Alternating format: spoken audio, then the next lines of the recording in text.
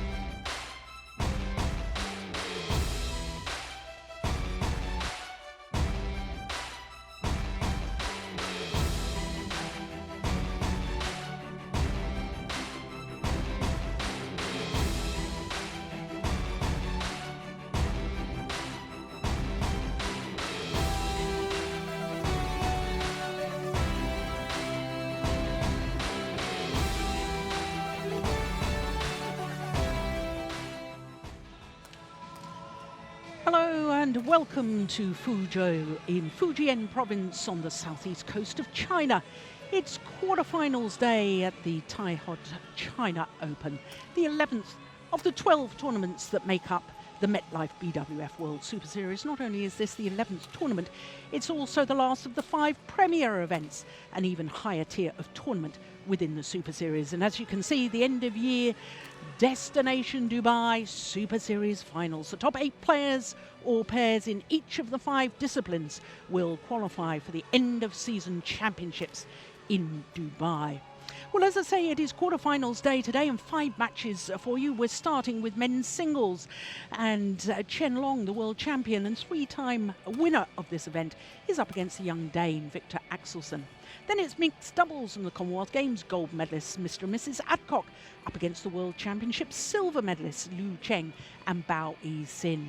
Then men's doubles and Hashimoto and Hirata of Japan. They're up against last year's beaten finalists Biao and Hong Wei. Then women's doubles and the world number ones Matsutomo and Takahashi today appearing in their 6th consecutive quarter-final here.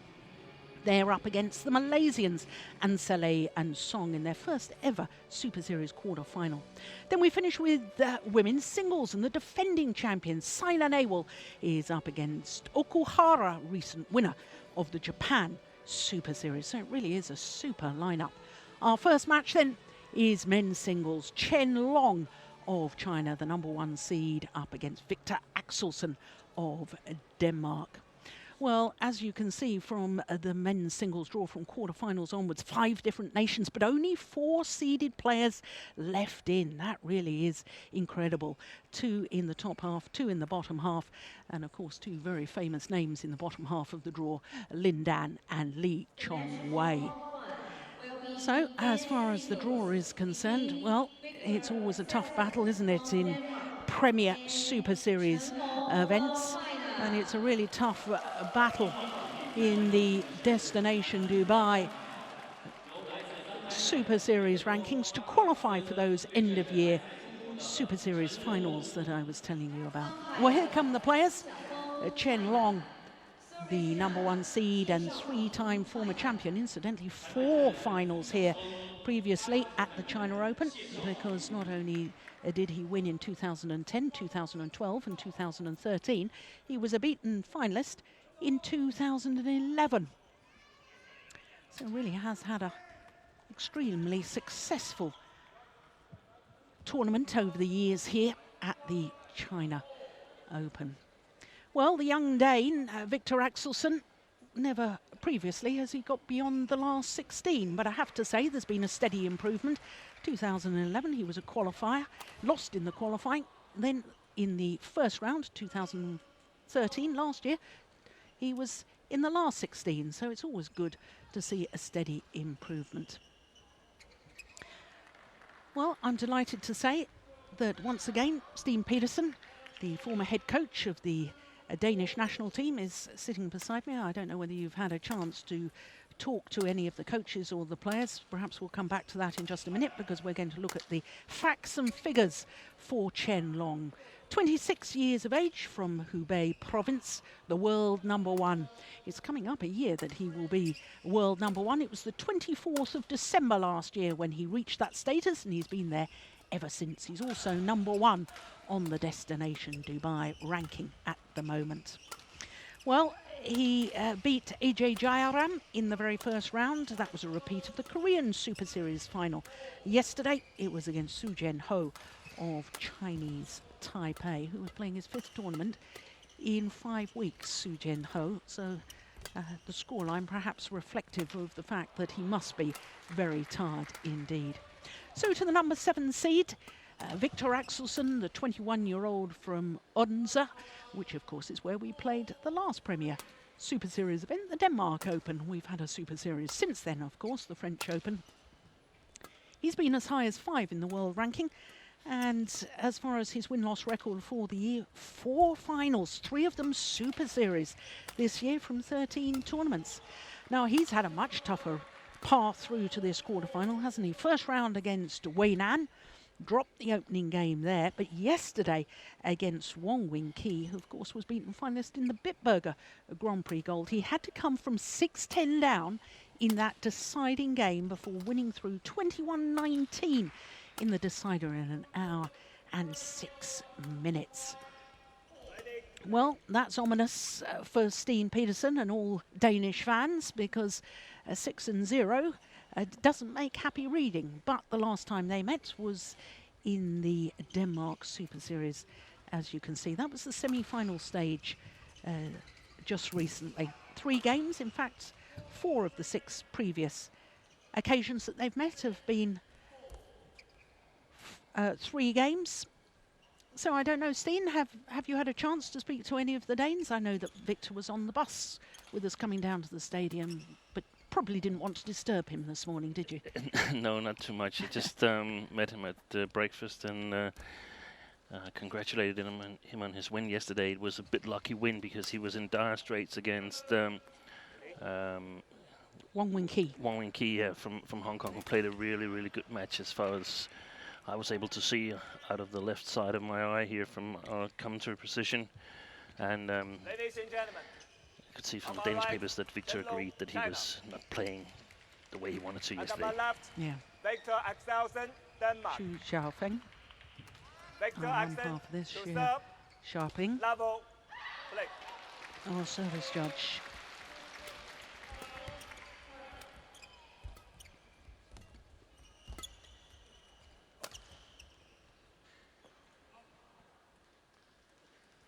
Well, of course, I certainly remember not only their semi-final in Denmark, Steen, but also that World Championship quarter-final. That was incredible in Jakarta, wasn't it? Second game, 30-29 in favour of Chen Long, because of course he went on to become only the 3rd man in history to retain a world title, men's singles title. Oh, he missed it. Well, that's a bit of a blunder. Shakes his head. What's going on here? Yeah. Kenneth Jonasson, his coach, is not amused. Looking very concentrated.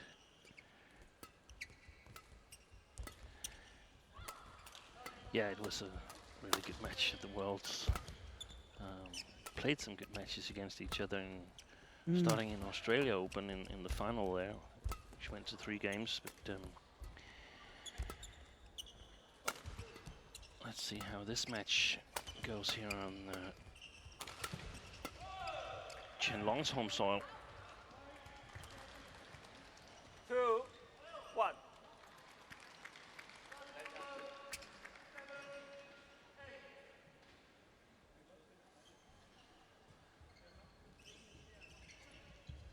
Well, 2-time world champion, Olympic bronze medalist Chen Long. Now, I know we were having a very interesting discussion yesterday about great players and the greatest ever, and we really came to the conclusion that you can't really compare eras. But, you know, when you talk about Lindam, when you talk about Paul-Eric Hoyer, some of the great players who have won Olympic gold medals and so on, you can talk about real traits. And what I want to know is, from your perspective, 3, as a master tactician, a coach's view, what is it that makes Chen Long so good? Yeah, I think the key factor is that his shot quality is absolutely excellent, and then he's become physically strong. I mean, he's good in defense. He's got a nice attack as well, but he managed to get every shot back with quality. And of course, as all players have, he has some periods where he's not that focused. There's heavy training periods where you focus a lot on the physical side of badminton in order to be able to play at the highest level later on in the season. And it's very hard to figure out exactly when those periods are. But when we see Chen Long playing at his best, he has fantastic shot quality, and the strength he uses to move so swiftly around the court is just amazing. And speaking of that, the standardization in practice, I think Viktor could be in for a tough match here because 5-2. I suspect Chen Long would be more focused on his own tournament here in China Open, compared to Australian Open and Denmark Open. He might be in these kind of heavy training periods there. Yeah. That's well taken. We saw 3-5. last time that Viktor Axelsen served, made a service error, served short. Now, my mind goes immediately back to that World Championship quarter-final in Jakarta when Axelsen had 6 game point opportunities, and in all honesty, he couldn't really serve properly. No. But if he hits shots like that, What a shot. he's in with a good shout here. Yeah. And I mean, of course, Chen Long, he can do all kinds of different shots and trick shots as well, but we don't see him use them so much. It's the small deceptions that makes it hard to read his shots. So in many ways you could say that there are players on the circuit that are more spectacular than Chen Long, but he's just very steady. He's a grinder, not meant in a bad way, but in a good way. He simply, I mean, it's a good idea to let the opponent take the spectacular points. If you can take the next 7 easy points, that's fantastic. And it reminds me a little bit of Park Jo-bong in the men's doubles and the mixed doubles. Easy points count just as much as the spectacular ones. Yeah. But that was the whole point of my question, because, you know, I look at Liu Chongwei and Lin Dan, and I see spectacular things. I do see the injection of pace. I see the quality net play. And I'm not saying that Chen Long doesn't have quality net play. He has very good net play. But he doesn't look as spectacular when he plays as some of the other top players. Hence my question. What is it that makes him so good? And you've explained it perfectly. Now, that's a couple of times he's won with that cross-court. Yeah, and I mean, we will have to see what kind of shape he's in, Chen Long. But the true trademarks of the top players is that you can fool them once, you can fool them twice, but in the long run they'll read your shots and they'll end up covering them. So that's why it's so important with variation in your game. And when Viktor plays with variation, he's one of the players who has the possibility of putting pressure on Chen Long, because he's so tall, so his attack is quite dangerous. This is a great rally. Yeah. What a pace. Oh. Yeah. Well, nothing you can do about that. There's an opponent. Shuttle bouncing off the top of the tape, going over.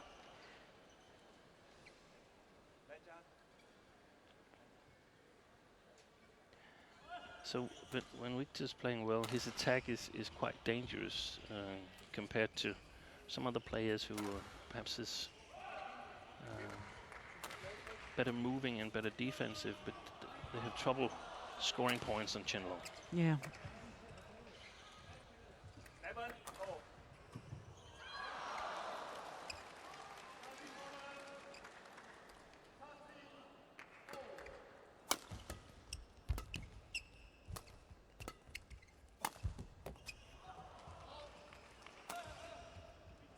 Over 8-7.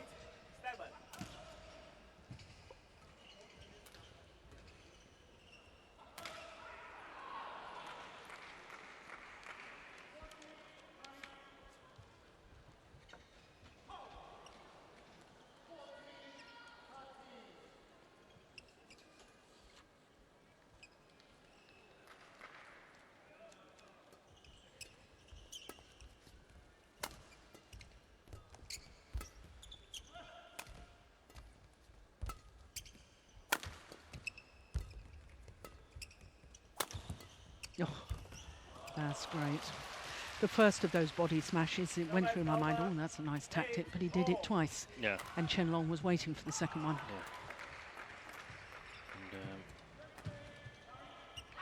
And variation is so important. We discussed it yesterday that the countries are getting much more into video preparation. And that's, I guess, a part of this running score system. You have to go for the small advantages if you can get them. And knowing a little bit more gives you an advantage, and especially in the doubles, we'll see them later, but the service situation there is so important to have an idea of what's going to happen. Look at this. That's an incredible get, and it's his recovery that's so quick as well. Yeah. It's interesting. Really interested to see this match, because I felt that Viktor had a quite good chance in Denmark Open. I actually feel that he should have won that match, but lost the plot a little bit in the third game. Had a 12-8 lead and lost an awful lot of points very quickly there. Lost 11 straight points. Yeah. But here I feel that Chen Long probably has the big advantage, but he didn't have a very good tournament last year where he lost very Oh my surprisingly. goodness! Oh. Well, that was a moment of improvisation. Here it comes again. Oh, Look at that. and it's out, but it's not much. No, if that had landed in, that would have definitely been our play of the day. Yeah.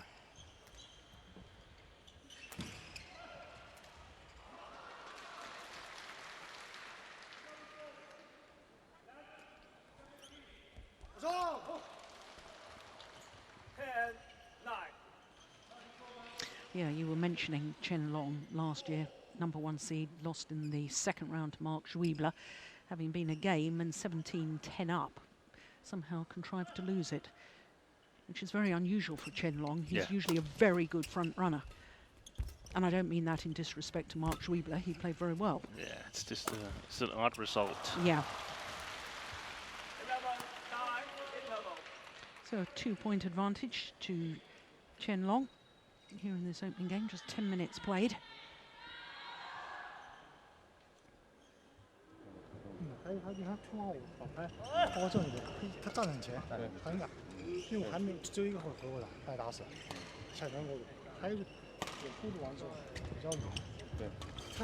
This is something we've seen a lot of recently, isn't it, Steve? Chen Long very much involved in the discussion. Yeah. And it's a natural evaluation or progression as you get more and more experienced as a player. I mean, when you come in and start with the national team, it's probably the coaches that are more or less directing the things that are going to happen in practice and in match. There, Chen Long tried it behind his back as well.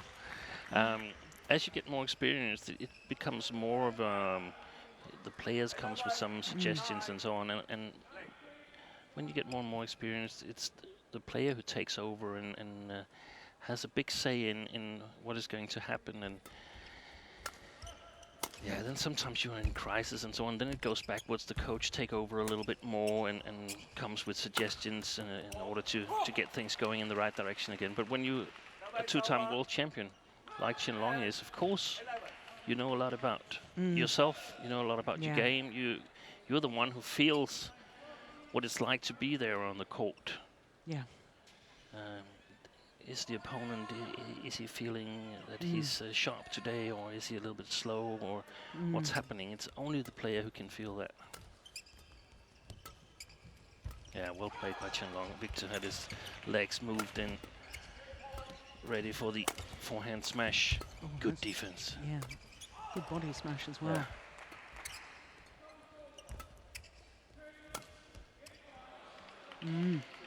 There's even it's in the first game here. There's more mistakes from Chen Long than we normally see him make when he's at his best. Is there an implication there that he may be a little bit nervous about this one, considering their last match where he got out of jail, really, didn't he, by winning those 11 straight points in the deciding game? I don't think he's nervous, but it's been a long season, and it's going to be an even longer season because it's not going to end until after the Olympics. Yeah, because of the Olympic build-up. That said, the players have all had 2 months off at the beginning of the year. Yeah. And that was brought in by the BWF, by the Badminton World Federation, at the request of the players. Yeah. And, you know, so it's been, for him, a long, hard season because, my goodness me, I mean, he's won 7 titles from 10 tournaments so far. So he's getting through the whole time. Oh, that's very, very good. A little bit of frustration there from Axelsen. Yeah. But I'm not sure that it is a particularly long season for the players right now. I mean, it... Oof. Yeah, look at that. Yeah. Well played by Chen Long. Yeah. No, there are these periods where you can actually regenerate. Mm.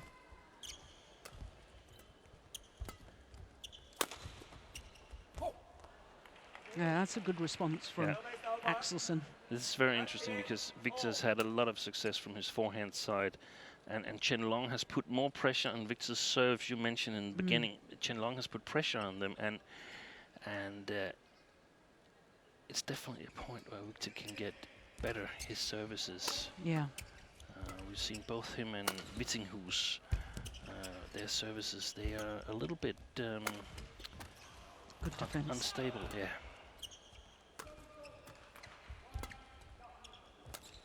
Oh, look at that.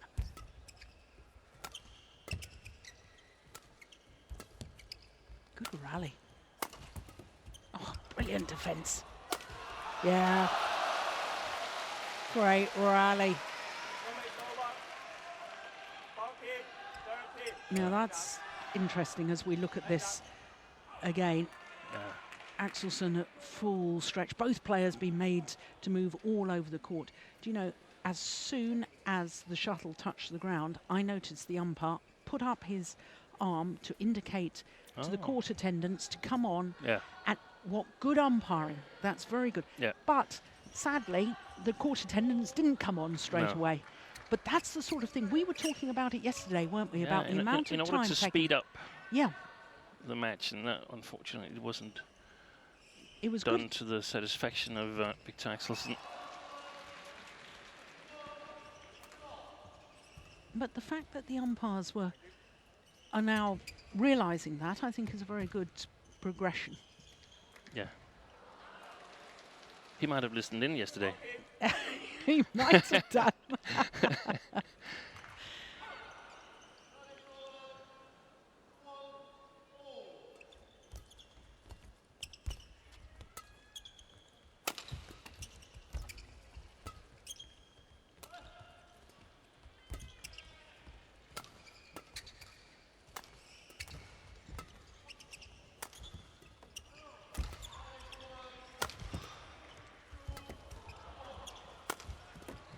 What a rally. It looked like a practice exercise where they know what's going on.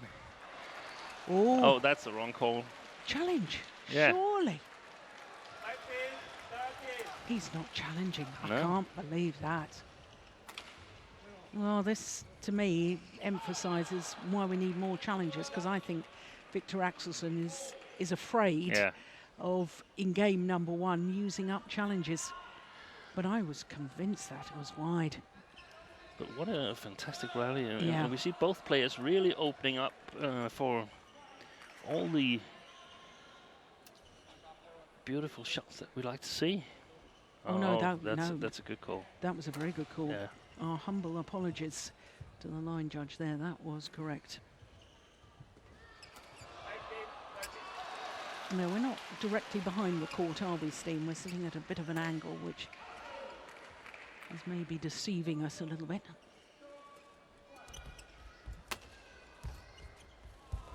No, that was wide. Yeah. Yeah. Yeah, and we're also, I mean, we're in China with Axelsen playing a player from China, and so perhaps we anticipate that there might be some dubious line calls. Yeah. We've seen it in Denmark. We saw it not so much this year, but last year it was embarrassing in Denmark on the TV court where we saw a lot of challenges overturned, yeah. So it's a good thing we have the challenges, but yeah, we very still good point.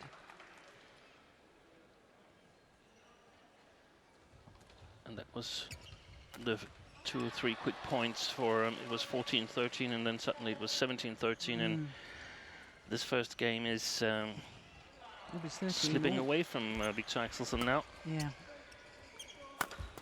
Oh.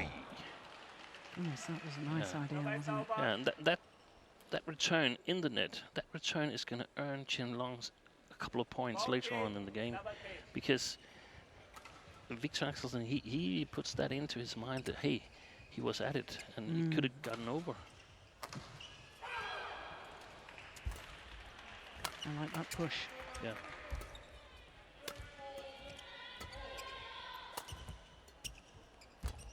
Oh my goodness. Oh, got away with it. Yeah, that's really lucky. I think Viktor is, as well as he's doing in his forehand, he's doing equally bad. Oh. You see, he did a full pirouette there, turned around. I mean, he should not be able to get away with that. Well, he's not doing well in his backhand side, Viktor. He's getting himself in trouble too many times, reading the game a little bit wrongly, perhaps thinking the chances are bigger than they appear. Indecision at the back of the court, costing him dear. So a 3-point advantage and 3 points away from this opening game. 3-time former champion. This is what we talked about, that Viktor wins some extraordinary points, but Chen Long takes the easy points.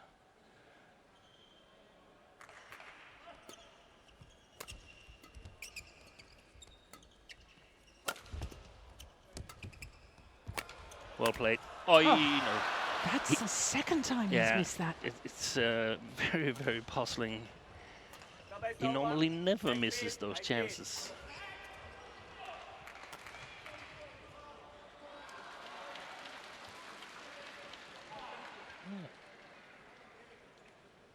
Just consulting Xia Xuanzi.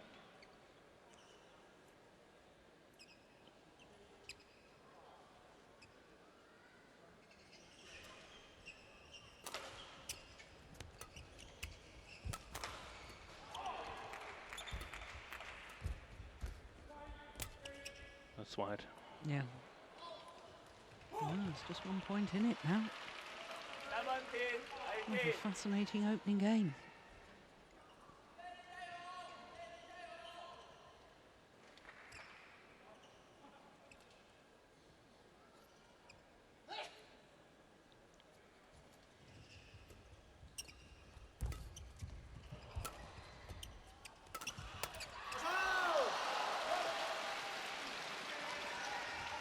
Over. 19, 17.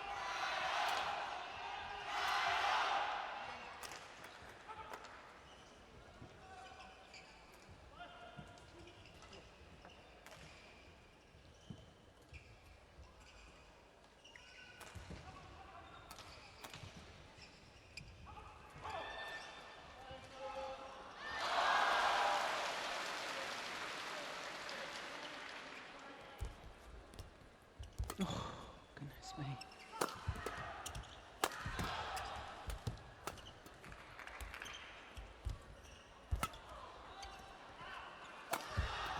Oh, wow. Oh, what a good rally. What a good rally. Well played, Chen Long. Yeah, and this is also one of the situations where I feel Chen Long is better than the majority of the other top players. When it's close in a game, you really want to go all out to try and see if you can seal that game, and it's a good thing to keep the pressure to. You must win the net. We've seen Viktor has been actually a little bit dominating the net throughout the first game, but here in the last 2 or 3 rallies, Chen Long has challenged and won those challenges at the net, because he knows that that's what's needed to take these important points. So to play with the correct game plan on the important points is, yeah, so important. 3 game point opportunities for the 3-time former champion.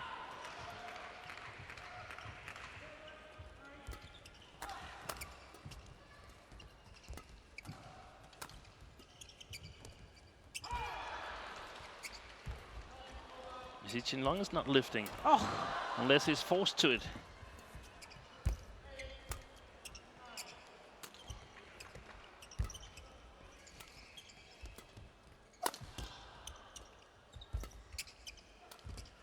Oh, that was loose. Oh.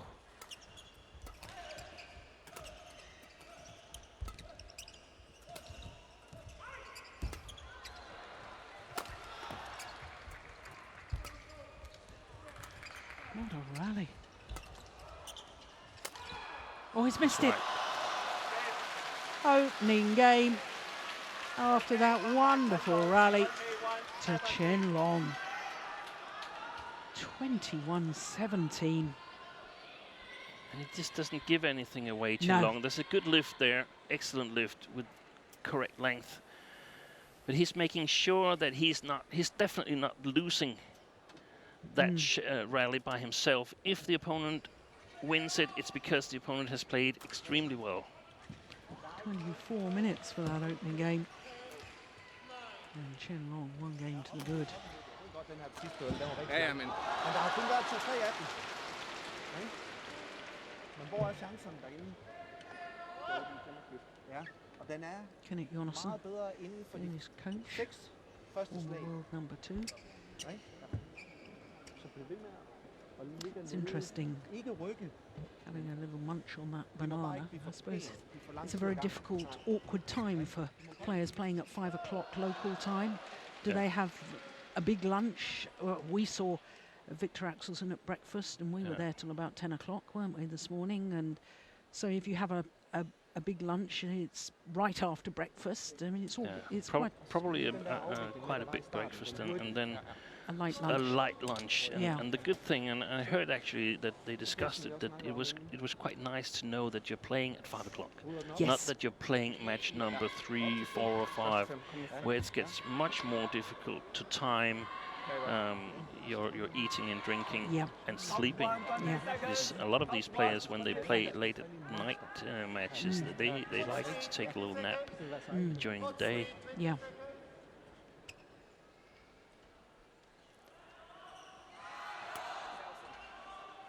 So Chen Long.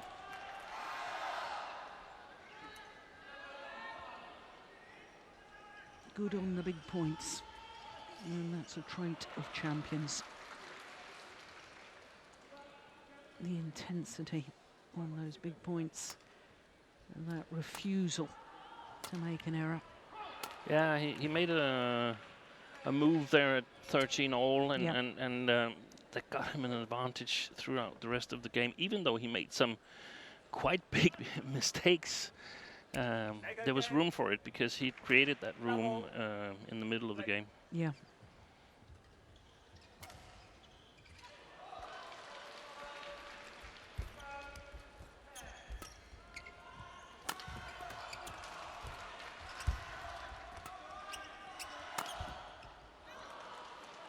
Just wide. Yeah, and it was from the backhand side again. He's not taking the correct choices from his backhand side, Viktor Axelsen. During the Japan Open final, when I was commentating on Viktor Axelsen against Lin Dan, and again, Viktor Axelsen was well up in the 3rd and deciding game, 11-3 up to be precise. Yeah. And I felt that with his round the head shot, and when the scores get tight, he tenses his whole upper body, and especially his arm. He doesn't seem to have that relaxed action that, and when you're all tense, that's when you start to make errors. Yeah. And I felt that was an area that he could really work on, was that round the head shot. Yeah. Yeah, I think he got tensed, and there was no reason to get tense because he No. was leading 11-3 and he was demolishing Lindan in Denmark Open in October. So that sort of showed the real strength difference between Viktor Axelsen and Lindan. Yeah. But I think we've seen it in a number of occasions, and I agree with you. It's the serve and the backhand sides that are the trouble areas at the moment. Areas to be improved upon. Yeah.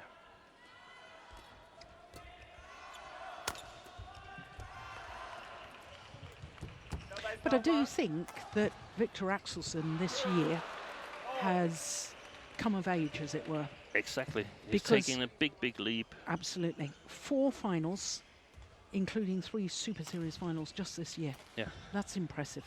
He's only 21. Yeah, and also together with him, we've seen Kento Momota Yeah. also take a big leap. So now things have gotten closer in the top of world badminton. I still think that Chen Long is a step ahead of the others, but yeah, there was the service fault again. Service error, yeah. Second. It just shows how nowadays in men's singles how the return is a threat. I mean, we've always known that in doubles, and the importance of serving a tight low serve, tight to the top of the tape. Oh dear, you see, now that's the one. Yeah. To me, that the whole upper body and that right arm just looked tense to me. Yeah.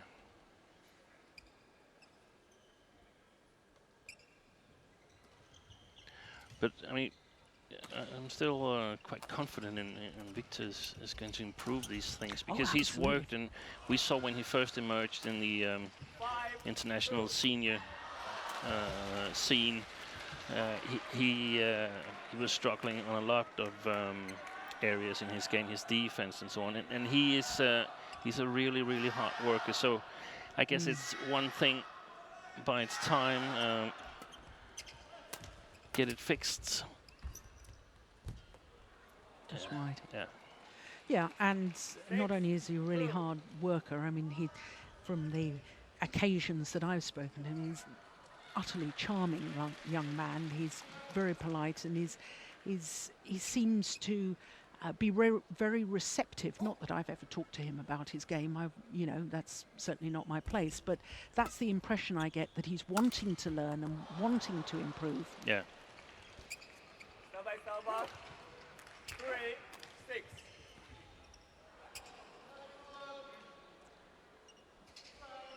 And a lot of it is also about belief and figuring out where am I right now?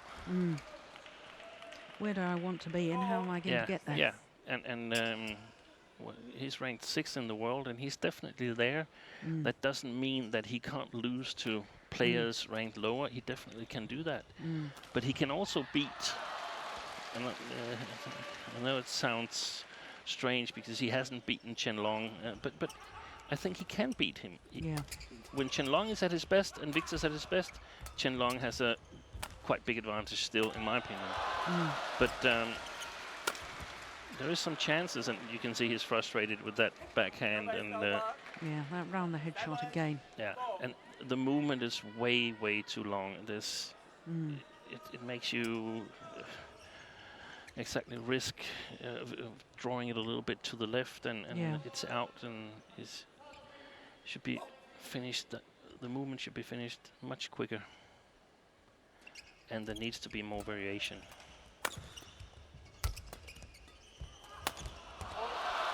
Yeah. Now, Axelsen needs to be really careful right now, because you can see that build-up of frustration. He needs to take a moment just to recompose the thoughts.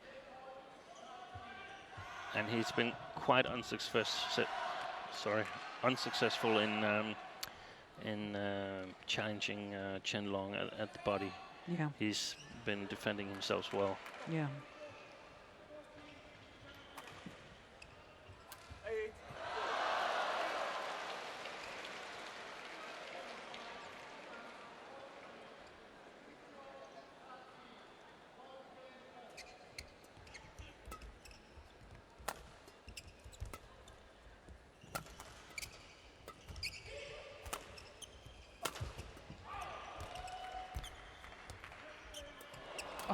That's incredible. Oh, Yeah. oh, he's called a fault, Chen Long. I think he touched the net, but Service over. Let's Let's have a look see. at this. Oh, look at that. Oh, yes, Yeah. good spot, umpire. Yep, racket did touch the net.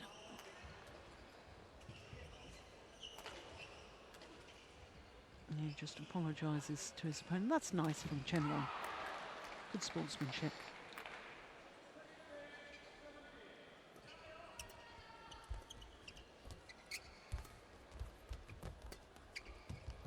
How did he get that? that's a good shot. Yeah. And he should take a moment to look at what's efficient there. The efficient thing is that it lands a bit in front of Chen Long. Yeah. So take a bit of pace Yeah, off that smash. he has to throw himself a little bit forward to reach it. So maybe the same thing would work from his backhand side. Yeah.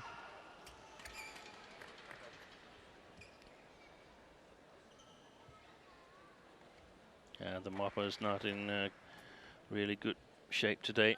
Missed a couple of Yeah. easy mops with Viktor Axelsen when he was at that court side.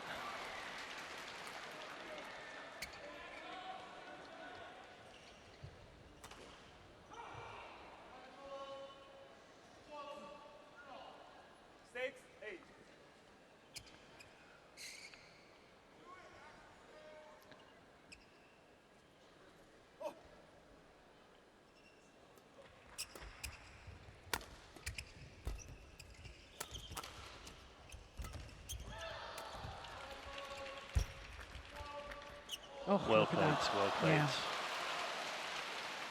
Service over. 9. Let's see how. That's quite long. He Um, can't really stay there, Viktor. So it's the net drop that's the problem, because it simply gets too far away from the net. Chen Long has all possibilities. If Viktor stays, he will play a flat lift to the back of the court.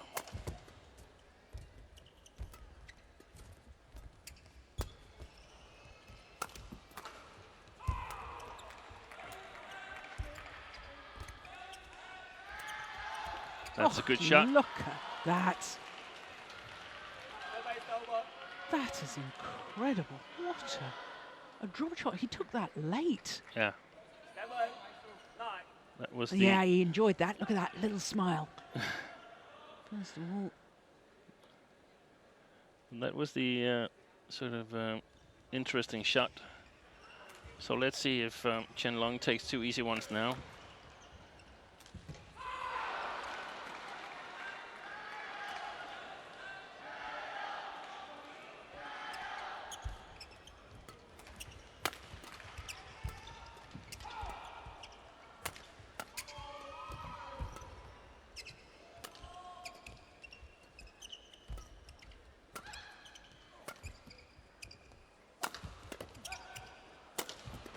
It's well played. I love that clear he played, Chen Long.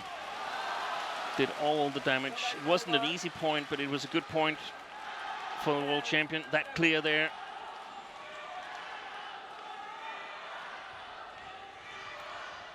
And it was exactly shots of that kind I was looking for from the backhand side of Viktor Axelsen when I was saying that I felt he needed a little bit of a better game plan from there. yeah.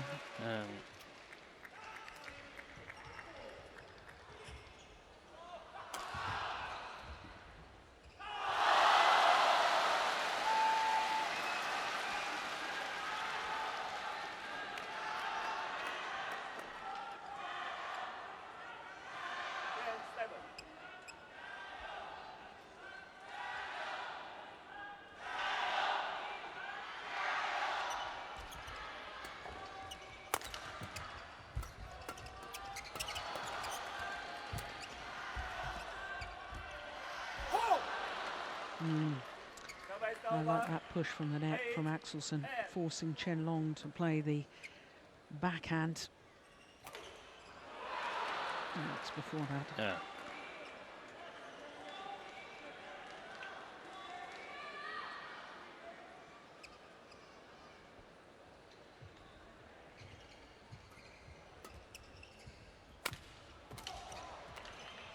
he can't see those shots, Chen Long. He cannot see where it's coming, whether it's coming straight or cross, or the very short one.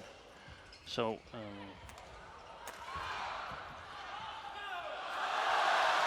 course it would be a great plan for Viktor to try to set up the attack from the forehand side, and on the opposite hand from Chen Long to play more to Viktor's backhand side, as long as it's rather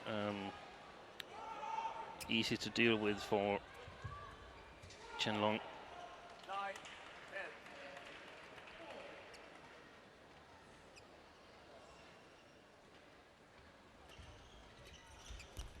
10. Well, a little look from Axelsen towards the umpire, almost expecting a fault to be called. Let's look at that again. No, that's fantastic from Chen Long. My goodness me. Brilliant. And it means that Chen Long has a 2-point advantage here in the second game. At the mid-game interval. Så må du ikke bare spille nettet, hvis du ikke rykker ind. Fordi så er det, han lukker, når han inviterer så meget der. Måske ikke den der til sidste der. Altså, den står No, there's no doubt Axelsen is very much in this. Men der skal Maybe a game down, but only 2 points adrift. Ja, men ikke være desperat, ikke? Vi skal ikke vise det, det skal komme i armen. Particularly can't hear them. Den strækker armen, og så er han overrasket på en. Temposkift, ikke? Ja. Ja.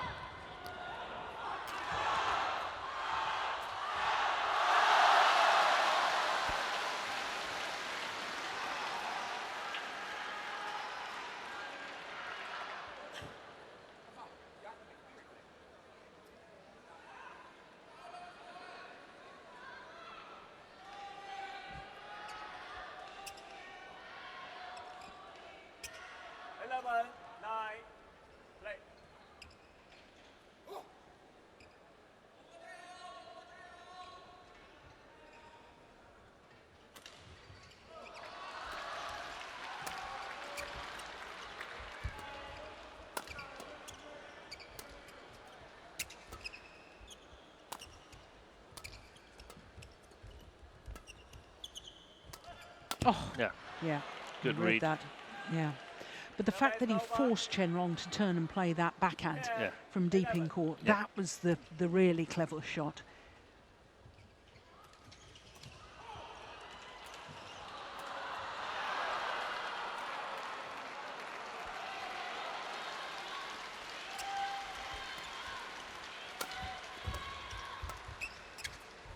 Oh, yes. Over. 12, 10.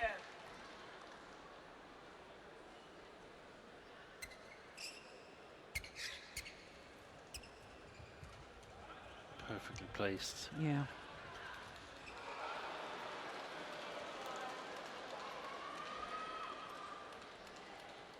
Thank you. Play.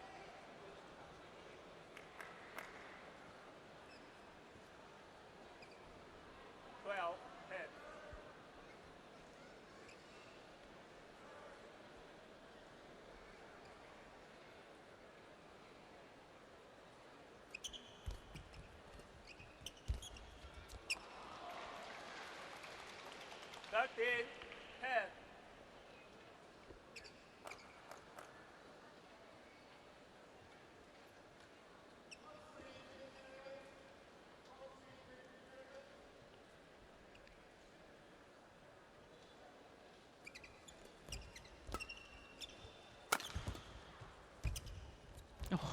Yes, that's lovely. Yeah. Yeah. Key take coming from above the shuttle throw. Watch his racket head here. It's coming from over it, not from under it. Yeah. Therefore, he's got the options. And look how short that is. And if Viktor Axelsen or any other player could get those really, really short shots, especially from the backcourt going, then Chen Long needs to move a half a step closer to the net, and that would really spell trouble for him.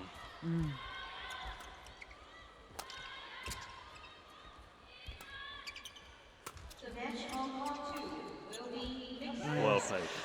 Do you know, in that rally, I said to myself, why on earth is Viktor Axelsen not playing back to the net? It seems to have, as if he's been told, just play back from the net a little bit so that Chen Long can't play these tight spinning net shots. But you pointed out that you thought that Viktor Axelsen had really won the battle at the net in the opening game. Yeah, I think he did, and especially in the left side of the court, as we see it now, where Chen Long has to play from his forehand. Most players are a little bit more inaccurate from their forehand compared to their backhand side. So, I mean, you simply can't take areas out of the match, or it's really hard to take areas out of the match because you play on a smaller court than the opponent then. So it's just about choosing the right situations to use these shots.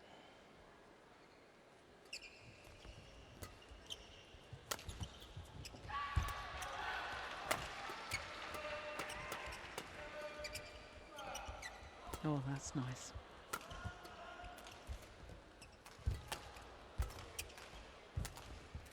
Great shot. Oh! Yeah. And he's clinical there, Chen Long. It's so rarely that the opponents get out of the grip when he's attacking and moving forward. Yes, and you just can't seem to turn the defence and get it away from him. And look at that. It makes me think of Taufik Hidayat. He was Yeah. a master of that. Didn't go for the kill immediately, but placed the push from the net so that he was almost sure to kill it on the third shot and made no mistakes. Oh, that is phenomenal from Chen Long. And This is why. This is from his backhand side. Yeah, but this is obviously why the coach has said play away from the net. Oh. That is, your timing on that has to be perfect. Incredible.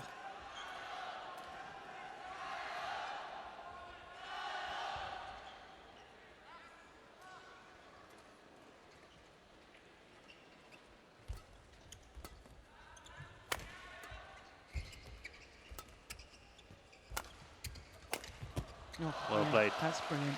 And he's on a roll now, Chen Long. And it's always, you know, suddenly the intensity and 3 or 4 points, and psychologically it makes such a huge difference. Yeah, now Chen Long knows that he's going to win this match. Yeah.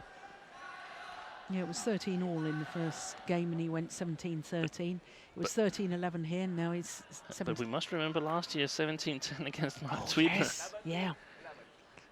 Yeah, indeed. And I remember that match. It was extraordinary.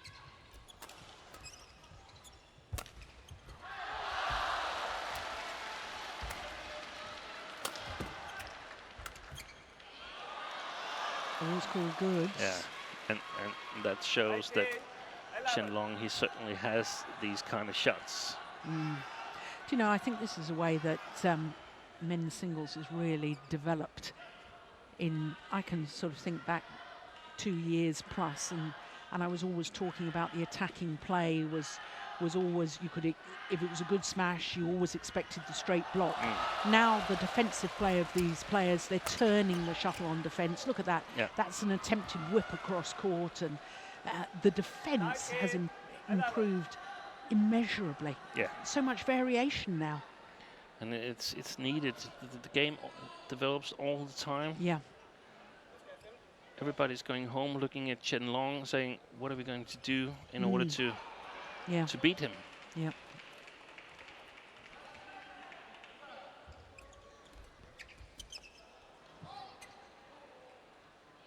Challenge. Axelsen, challenge, count, out. Well, I think if he's wrong, it's then out. it's match point. Yeah. Here we go. Well, you might as well challenge at this stage. Yeah. Difficult to tell from this angle, isn't it?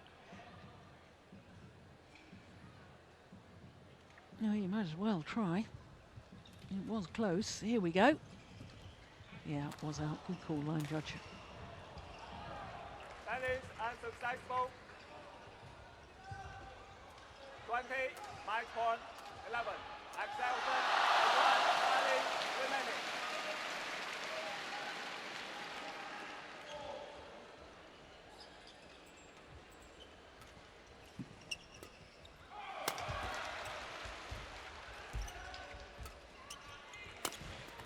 Oh, you see Yeah. that defensive Yeah. play. They're doing. Oh, that time it's in. Serve is Well over. saved, Axelsen. 12-1. But it is extraordinary. I mean, you just don't know what to expect. You think you've hit a good smash, and anything can come back. Look at that. Yeah. Unbelievable. So first of the match points is well saved.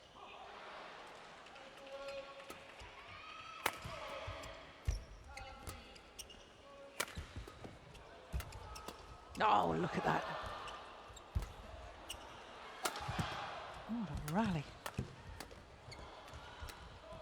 Oi. Oh, unbelievable. At match point down. Plays an outright winner on the backhand. Yeah. Extraordinary, yeah. Scratch your head. What on earth happened there? Terrific.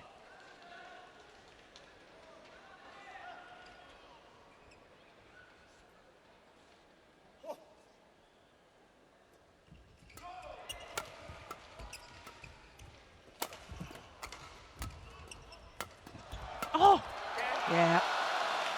Proves the point that you were making earlier, Steen. Once he's at the net and once he's hitting in a downward direction, Chen Long doesn't let up. So 21-17, 21-13, the margin of his victory Match won over by Viktor Chen Long, Axelsen. 21-17, 21-13. 50 minutes needed. There was some excellent rallies. Look at that final point. Extraordinary. Yeah, Axelsen disappointed, but he shouldn't be. I think Chen Long, as Steen Peterson was pointing out, always so good at those crucial stages. And their confirmation, he's through to the semi-final once again. 21-17, 21-13.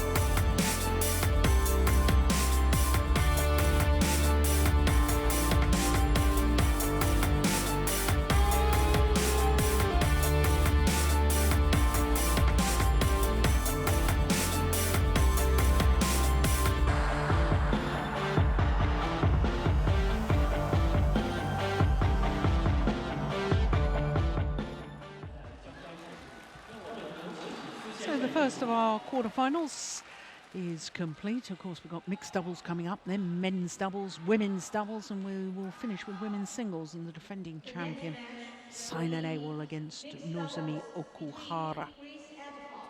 Gabrielle from England, and Yixin from China.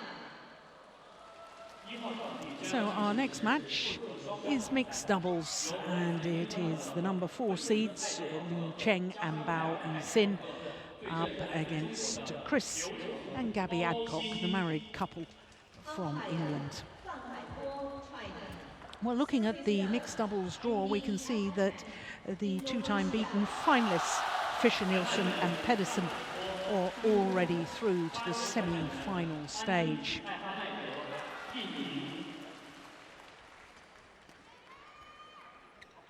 Well, 5 seeds in at quarterfinal, 4 different nations, only 4 different nations. That's not so good for World Badminton. 4 Chinese pairs, 2 Danish pairs. 2 Danish pairs is very good. A young Danish pair in their first ever quarter-final at a Premier Super Series, I believe. Is that right, Steen? Yes, it is. First ever quarterfinal that playing at the moment, and I think they're about to be brought back to earth by Xu Chen and Ma Jin. Well, Xu Chen and Ma Jin, of course, former champions here. But both of the pairs in our quarterfinal never previously beyond the quarterfinal stage. So one pair is going to go better than they've ever done before. Cheng, 23 years of age, world ranking of number 3. And this their 6th week in total at a career high 3. Number 4 on the Destination Dubai list, Biao Yixin, has been in a final here. The 23-year-old from Yiyang in Hunan province in South China. She was in the final in 2013, women's doubles with Zhong Xianxin. Well, as far as their matches are concerned, it was the first round where they had such a battle against Kego Sonoda, and Fukuman dropped the second game there before coming back incredibly strongly in the first. In fact, what happened in that second game, I'm not quite sure, because the first game was very convincing as well. So here is Chris Adcock, 26 years of age, the left-hander. He and his wife, number 7 in the world ranking at the moment. They're 8 on the Destination Dubai list. Semi-finalists at the last Super Series event. Gabby Adcock, 25. They've been in one final this year. That was the last tournament they played, the Bitburger Grand Prix Gold. Well, as far as their matches are concerned, it was the first round against Shinbek Chul and Chae-Yoon Jung. Dropped the second game.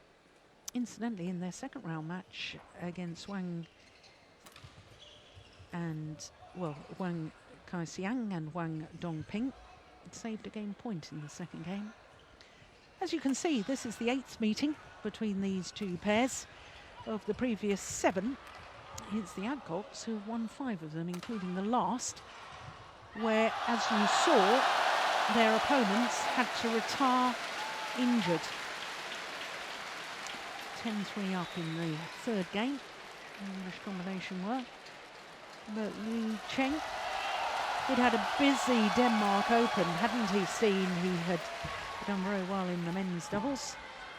And the mixed doubles, he played a lot of badminton. It looked to me as if there was a problem with a calf muscle in Paris, but I'm delighted to say that he is back here and he's looked to be sharp here in Fuzhou. Peter Jeffrey, the coach on the English coaching bench. Now, of course, the head-to-head should have been the 9th meeting between these two pairs, shouldn't it, Steen? Because they were supposed to play against each other in the World Championship quarterfinal, and very sadly, Chris Adcock was ill and couldn't participate and gave a walkover. And on my left, Gabrielle Adcock, Chris Adcock, England. All Yixin to serve to Chris Adcock. Lao, break.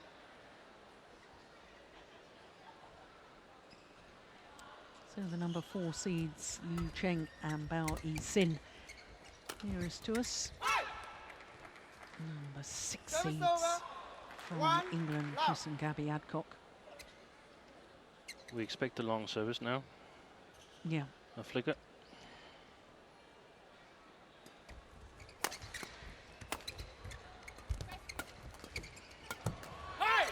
And the thing is, we discussed it a number of tournaments that Gabby Adcock are having some trouble serving short services, but she has a fantastic flicker now. Yeah. The odd thing is that, yeah, now we see Biao Yixin moving a little bit back. I would stand no further to the short service line than halfway in the field. I would try to force her to serve short. Yeah. See what happens. Pushed long. Chinese coach, Chen Chu.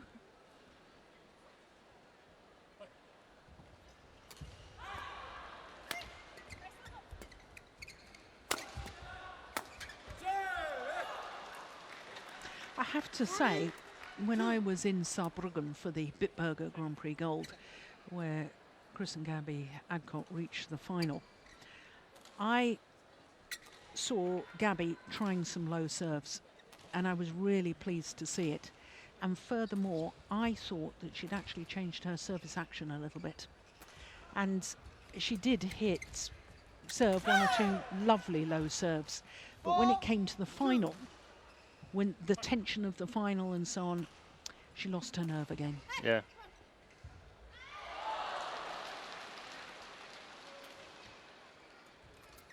That's a great serve, isn't it? Lovely from Liu Cheng.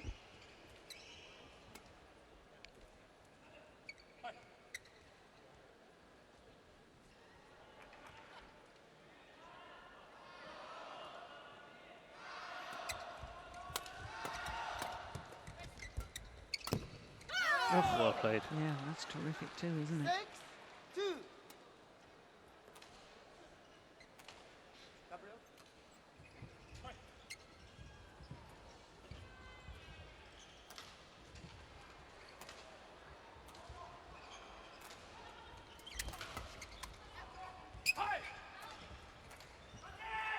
Service over. 3-6.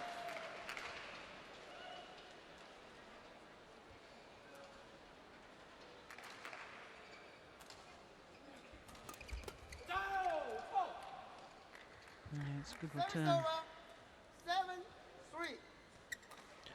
And they've managed to put a lot of speed in the exchanges here in the beginning. Liu and Biao. That's another good serve. 8. Both the Three. Chinese players serving so well.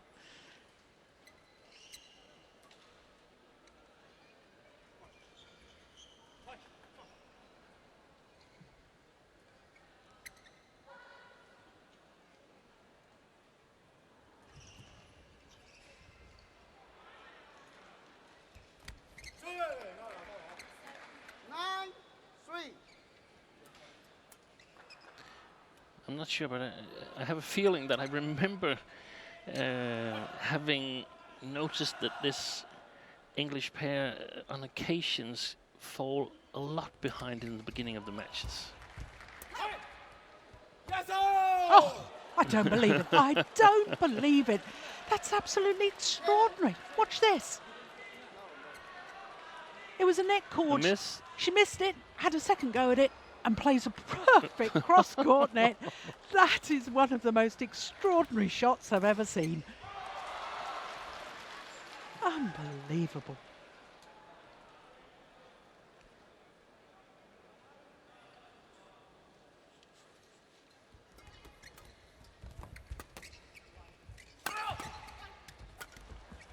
Yeah, look how much speed he puts into that Yeah. defense, Liu Cheng. I think it's so important for Chris Adcock and Gabby Adcock that they sort of take the pace out of these exchanges, shot exchanges. Problem is, Steen, at the moment, they're not really getting into the rallies. No, they're not getting into them at all. No. And when you consider that the English pair were 2-love up at the beginning of this, 11 of the last 12 points to the Chinese combination. Somehow the English pair have got to stop this, or get into the match. I was going to say stop this run, but really they need to get into the match. And I agree with you. You know, they've got to stop the getting involved or allowing their opponents to play this fast pace. But quite how you do that, I'm not sure. No, and it's a problem because I mean, when you fall behind 3-11, Right. it's really hard to believe that you're having a great day. So it's going to be a tough day at the office if you're going to win this match.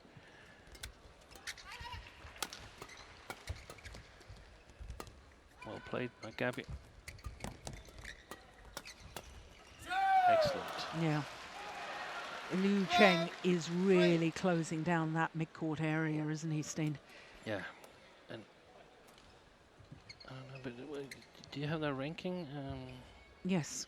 Liu Cheng are 3 at the moment. Yeah, Career it shows high. that they've had a really, really good year so far. 5 finals from 13 tournaments, winning the India Super Series and the China Masters Grand Prix Gold. Beaten finalists at the World Championships, of course, their silver medal, and the Australian Super Series. Yeah, and I predict that they're going to deny Xu Chen and Ma Jin their spot at the Olympic Games in Rio. I think the Chinese team management are going to select this young pair, Liu Cheng and Bao Yixin. Oh, Great look at shot. This. Well, this is just unbelievable at the moment. 43. If rankings didn't come into it, and I could just select the two Chinese pairs, there's no doubt in my mind that I would select this Chinese pair in front of Xu Chen and Ma Jin. No question. And they have almost a year still to develop. They're young. They become better throughout this 2015. There's no reason why that should stop. Whereas, in my opinion, we can't say the same about Xu Chen and Ma Jin, who's been at a very, very high level for a very long time, but just doesn't seem to get the important wins. No.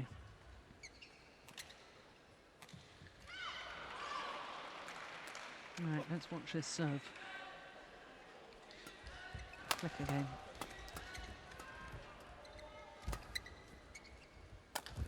Yeah, well played, well played, well played.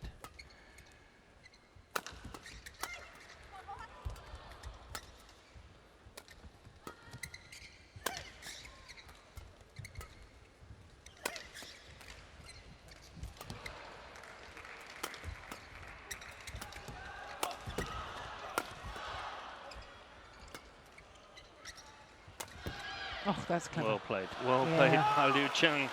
Yeah. And this is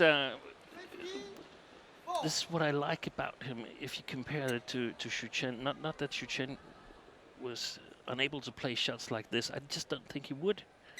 I don't think he would have the imagination to play a shot like that, and the short drop shot we saw before.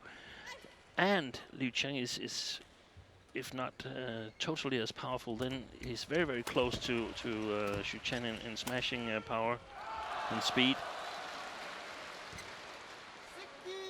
64.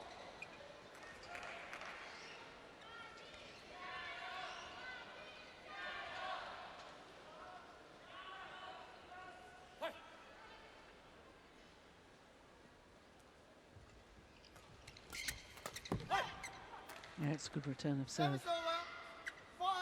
5-16. But it's interesting that that the Adcocks are 5-2 up head-to-head. In fact, it was in the final of the Hong Kong. I remember they met each other. It was their first Super Series. Service over. But the extraordinary thing is a little fact for you, Steen, that final reached by the Chinese pair was the first time they had progressed beyond the first round in 2013. Yeah. They went all the way through to the final of the Hong Kong. And then it's just gone upwards. They've gone better and better and better. 17. And I thought in Jakarta they had a good chance of becoming the first pair to have won a World Junior title to go on and win a World Senior title. There's players who've done it, but not a pair. And of course they were just shy of that. Service over. 18-6.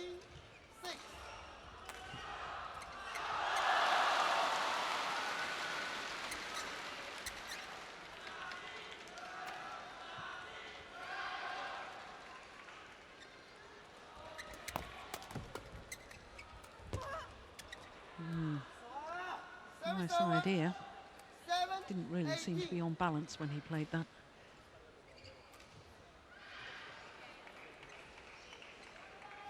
No wonder he's looking a little bit perplexed at the moment.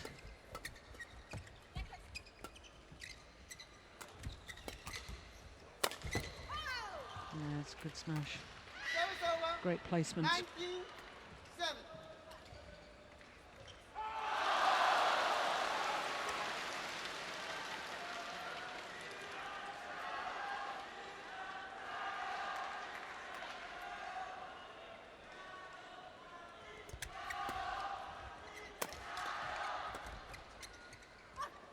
Oh yes, clever. Service over. 8-19.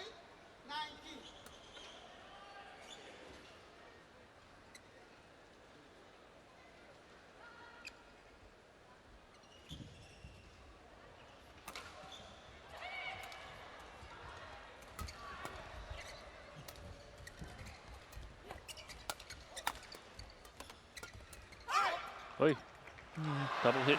well played. 9-19.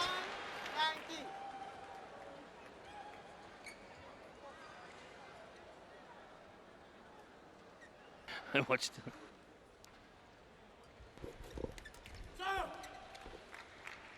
over. Short serve there, that's good. Yeah. 8.9.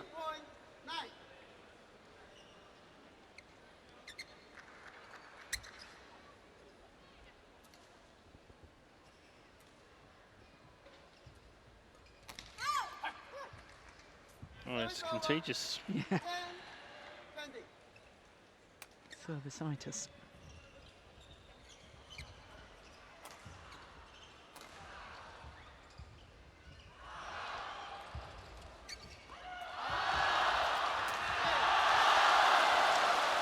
So the opening game, just 14 minutes, 21-10. 21-10.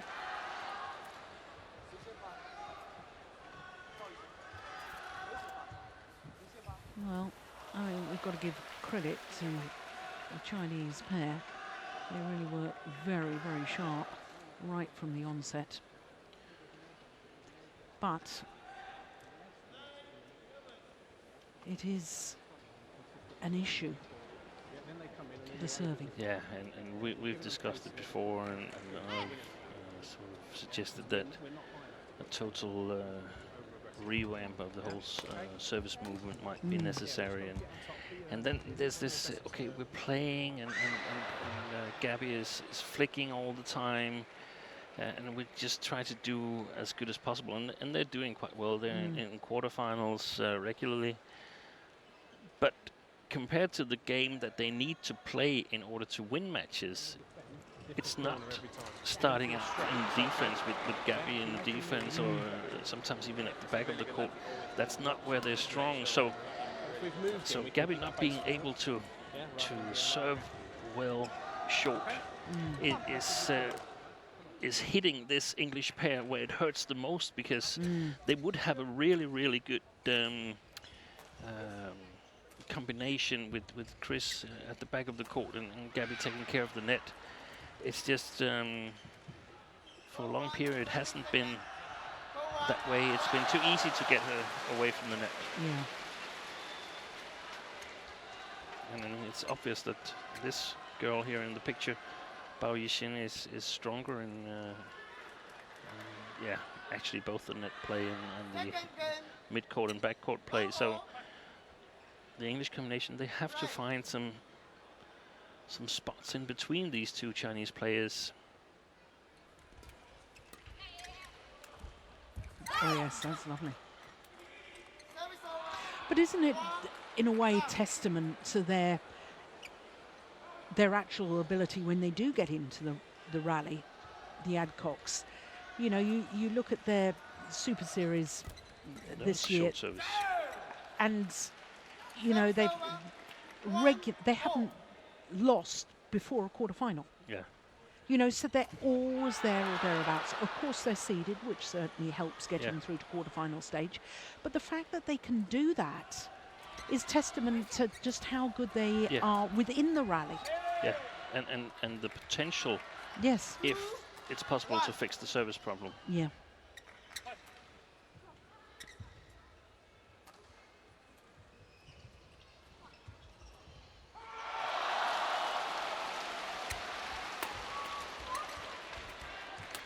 Oops. 3-1.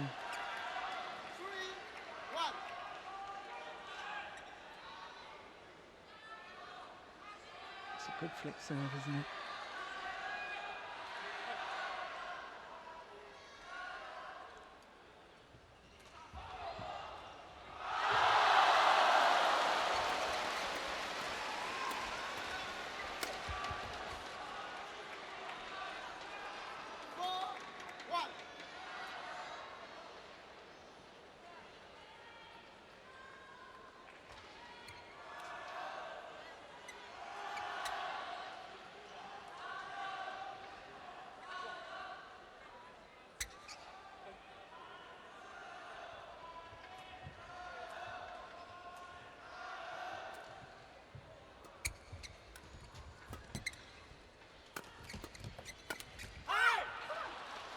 Yeah, lucky net cord Service over. helping the English cause. 4.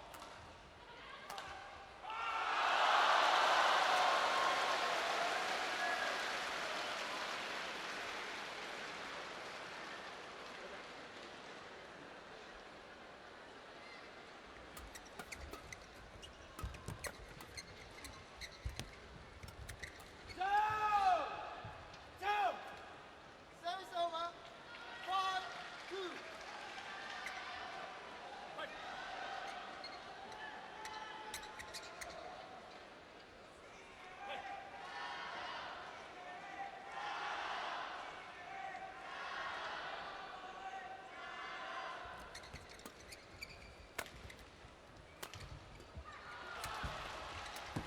Yeah. Service over. 3-5.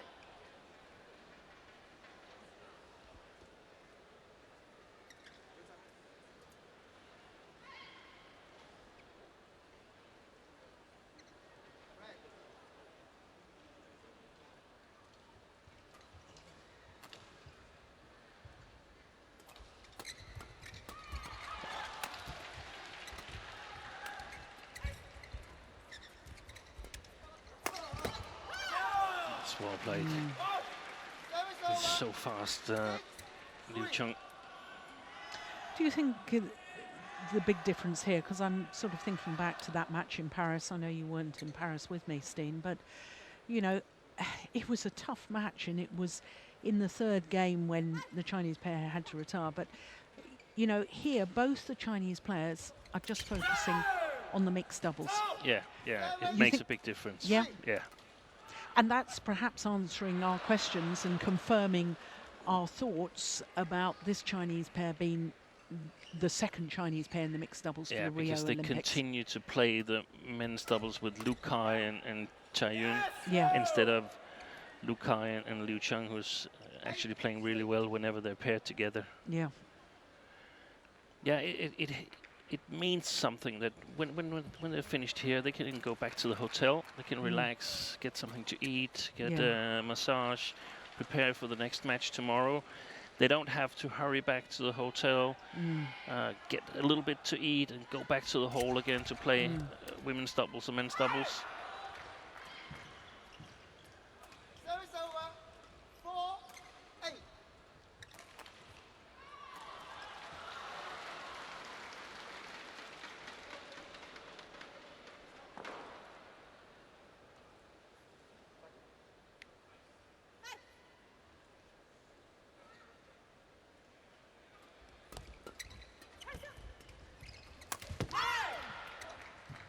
broke the strings of his racket with that smash. It is an interesting decision, though, I think, Steen, by the Chinese coaching staff, because we both got quite excited at the beginning of the year. Very first Super Series tournament of the year. Bao Yixin playing with Tang Xuanting. Yeah. All England champions, Yeah. go onto Switzerland, win the Swiss Grand Prix Gold as well. And we were both thinking, what a pair for the Olympic campaign. But they've moved that and they've changed that, and it looks very much as if Bao Yixin will concentrate just on mix for this Olympic campaign. Yeah, and we know that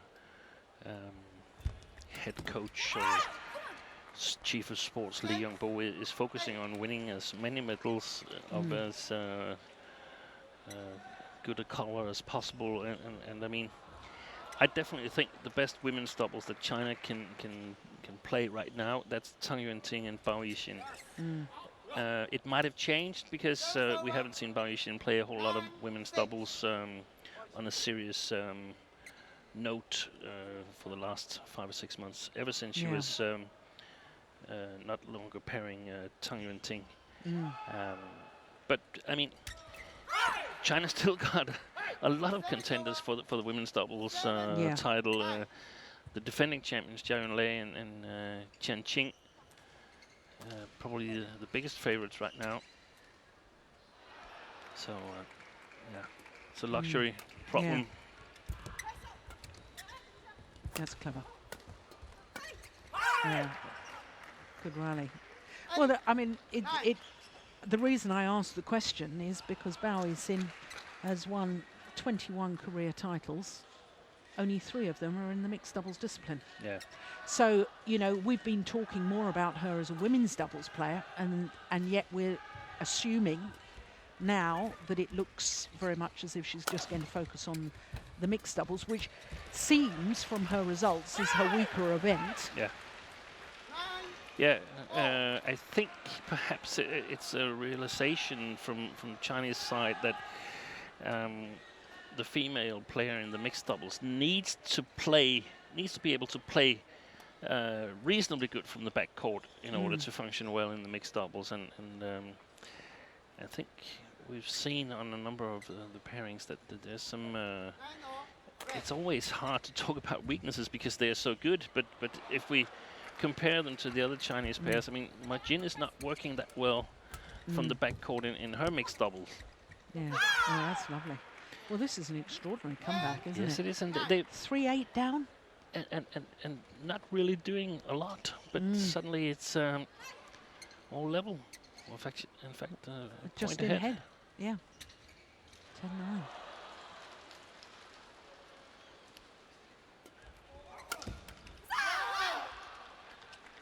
Service over. 10-all.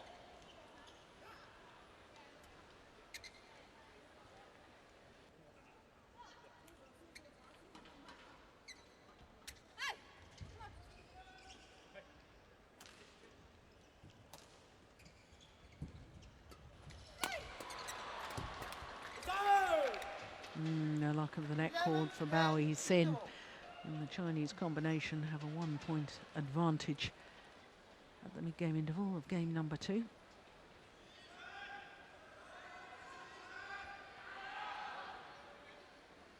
Of course, this English pair have been focusing just on the mixed doubles. I think it's about a year now, is it? Yeah. Maybe a bit more than a year. I think after the Commonwealth Games, they won gold in Glasgow in the Emirates Arena, where, of course, we're going to have the World Championships of 2017. And it's an understandable decision because this is where England has a chance of medaling, not only at the Olympics, but at the World Championships, Europeans as well.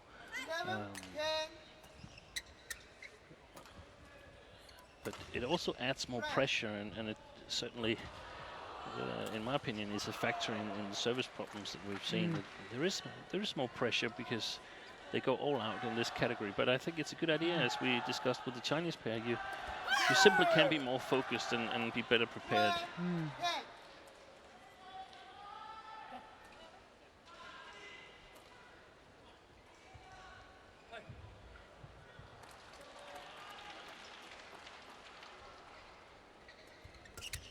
That's a great return of serve. Oh. There it is again. This time a mistake. Service over. 11-12. I want to see that in replay. Was he there, Chris Adcock? Did he have it covered? No, I don't think so.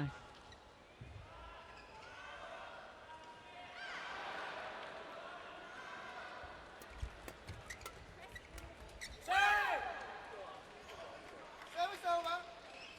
13-11. One of the problems for Bao Yixin when she was playing the women's doubles was that she had a number of top seeds together with Tang Jinhua, and they lost early in the tournament, so they weren't really able to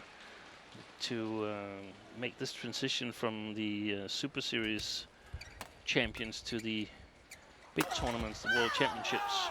Yeah, of course they lost their first match last year's World Championships in Copenhagen. They were the #1 seeds in the women's doubles round of last 32 because they had a bye in the first round and lost their first match.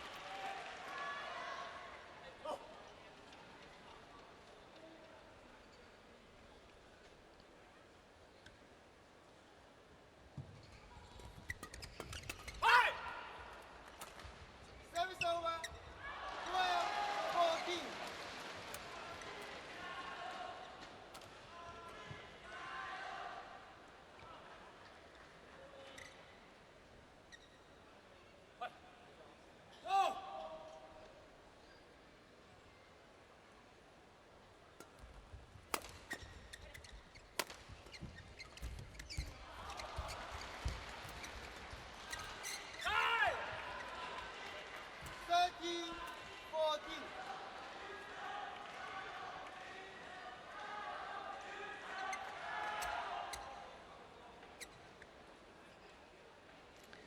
He's not been that dominant at the net in here in the second game, Biao Yixin.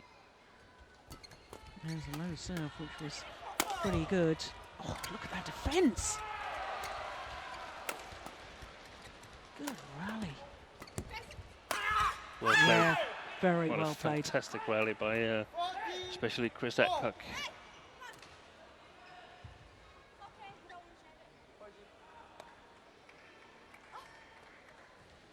Well, wouldn't mind seeing that again, because Gabby Adcock says that Biao Yixin interfered with the shuttle when Gabby said, no, I don't want to change it. There was an implication, or stronger, that the shuttle was then interfered with. But what's for certain is it's 14 all. Another flick serve.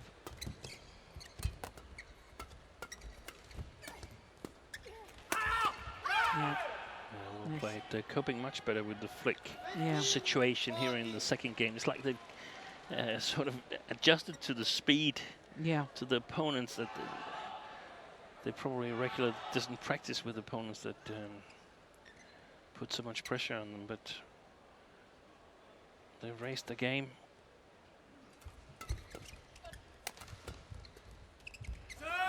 Lucky net court. I noticed that Cheng wasn't standing terribly close to that front service line. Yeah, that is lucky. Look, we all need a bit of luck occasionally. Part of sport.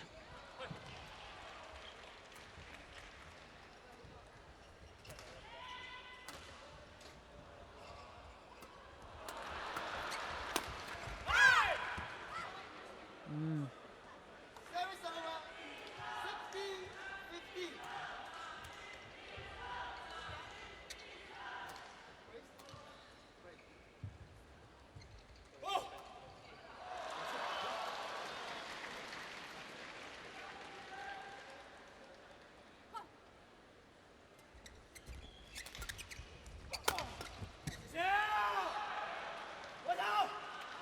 Service over. 16 all.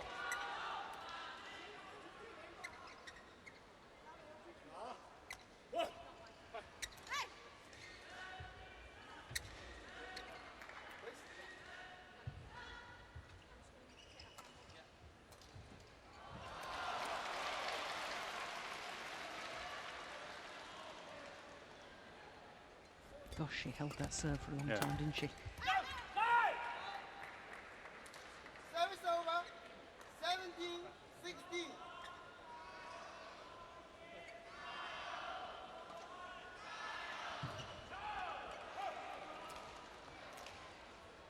Look where Liu Cheng is receiving from. Yeah.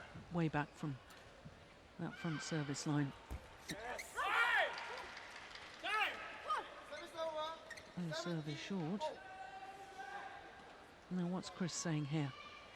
It was obviously short. Yeah, definitely short.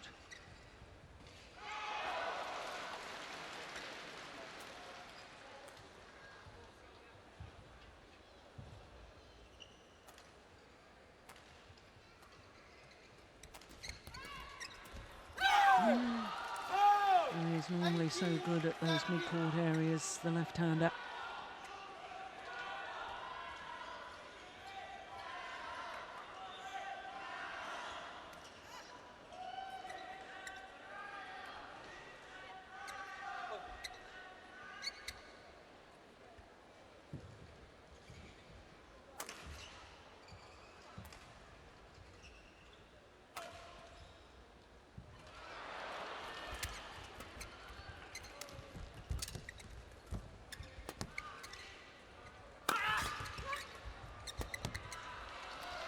Oh, that looked long.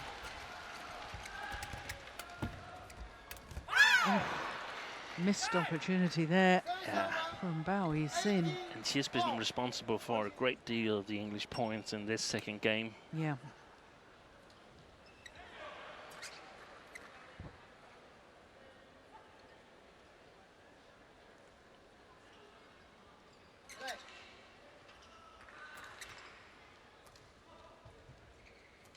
18 all.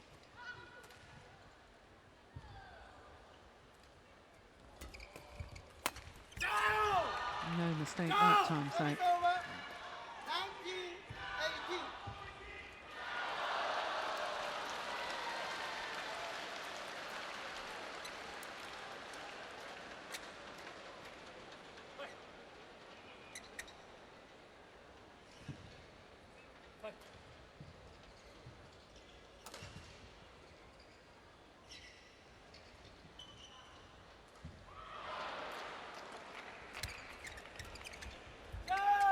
Gone wide. 20 match point. Match point opportunities for the number 4 seeds from China.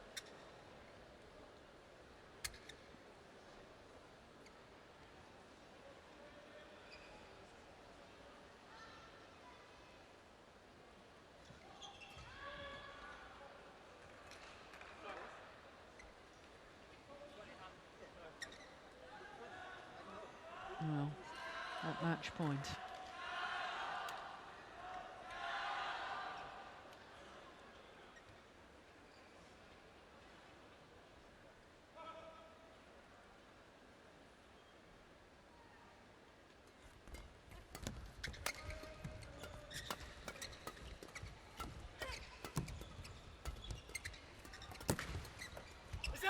Yeah.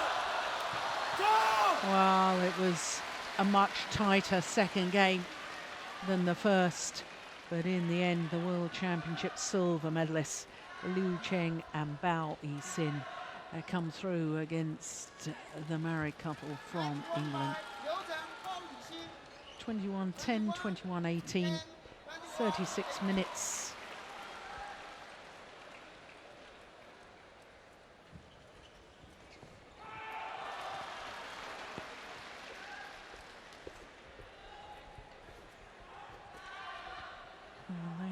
Through to the quarterfinal, where they will play against the two-time beaten finalists Jochen Fischer-Nielsen and Christina Pedersen. Did I say quarterfinal? I meant semi-final, of course.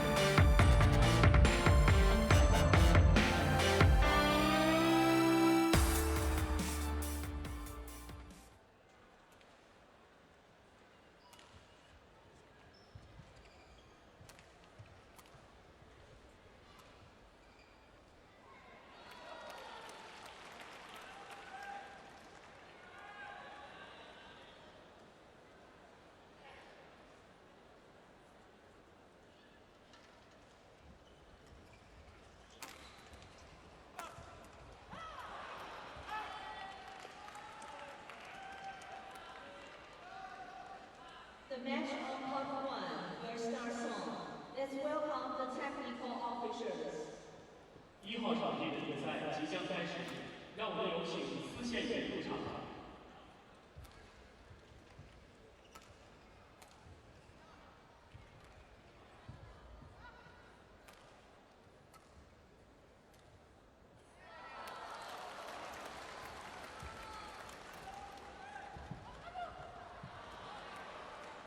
The next match will be men's doubles between Hirokatsu Hashimoto, Noriyasu Hirata from Japan, and Biao from China. 1号场地将要进行的是男子双打，由来自日本的桥本和气平田进行对阵来自中国的Biao。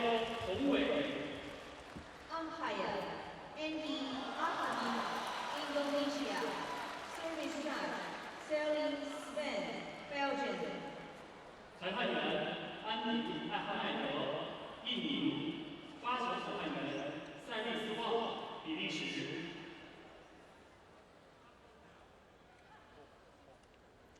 So the players on court for the next of our quarterfinals. It's men's doubles, as you can see, and it features last year's beaten finalists Biao and Hong Wei up against Hirokatsu, Hashimoto and Noriyasu Hirata.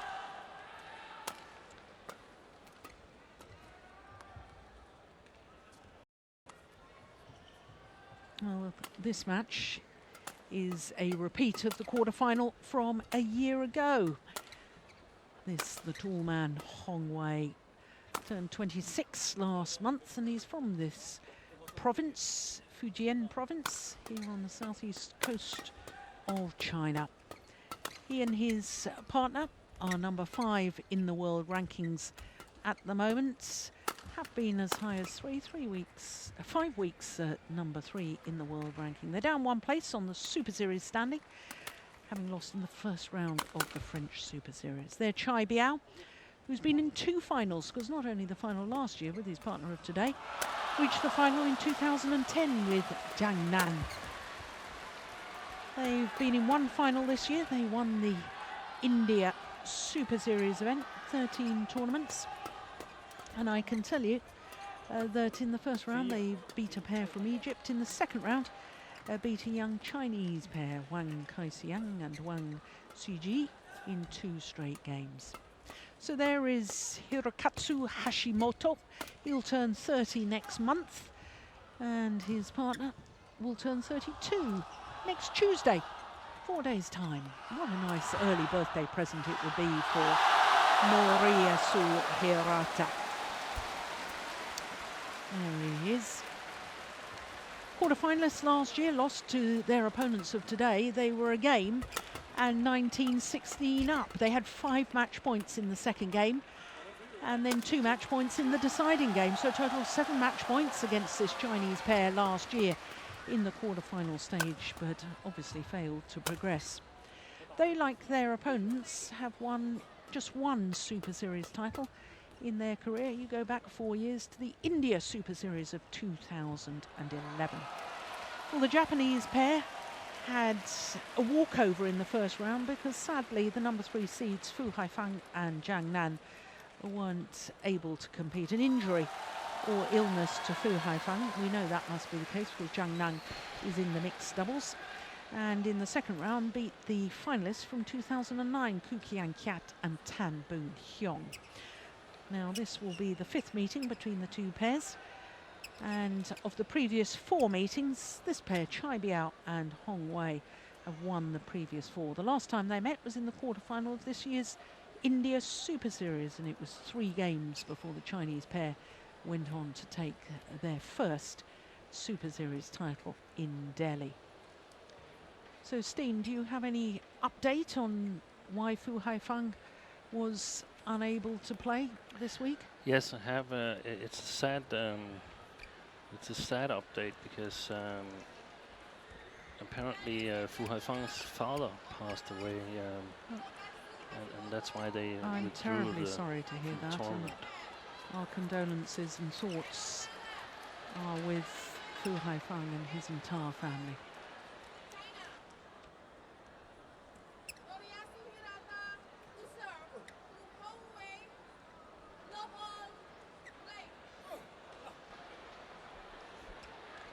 So this men's doubles quarter-final underway.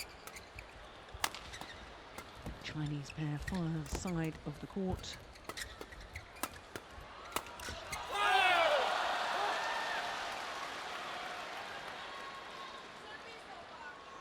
And they are a pair that, apart from winning the India Super Series, were in semi-final of Australia.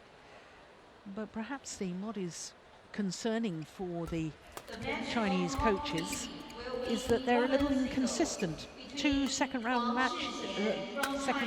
losses throughout this year and 5 first round losses And 3 of those were in Super Series tournaments. So not as consistent, this Chinese pair, as perhaps their coaches would like. No, and it goes for almost all the Chinese men's doubles pairings, except for Fu and Jiangnan, which actually played on quite a high level. But the others, they show glimpses of excellence, and suddenly they lose in the early rounds of tournaments.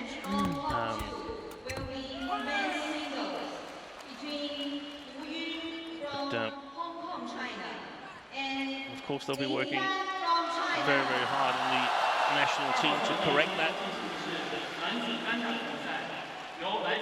Yes, and it's too late to change partnerships in this Olympic campaign, so they will be working on it. But long term, whether this is the solution for China for the future in the men's doubles discipline, well, we don't know. Gosh, that public address was loud, wasn't it?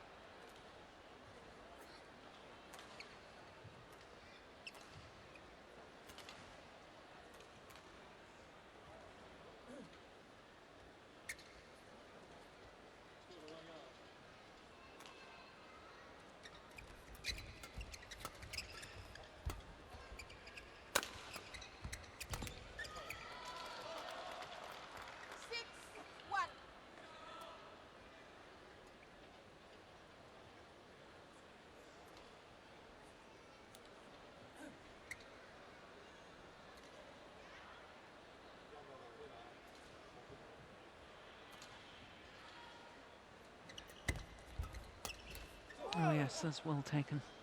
Service over. From Noriyasu Hirata.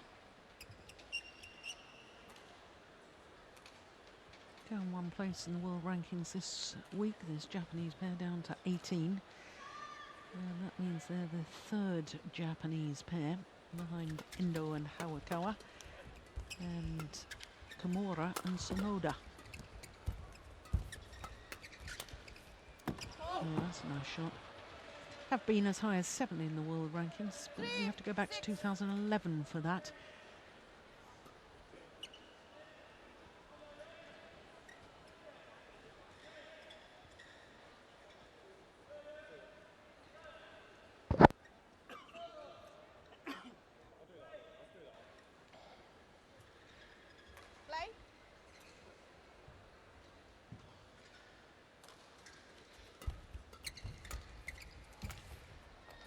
Service over. 7-3.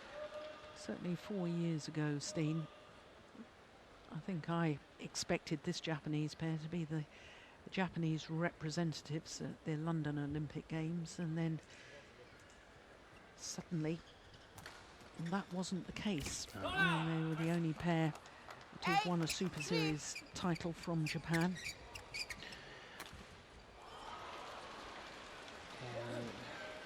I think we've seen Endo and Hayakawa do well, and they're still a factor in this tournament, but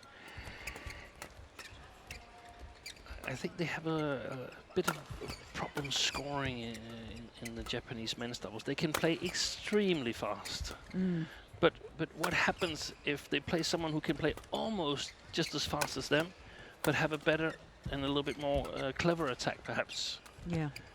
And they're struggling. We've seen Sonoda and forgot the name of his partner.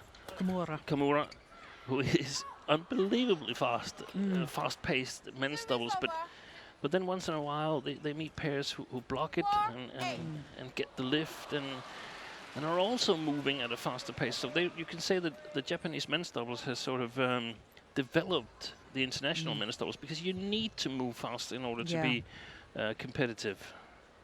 And we know that these two guys here, they are capable of playing really, really fast as well. And what an attack they have with tall Hong Wei from the back court and Biao Cheng looking after the front court area. That's definitely the favorite position. Play.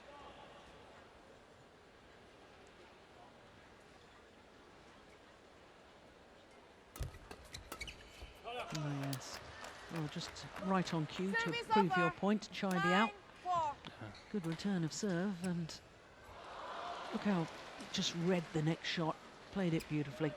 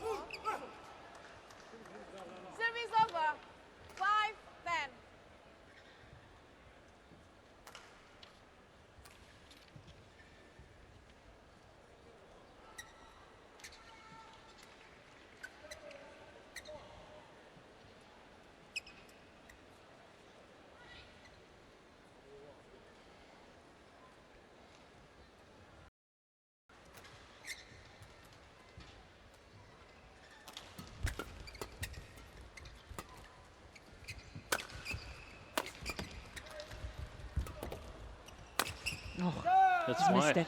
He's missed it. This is a challenge, but Yeah. Well, I can't believe they'll win that challenge. Hirata, challenge, call, out.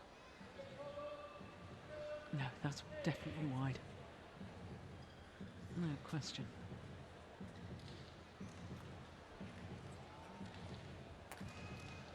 it was an emotional challenge. Yeah. I would so much have loved it to be in, No, so it I was- challenge. Well, I'm surprised it was that close. Looked a lot further out than that. Challenge unsuccessful. So it means that the mid-game interval, a 6-point advantage for the number 6 seeds. Chai Biao and Hong Wei. 11-5. そこ In the foul. 止めるの本当止めて本当自分スピード Rioni 2秒 Maneki 速くしないと危ないね Japanese 全部 coach.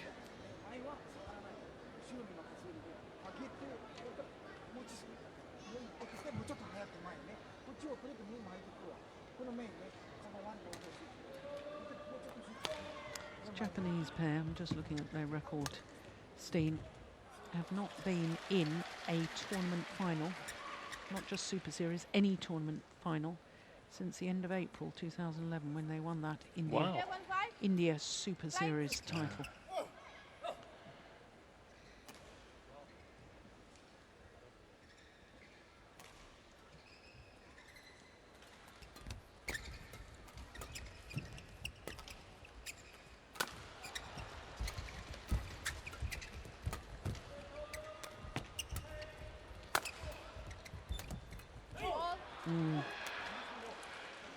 Service Right to over. try and intercept that, Chai Biao.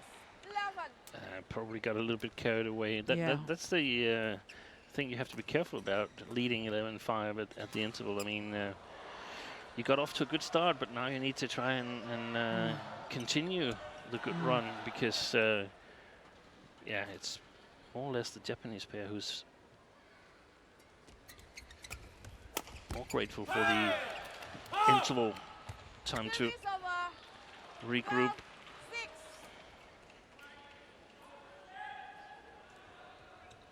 How much does that quarter-final last year, when this Japanese pair had 7 match point opportunities in total, against this Chinese pair. Does that play on their mind at all?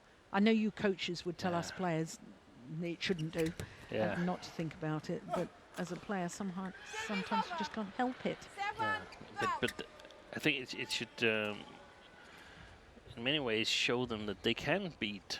They had been in a position to win matches against these two Chinese players, and I mean, I always say that if a match is decided within 2 points in the third game, you have to evaluate the same way whether you win or lose, because it's so small differences that's deciding when it's so close in the third game. It's awfully hard when you've just lost. Yes.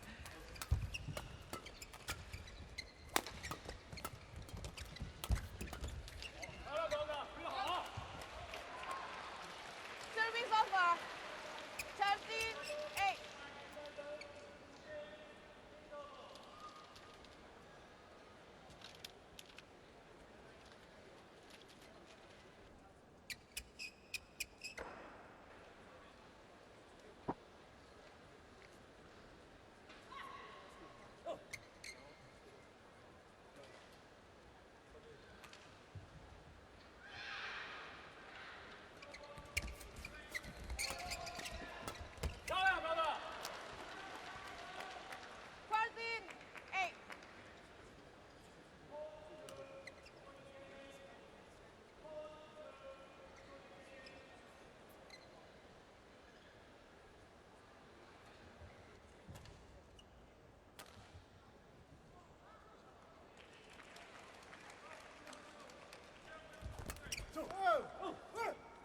Service over. 9-14.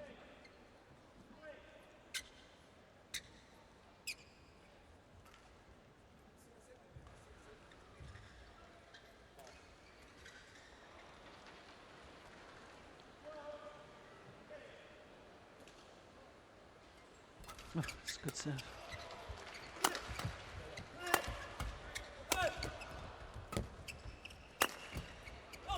Well played. Flutter smash. Yeah, and sometimes the flatter smash makes it easier for the net player to intercept, because it's really hard to lift them with accuracy.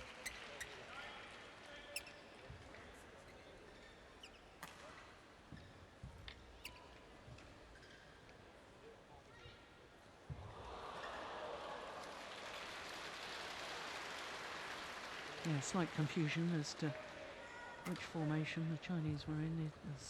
The receiver is Biao. Had to ask the umpire though. He wasn't sure. It's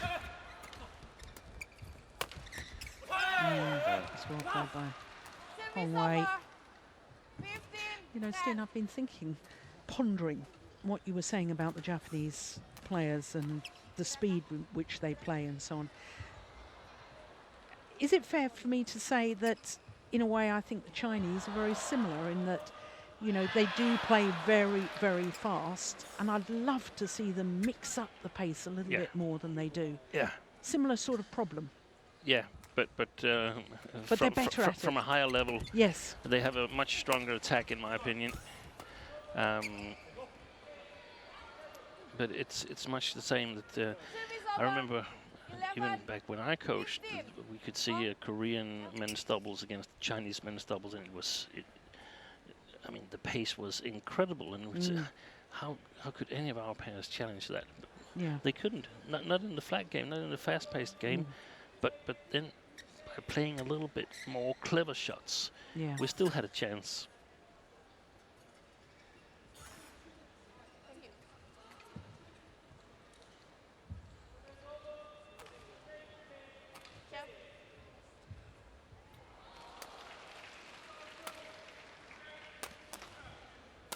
Of course, we can see reminiscence of that when at least Bo and Mogensen is playing. They're taking their time in between rallies. They're not rushing anything. Yeah. Don't want to get caught up in fast-paced flat game.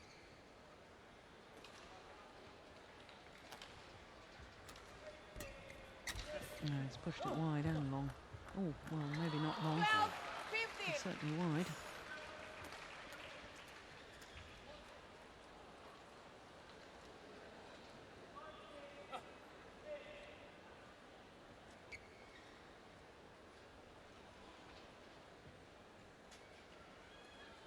That's a good serve. Time! Service over.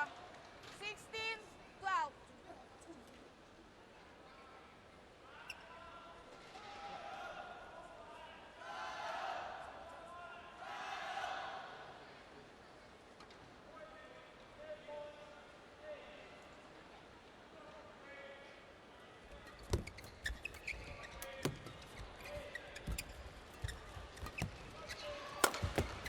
Oh, yes. Now that, Yeah. more rallies like that from the Chinese pair is what I want to see more of. Yeah, that's going to help them. Yeah.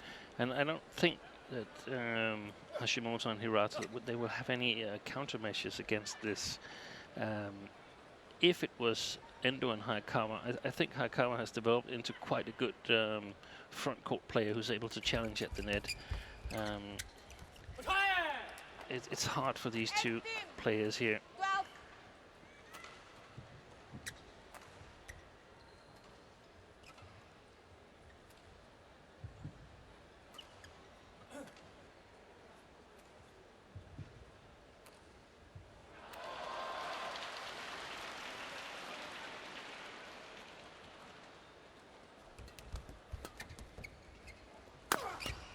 Struggling also even when they were part of the Thomas Cup winning team from Japan. I think they were deselected from the team during the tournament, and the third men's doubles pair were given a chance to play. That's right.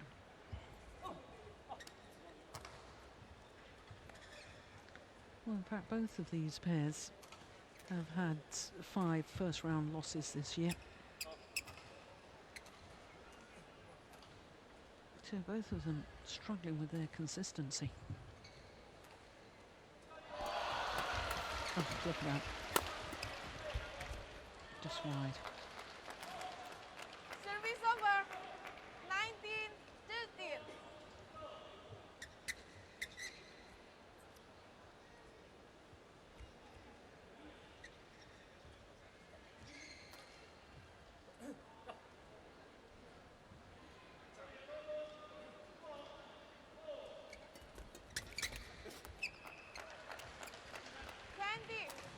And actually 2 of the losses for Biao and Hong Wei has been to other Japanese pairs in the first round of the tournament. Game point opportunities.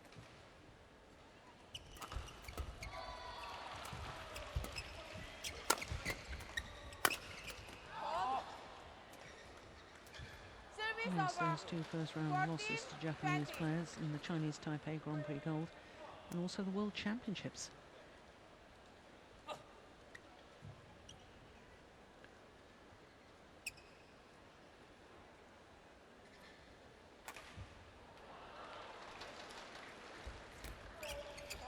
Such a good serve from Hirata. 20.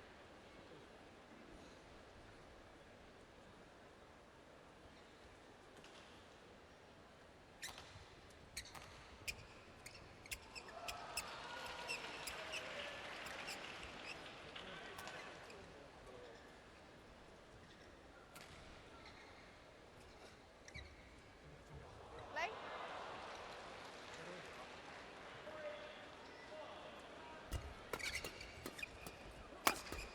Oh my goodness. Oh, I don't believe it. What defense. 20. How did they keep in that rally, the Chinese pair? Even the round the back shot. Look at that defense. Extraordinary.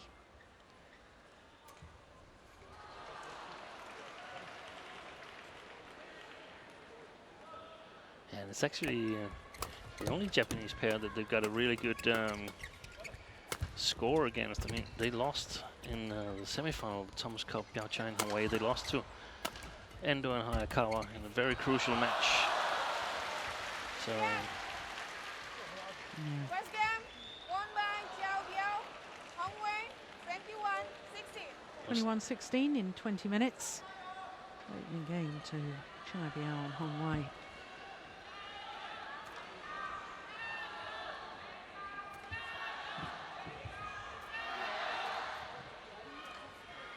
What a difference a year makes, though, Steen, as we see confirmation of that opening game, 21-16. Yeah. Because, I mean, they were playing first men's doubles for China in Thomas Cup campaign. What happened in the Sudirman Cup earlier this year? Did they get selected? I don't think they did. Well, certainly they weren't the first choice. No. In fact, they were only selected once. That was in the group match against Germany.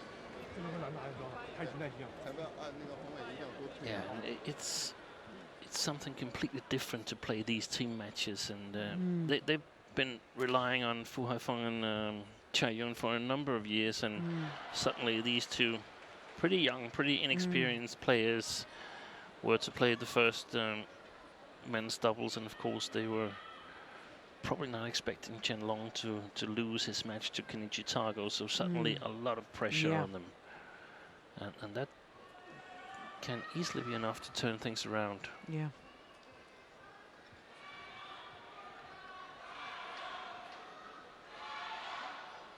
Yeah, in fact, during the Sudirman Cup campaign, I'm sure this Chinese pair were the highest ranked Chinese men's doubles pair for them not to be selected. Yeah. 20 seconds.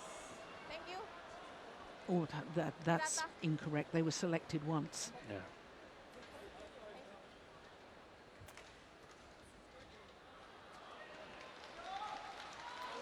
Hirata.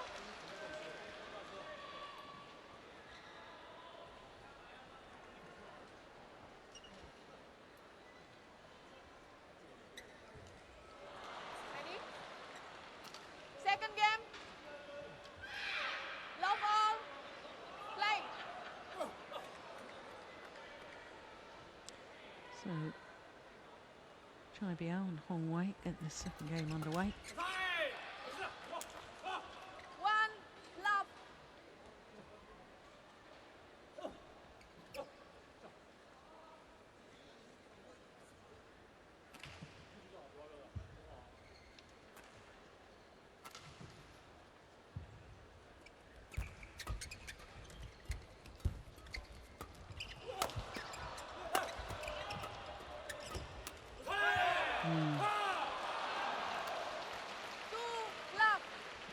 Was two Chinese coaches, Zhang Jun and the one we mistook for Chen Chichu. I'm not sure, but I think it's Cheng Rui, the guy sitting next to Zhang Jun in this men's doubles. I couldn't remember his name yesterday, and I might be mistaken, but I think it's Cheng Rui.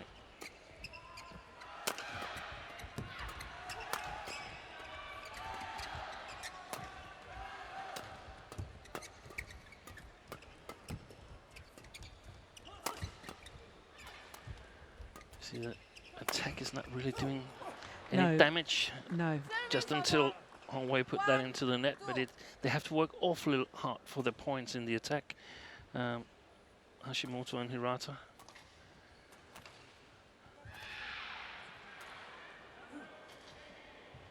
I also noticed in that previous rally, Steen, that I thought the Japanese pair was slightly slow on their rotational play, and rotational play in men's doubles is absolutely critical. And that was where they normally were so extremely fast. Yep.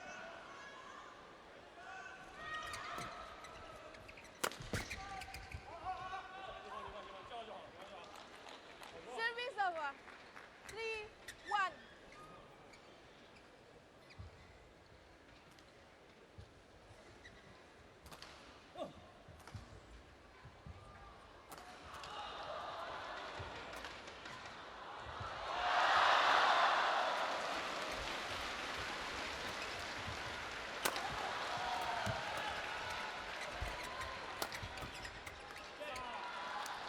Too steep, that one Yeah. went below the tape.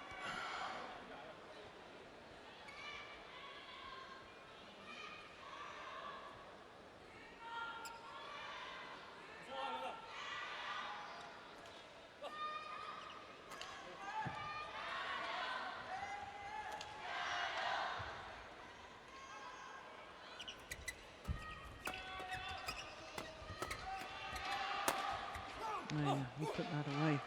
Service Really meant over. that. 2-4.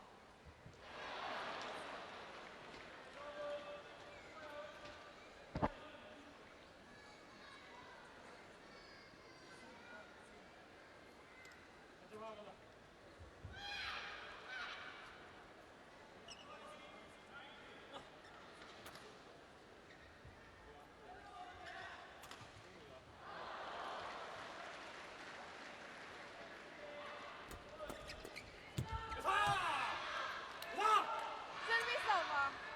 5-2. Yeah, that's that flat game you were talking about. Yeah. Drive it back flat over the net. Yeah.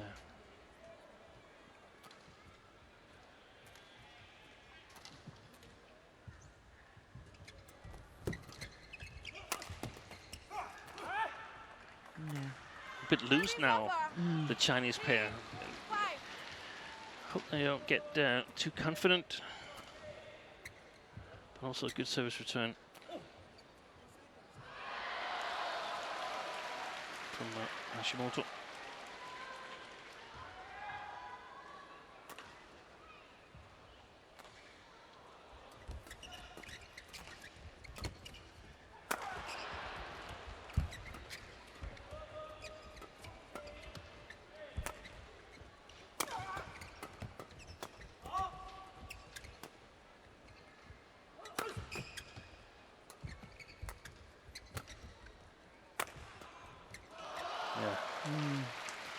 It's a flatter smash again. Service over.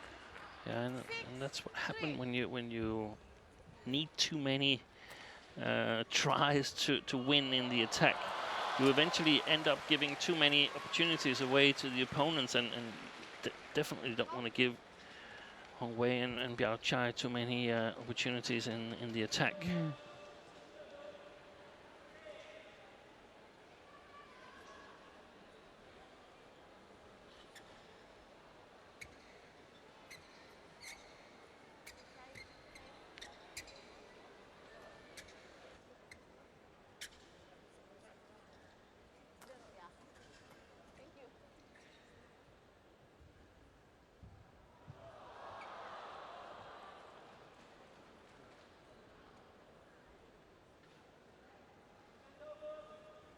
Well, this time it's the Japanese pair that are unsure of their formation. Asking the umpire. She's keeping them right.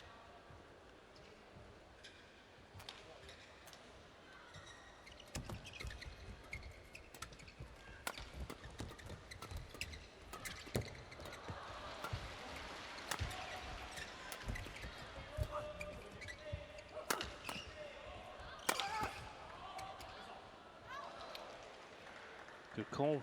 Best rally of the match, in my opinion. 4-6. Certainly as far as the Japanese pair are concerned. Yeah.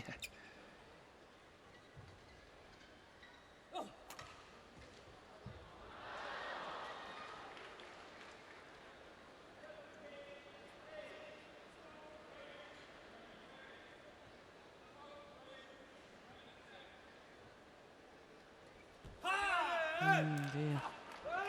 It's a shame. Service over. 7-4.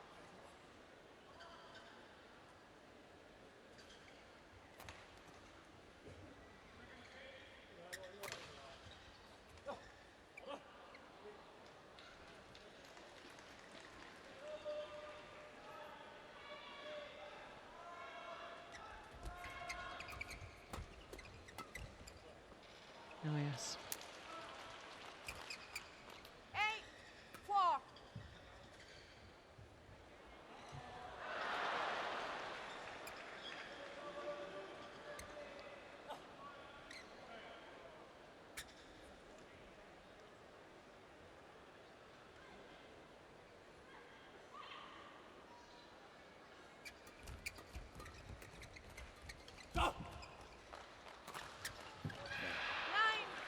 Here and that Hong Wei coming forward, and I think that movement was picked up by the Japanese player and forced him to play a tighter shot than he wanted. And yeah, perhaps this was just an easy mistake. It was actually in the middle of the net, so not really a good shot.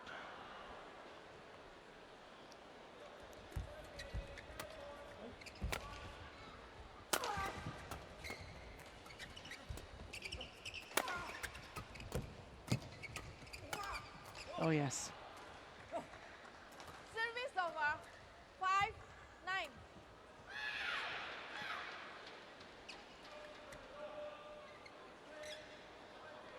Nice placement from Hashimoto. Open.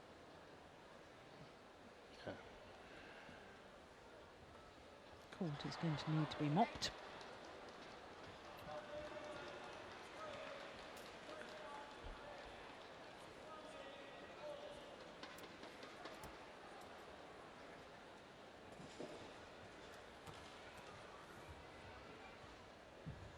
Thank you. Biao, 3 Super Series titles with 3 different partners. That's pretty impressive, isn't it? 3 men's doubles Super Series titles, that is. Malaysia of 2011 with Guo Jingdong. China Masters with Jiang Nan. And of course the India Light. earlier this year with his partner of today. I had that one with Cheng, and I always thought that they formed quite a good partnership. So did I. But then they had Jiang Nan concentrating really on the mixed doubles. Yeah. Understandably, ended with a gold medal at London Olympic Games. Not ended, but resulted in, certainly not ended their partnership, mixed doubles. 6. But it does, I've always sort of felt they've really rated this man, Biao, and they've been searching for the right partner for him. Yeah, they have. And I wouldn't, from the beginning, have thought that Hong Wei would be the right one, because they've always tried to find partners where Biao Chai should be the more backcourt-oriented player, but now they sort of changed it around, and they can play at a really, really fast pace, and especially if they're above the tape, good in the flat game, both hard-hitting. Oh my goodness, what happened there? I think Did he his tripped. ankle go? Service over. 10-6. That didn't look particularly good. He seems to be all right.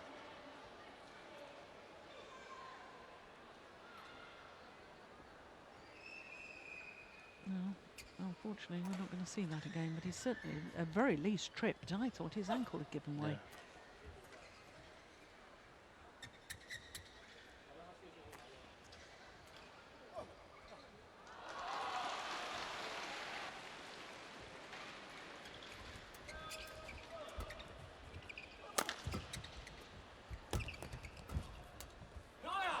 That's well played. Very well played. 11-6 And to interval. the mid-game interval with a 5-point advantage. This is what you were talking about earlier, wasn't it? And going forward. Yeah.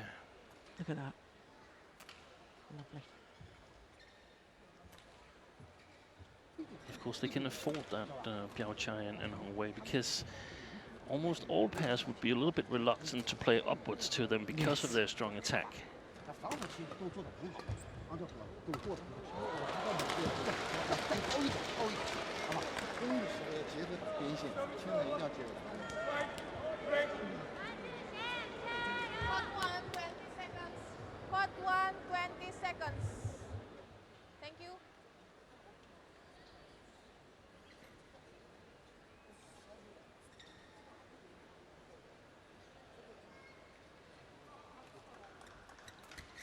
No, it was just a trip.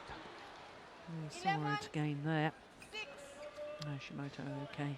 Play. Wasn't an ankle turning.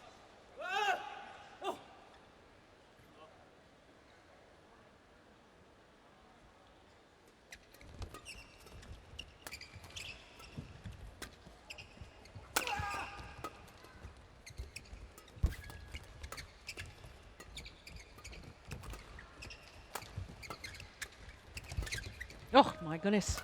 I'll go. Yeah, terrible confusion there between the two Japanese players. And very satisfied Chinese coaches. Must have been something that they've been discussing in during the interval. Yeah. It's surprising to see a men's doubles pair who are so established. This is their 7th year together. They formed their partnership in 2009. Japanese pair. Getting confused, both going forward. Shuffle hit to the back.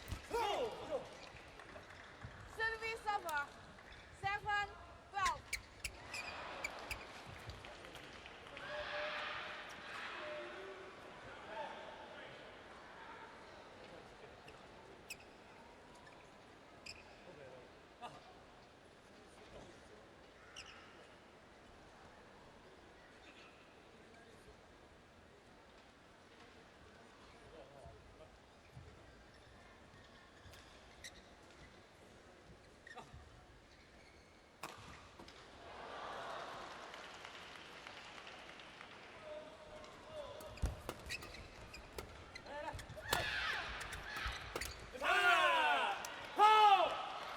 Service over.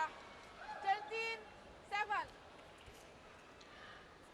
Turns out to be quite a lopsided match.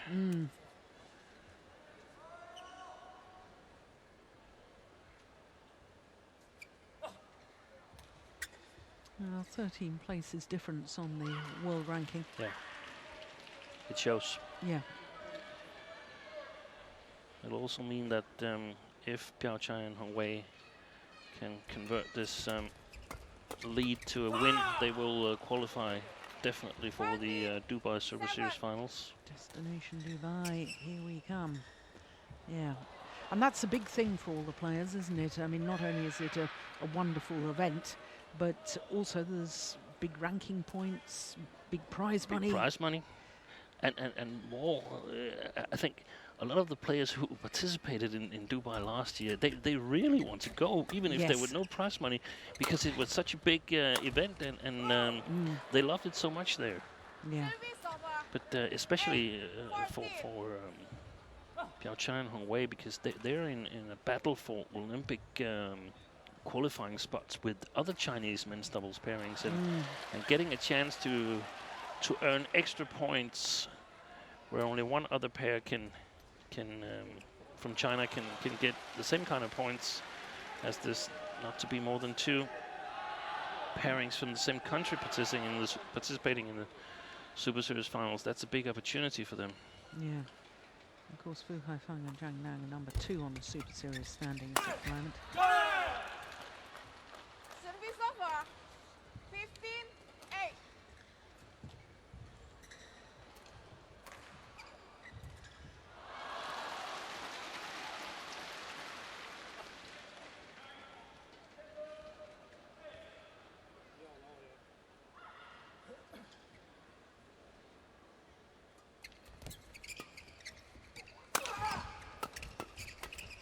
Yeah, that's what's not really good enough from the Japanese side. 2 big opportunities, and he's not really able to kill it.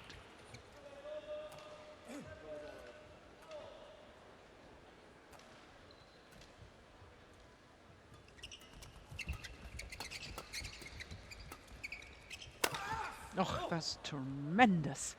Oh, goodness me. Where did that suddenly come from? Brilliant smash from Hashimoto.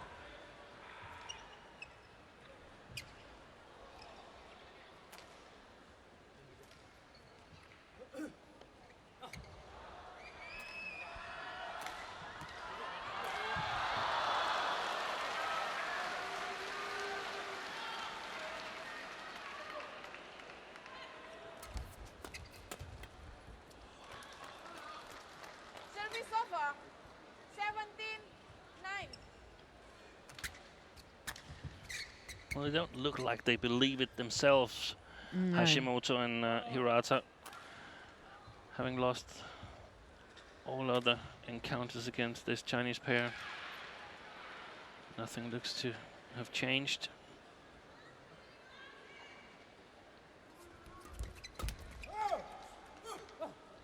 Service over. 10-17.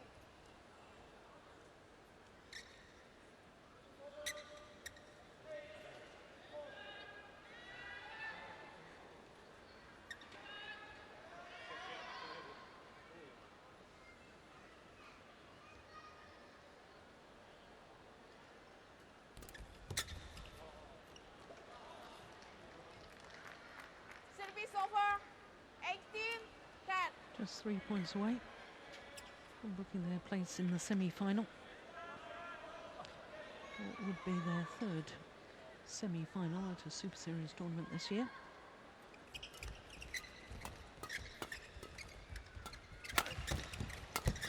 Oh, that's good.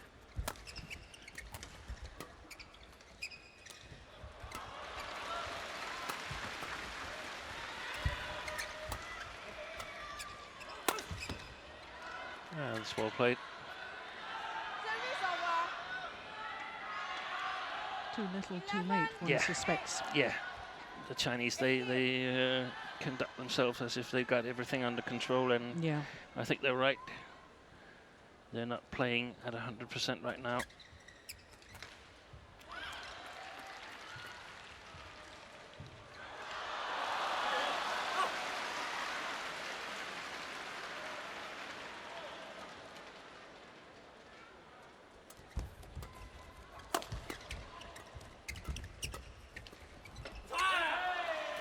Yeah, good pressure from Service Hong Wei. over. 19-11.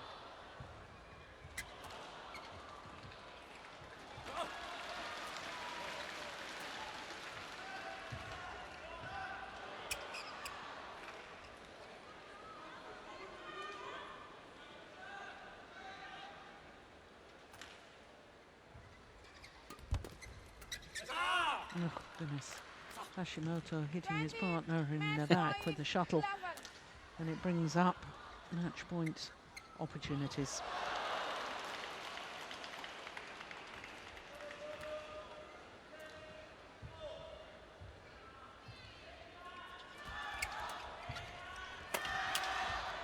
Oh, perfect block after the clash of rackets, and 21-16, 21-11. And Biao and Hong Wei, beaten finalists a year ago, are through Match to won the by semi-final once more. Biao and Hong Wei. 21-16, 21-11. Umpire confirms the score. Just 43 minutes needed. Look at that final shot. And I think the lack of celebration emphasises your point, Steen, that they were full of confidence and they had every belief that they would indeed win. Biao and Hong Wei safely through to the semi-final. 21-16, 21-11.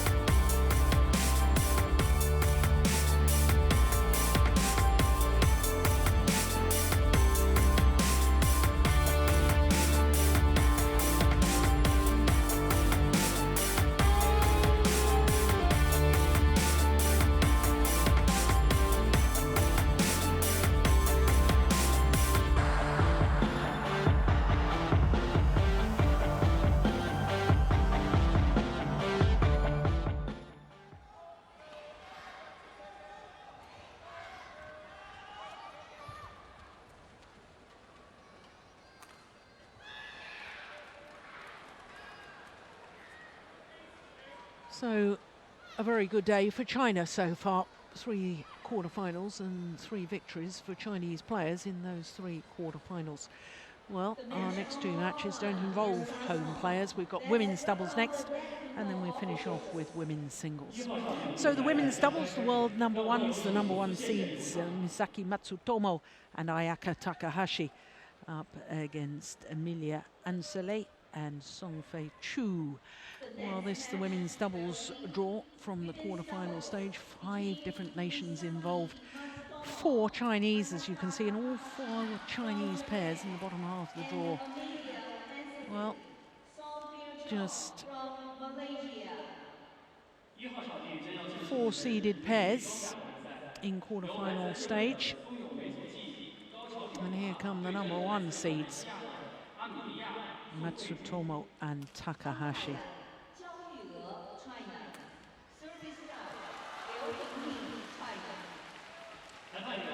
well for this pair from Malaysia, Amelia Anscelly and Soong Chu. And this is a first ever Super Series quarter-final. And not just as far as Premier Super Series are concerned. This is their first ever Super Series quarter. Well, that's a wonderful step forward for this Malaysian pair. Amelia Anscelly, 27 years of age. Soong Chu, 26. They're both from Sabah on the island of Borneo. Anscelly, well, she's from Kota Kinabalu. I've been there. What a beautiful place it is too. Well, they're actually making, the Malaysian pair, their first ever appearance at the China Open, whereas their opponents, the number one seeds, there's Misaki Matsutomo, 23 years of age. This is their 6th consecutive appearance here at the China Open, and it's their 6th consecutive quarter-final here. Well, we were talking in the men's doubles about inconsistency. I think with the Japanese pair we can talk about consistency. That is incredible. Not only 6 consecutive quarterfinals, of course last year they reached the semi-final as well. So an amazing record at this tournament for the Chinese pair, for the Japanese pair. Here the Malaysians, well, they are 19 in the world ranking at the moment. They have been 1 place higher. That was last month, 1 week, in fact, a little over a week ago. No, 30 on the Super Series standings at the moment. And as far as the Super Series are concerned, 6 events, 1 second round loss and 5 first round losses. So this, as I say, is a giant leap forward. In the first round, an Egyptian pair. In the second round, the winners of the Denmark Premier Super Series, and the pair who were runners-up at the Korea Grand Prix Gold last week, Jung Kyung-eun and Shin Sung-chan. Has to be said that that Korean pair playing their 7th tournament in 10 weeks. No wonder they might be a little bit jaded. So to Ayaka Takahashi, 25 years of age, her partner 23, they're number 1 in the world, and they have been since the 30th of October last year. Well, that was 4 weeks, and then earlier this year in April they regained that number 1 spot. So semi-finalists last year, by first round this year by virtue of their number 1 seeding. It's a huge pity that at a Premier Super Series we can't fill any of the 3 doubles draws, but because we're short of the 32 needed to fill the draw, the Japanese pair are bye in the first round. Well, this is the 3rd meeting, and that may well surprise a lot of people, because the Southeast Asian Games gold medalists from Malaysia won the last time they played, which was in the last 16 of the World Championships earlier this year. And of course that meant that the Malaysian pair reached the quarter-final, where they lost to Polly and Miswari.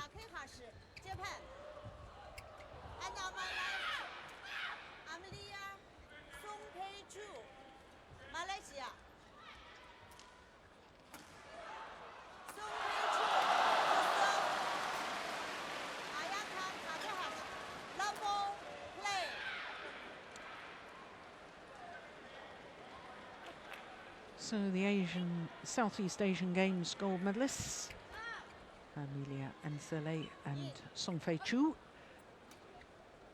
getting this quarter-final underway now. And with the serve, he's... Yeah. Extraordinary.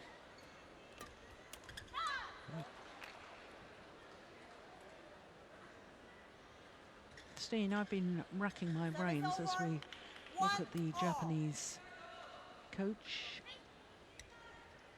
Kai Nakajima. I'm racking my brains about whether the Malaysian pair, I think they were probably the first ever Malaysian women's doubles pair in a World Championship quarter-final.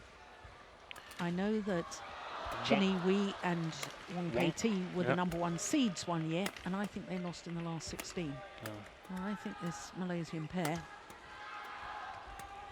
Let us know if you know differently.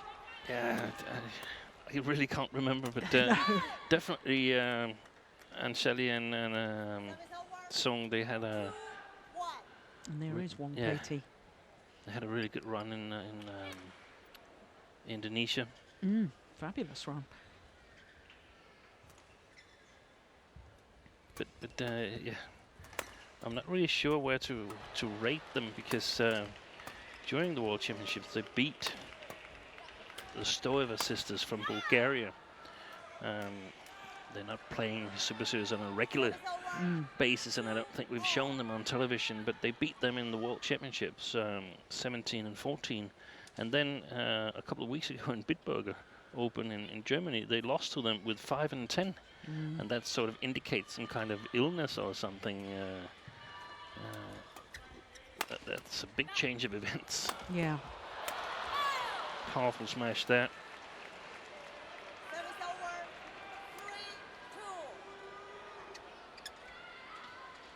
3-2. Well, of course, they have won 2 titles this year. Not only the Southeast Asian Games in Singapore, they also won the India Grand Prix Gold. And in both those finals, they beat their teammates, Vivian Hu and Woon Ki Wei. And the ranking suggests that Vivian Hu and Woon Ki Wei are the better pair. Yeah.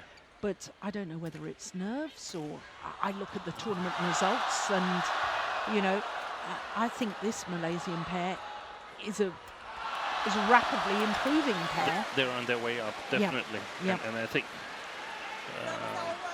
yeah, we don't have to decide whether they passed their teammates, but it's just that they have 2 reasonably good women's doubles pair in Malaysia. Interesting to see if they could repeat their win from the World Championships and move into the semi-finals. That would be a great achievement, because we know that Lee Chong Wei, he's been quite alone representing the Malaysian flag for some time. Service over. 4-all.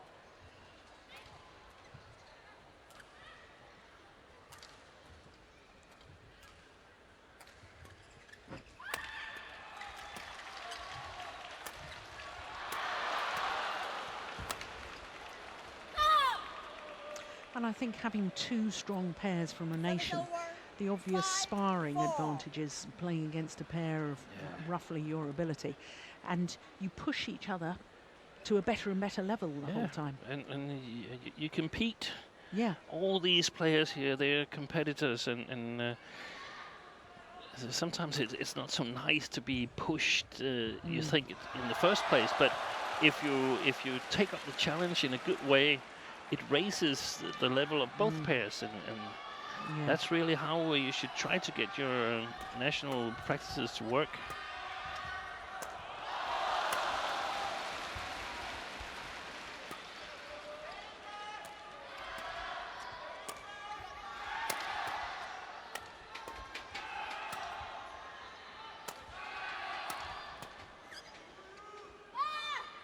Drop wide. Yeah. 6-4.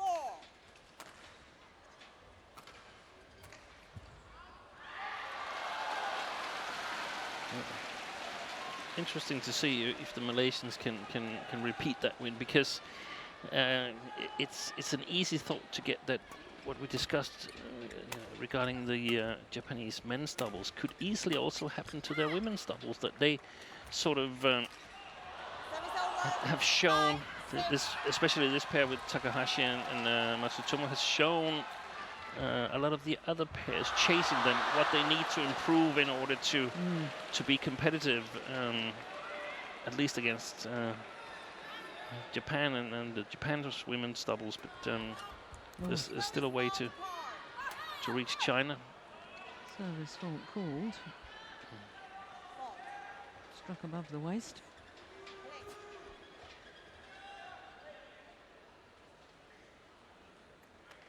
Service over. 7-5.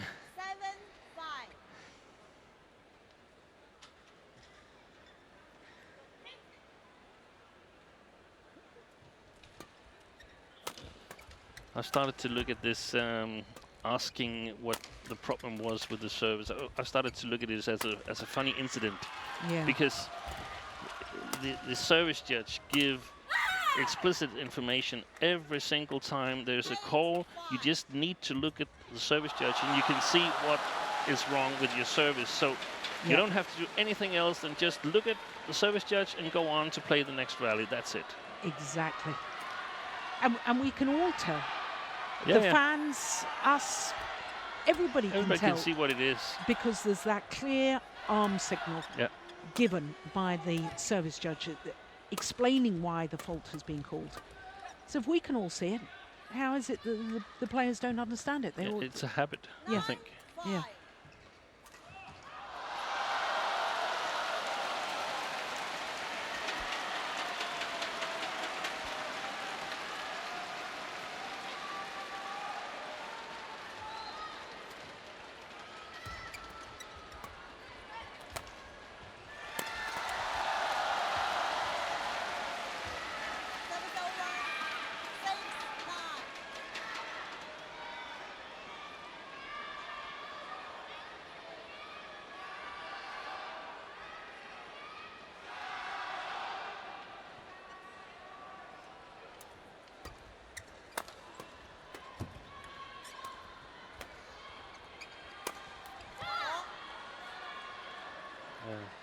Ball placed smash by Takahashi, and she's quite dangerous when she's that close to the net. Very, very short lift from the Malaysians.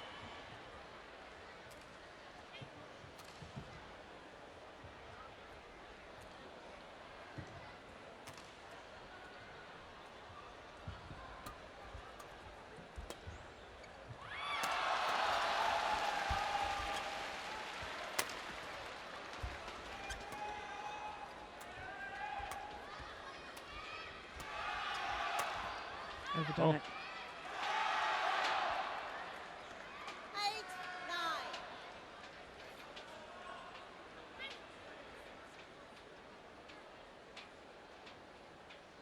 The match on court 2 will be women's singles between Thaihot from Chinese Taipei and Wang Yihan from China. And that's a perfect smash placement too. And then they're back level.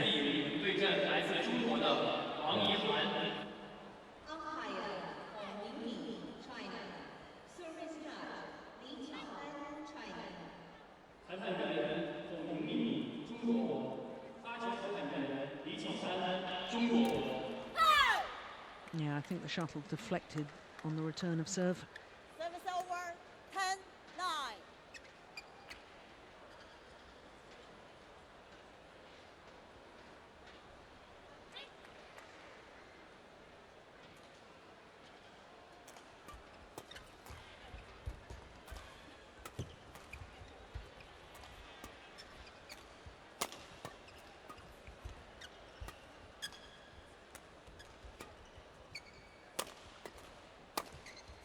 Yeah. Oh yes. Well played, and that's not the way to play this Japanese pair, to let Takahashi come forward there.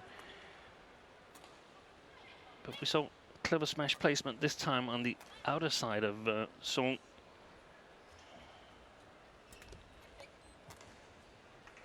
And a return of serve into the nets. And therefore the world number ones have a 1-point advantage in a game into it. Of course, there's some differences to the World Championship. There's not the psychological pressure on the Japanese that they definitely had at that time, because I can see that it's not nice to meet this Malaysian pair in the first round of the World Championships. There's a lot of pairs that are lower ranked that you'd rather meet, and you're a little bit nervous in the fight yourself in the hole, so there's a lot of psychological pressure. That's not here now.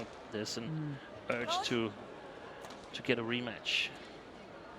And actually, I think you've raised a very, very good issue, because Matsutomo and Takahashi, I have question marks in my own mind about how they deal with the big occasion, because not only were the #1 seeds at this year's World Championships, which, as you pointed out, they lost in the last 16, they were the #3 seeds at the previous 2 World Championships, and they've never been past the last 16 of a World Championships. No. So the big occasion, so far, they haven't been able to produce. No. And there's also one more thing, that sometimes in the playing style, sometimes in the regular tournament, perhaps your opponent aren't really on the top of their form, and we discussed about this, different kind of training periods and so on. At the big events, all players are targeting the big events, so they don't mind working harder, which might be intimidating during a regular Premier Series or Super Series tournament. But at the World Championships, everybody goes all out. Yeah. Play.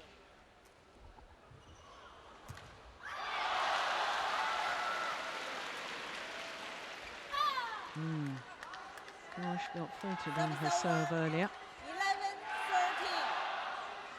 11-13. An error.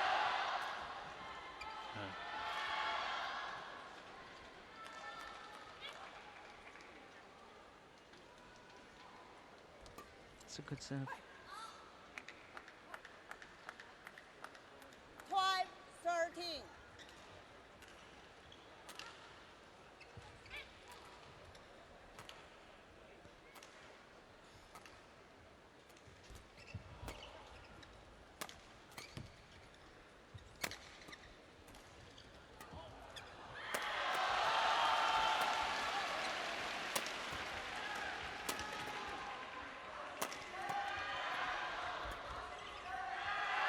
Oh yes, rounded in. Misjudgment there. Service over. 14-12.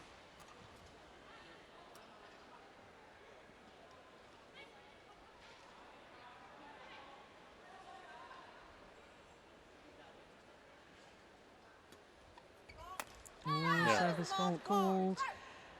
This time on Takahashi. Service over. 13-14. Yeah, just, you know what it's for. It's a completely different signal, arm signal from the service judge. Racket head too high and or serving above the waist. There is no confusion with this signal. 13.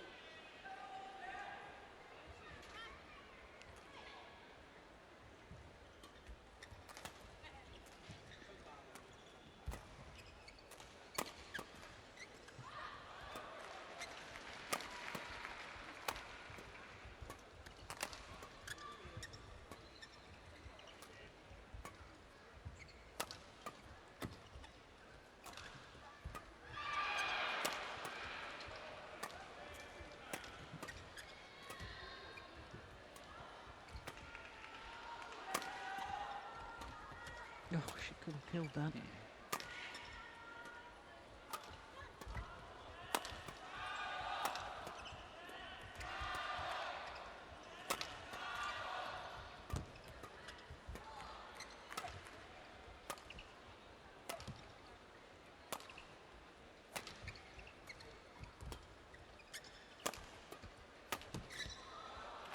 Yeah.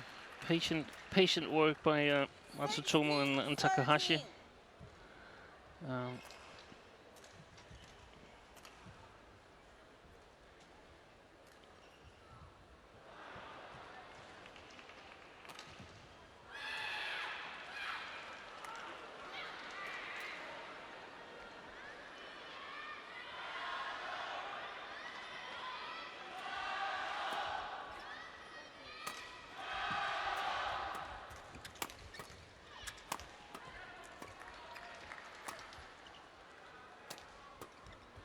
Well played.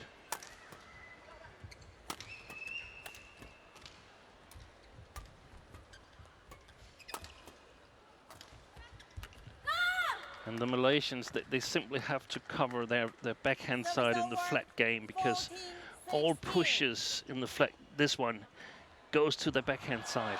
Yeah. both from Matsutomo and from Takahashi. And it's a Japanese pair that we've seen struggling lately. They've a lot of second round exits and so on, and I can clearly see why that is, because they play after a very, very clear plan, and I think if you have the countermeasures to that, you have a great chance of beating them. Matsutomo is the better net player, and she likes to be at the net. She's reasonably dangerous there, but you have to move Takahashi from side to side on the backcourt, and you have to come forward in your defensive stance. That would give you a great opportunity to beat these two Japanese girls. Yeah. Amelia. Of course, you have to be ready to work hard and have the stamina to back it up. Play.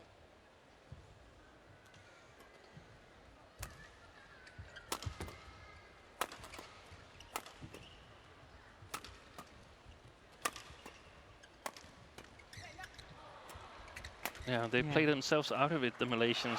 They fall directly into the trap. 17-14. I want to pick up on your point there, though, Steen, about they've had some early losses this year, Matsutomo and Takahashi. As world number ones, they have played 9 Super Series events, and in 7 of those, they've lost first or second round. Yeah, Service over. that's amazing. Yeah. And I can't help wondering how did they get to be number one? But I know that they've done well in a number of tournaments, and we also have seen this big shuffle going on in both the Chinese women's doubles department, and also a little bit in the Korean women's doubles department. And I think that's a big part of the explanation why they've been able to become the number ones. Yeah, and remain number ones. I totally agree with you. 19-15. In fact, when you look at the Super Series standings in the women's doubles, only 4 pairs in the top 10 have won a Super Series title this year. Yeah. And of the 6 other pairs that have won a Super Series title, none of them have played more than a total of 4 tournaments. All this swapping around means that they you can't progress in the world ranking. No. 16-19.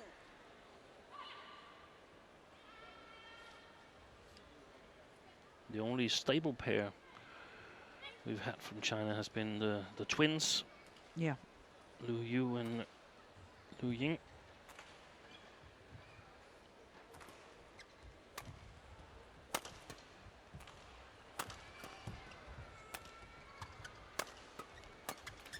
Oh, yes, it's well taken. Yeah, and it's because they're too far behind in the defensive stance, the Malaysia pair.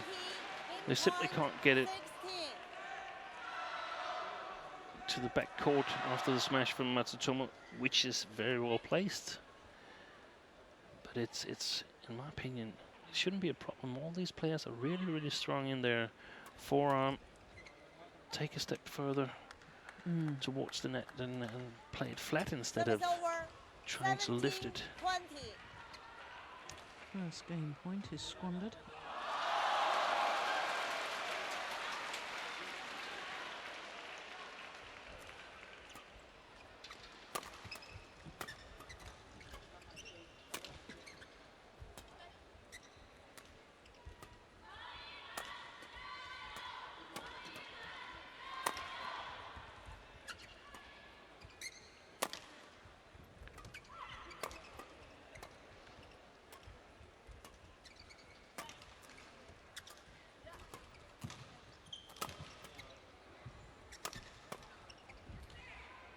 Goes long.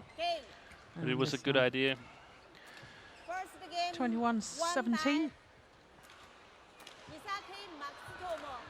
20 20 minutes of play. Umpire confirms that the number 1 seeds Misaki Matsutomo and Ayaka Takahashi take the opening game. 21-17.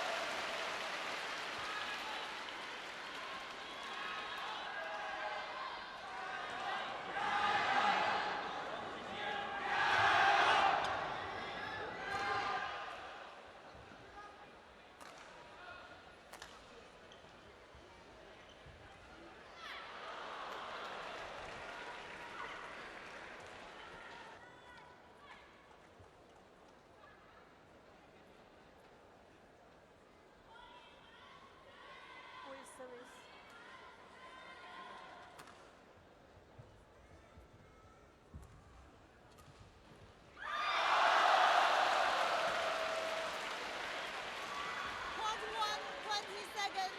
Part 1, 20 seconds.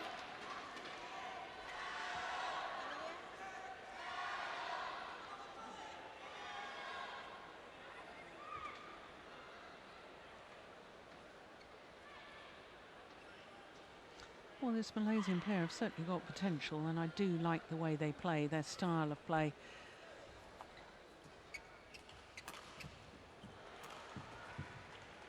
Looking to attack. I take your point very much about their defence, Steen. Yeah. And that needs to improve. They need to stand their ground. And also, I mean, if you have a lift that is between the two backcourt lines and the opponents are standing in the defensive stance, then you're actually yourself in a defensive position in women's doubles, because if you smash, you run a very big risk of being counter-attacked. Oh, a little bit of trickery there from Anscelly.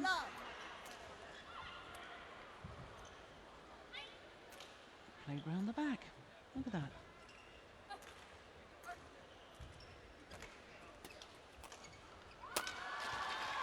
No, that's great judgment. Got out of the way of that one. Service over. 1-all.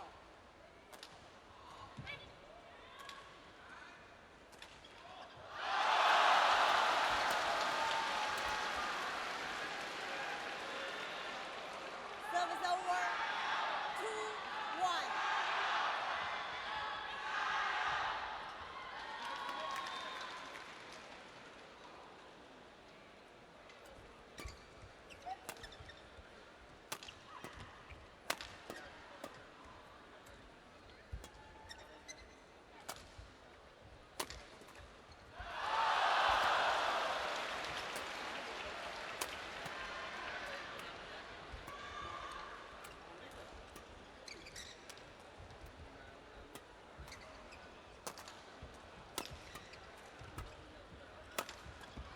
Oi, she tricked. Gosh, did the ankle go or did she just trip? No, I think she laughed. Yeah. Goodness me. So My I hope- heart missed a beat there. Well, she seems to be moving all right. Yeah. Yeah, and they've won the rally in the end. Yeah. Oh, goodness me. Yeah, well, she's just stretching out. 3-1. Was it an ankle or... Let's have a look at this. Oh, no, she just tripped. Yeah, Yeah. you're right, she was Yeah. smiling. Oh, goodness.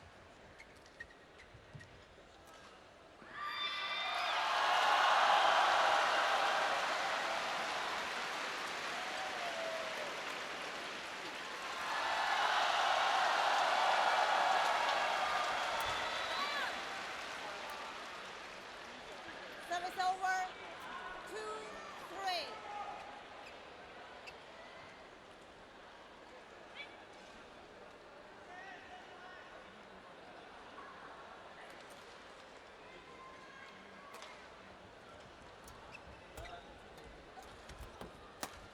Yeah, nice change of pace from Matsutomo. Service over. 4-2. Of course, we're guaranteed new champions this year for the first time in 5 years, because the winners on the last 4 occasions, Wang Xiao Li and Yu Yang, not playing as a pair, but of course Yu Yang has a chance of winning a 5th consecutive. Yeah, it's going to be really interesting to see. Yeah.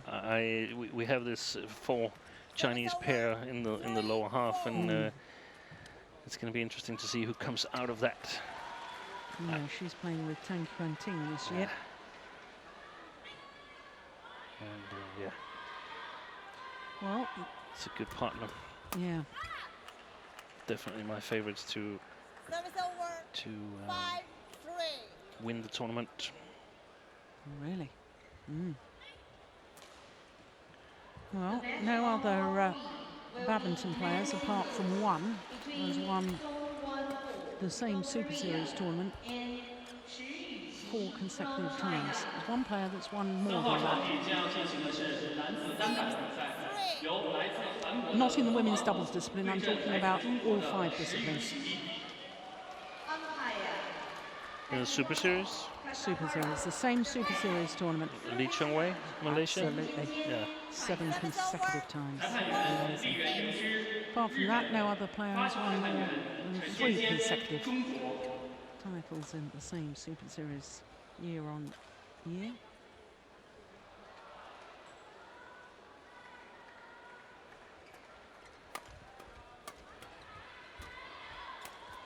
Oh, that's a Miss it. big miss. Service over. 7-4.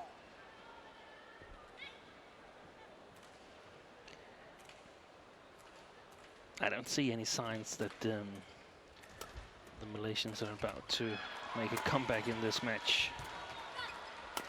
But I might be wrong.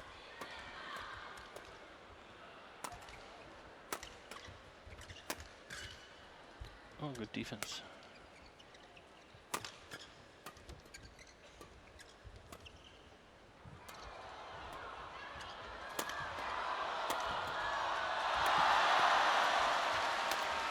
Oh.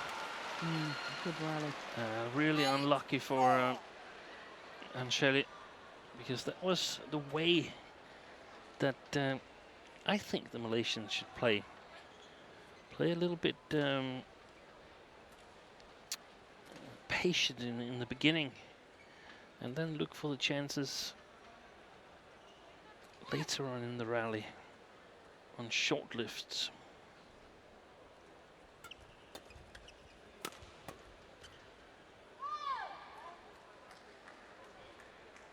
Service over. 5-8.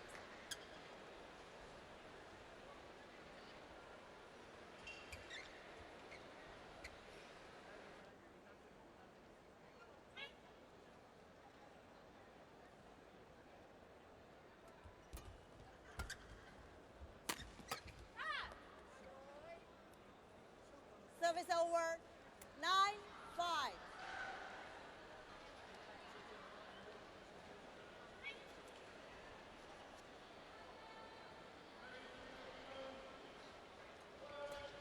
That's nice.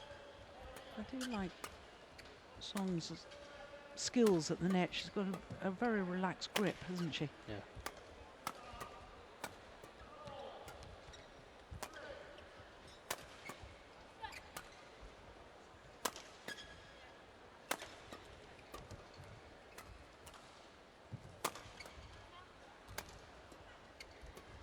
Yeah, I like that block and move forward too. And another lovely little block. Yeah, and the luck of the net court. Service over. Just 6, proving in that 9. rally, Song Fei Chu. These delightful little skills. Look at that.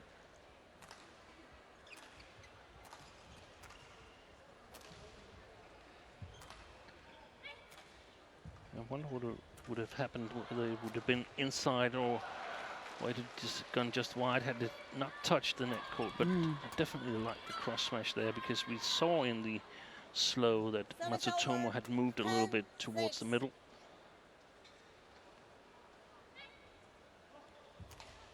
And it's easy for us to see, especially in slow. It's so hard for the players to be aware of that, to pick up on that during the rallies. 11-6 interval. So to the mid-game interval, and one feels that the world number ones are in control at the moment. But we've learnt our lesson about saying that. Yeah. I always expect the unexpected. With a 5-point advantage, having already won the first. But you'd never guess that there's so many places difference. World number ones playing world number 19s. I think the Malaysians are doing themselves proud, and I think they're really showing how much they've improved as a pair. Yeah. Court 1, 20 seconds. Court 1, 20 seconds.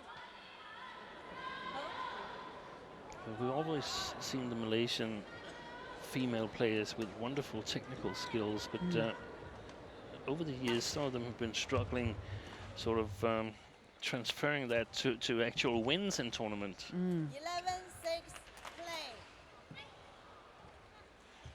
Well, one who did here. Wang Mu-chu. Wang Mu-chu, the first year that it was a Super Series. Yeah. Unseeded. Now married to Lee Chong-wei, of course, mother of 2. Now, what was the complaint there? Challenge. Amelia, Soong Pei-chu, Chen Long, count out.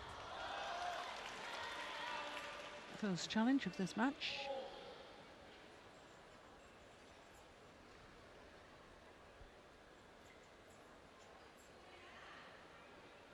I'm ashamed to say I wasn't paying attention to it. What did you think? Here we come. Hawkeye will tell us. It was out. Chen Long on successful. Amelia, Soong Pei-chu, 1 Chen Long remaining. 5-6 play.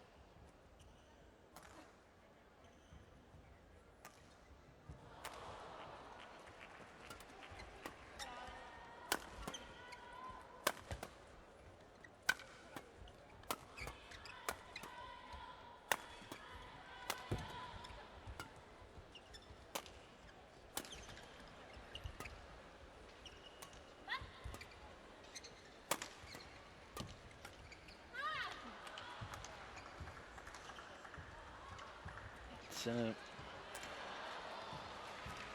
an easy cruise for Matsutomo and Takahashi.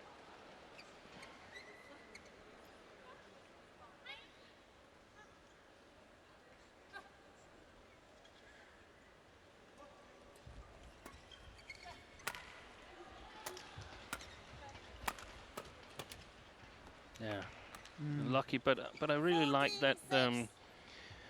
It wasn't a smash, but it was a downward shot from Matsutomo just before that. So she was in really good balance and were able to quickly move to the other side of the court and make a reasonably good shot on that one.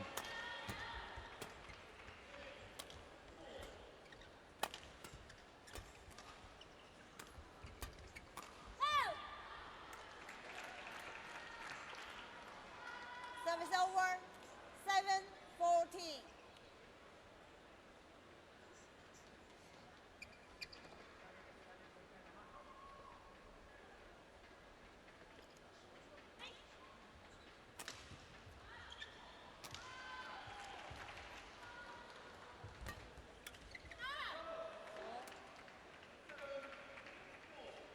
Service over, 15-7.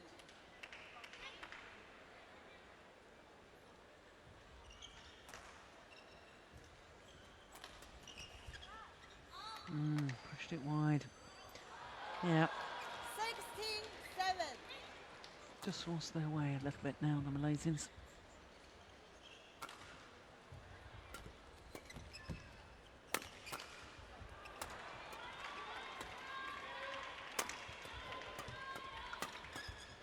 Oh, that's good defence.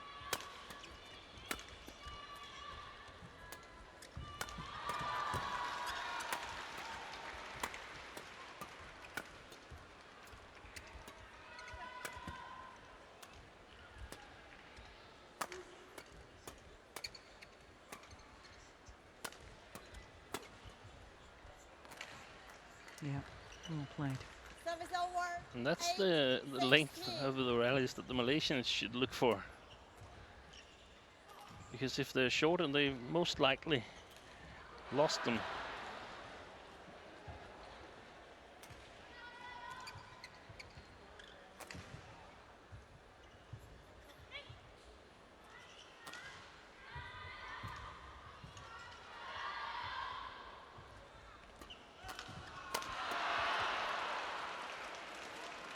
I'm just pondering what you've just said there, Steen. Yeah. Because when I watched the top Chinese pairs playing against this Japanese pair, they seem to go all out attack from the onset of the rally. Yeah. Is it because you said that because the Malaysians don't have such They don't have the same power. No, okay.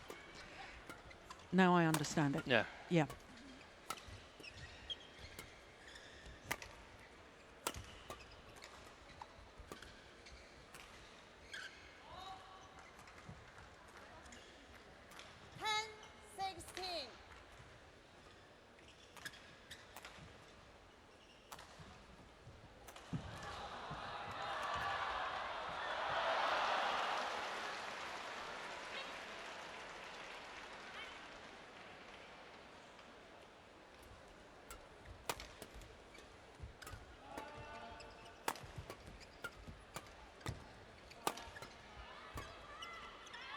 Oops.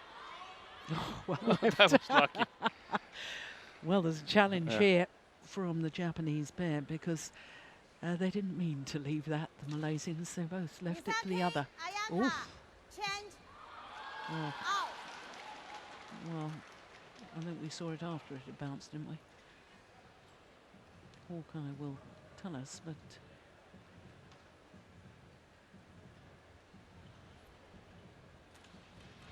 oh no, that did look out. Seeing that again.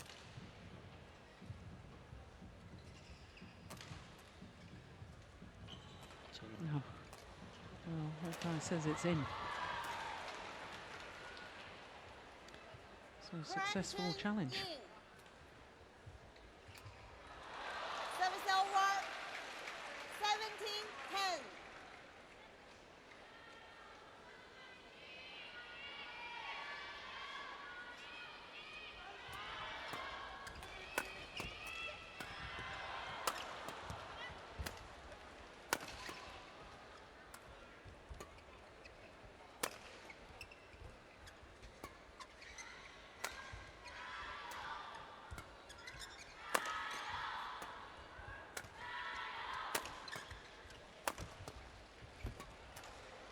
Now's the time to attack. And now the chance is probably gone. Yeah. Easy mistake from Matsutomo. Service over. 11-17.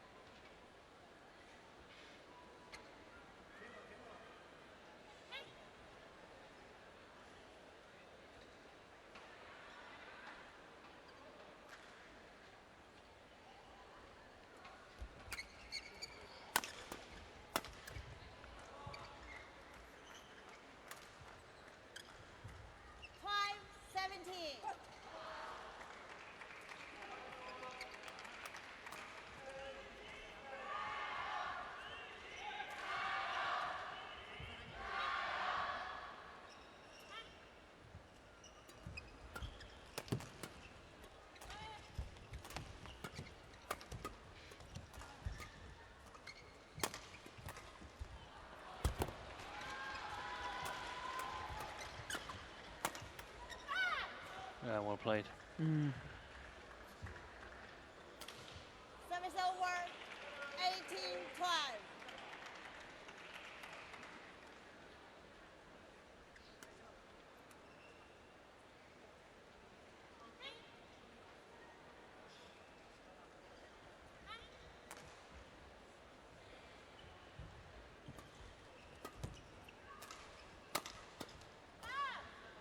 Yeah, slow on the defence there.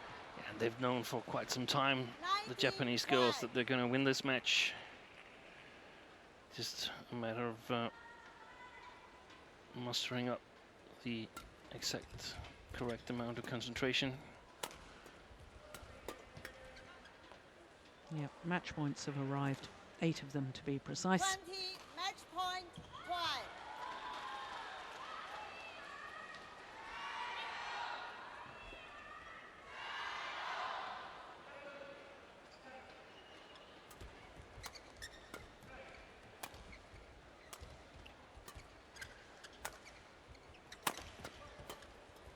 Yeah.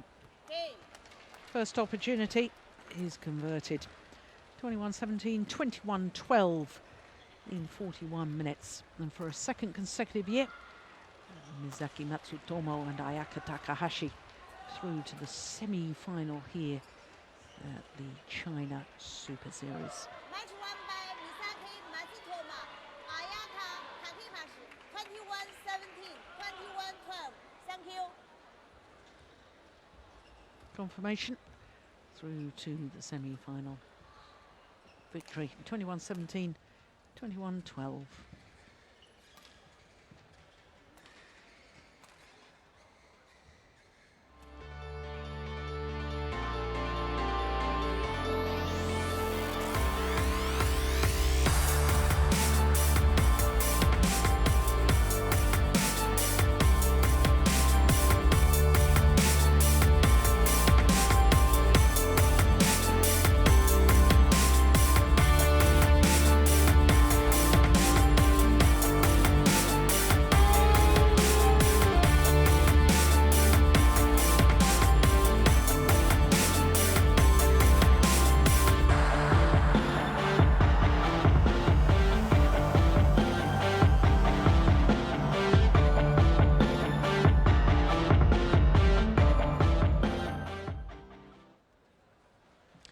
just one more quarterfinal to come, and it features the defending champion in the women's singles, Saina Nehwal, up against Nozomi Okuhara.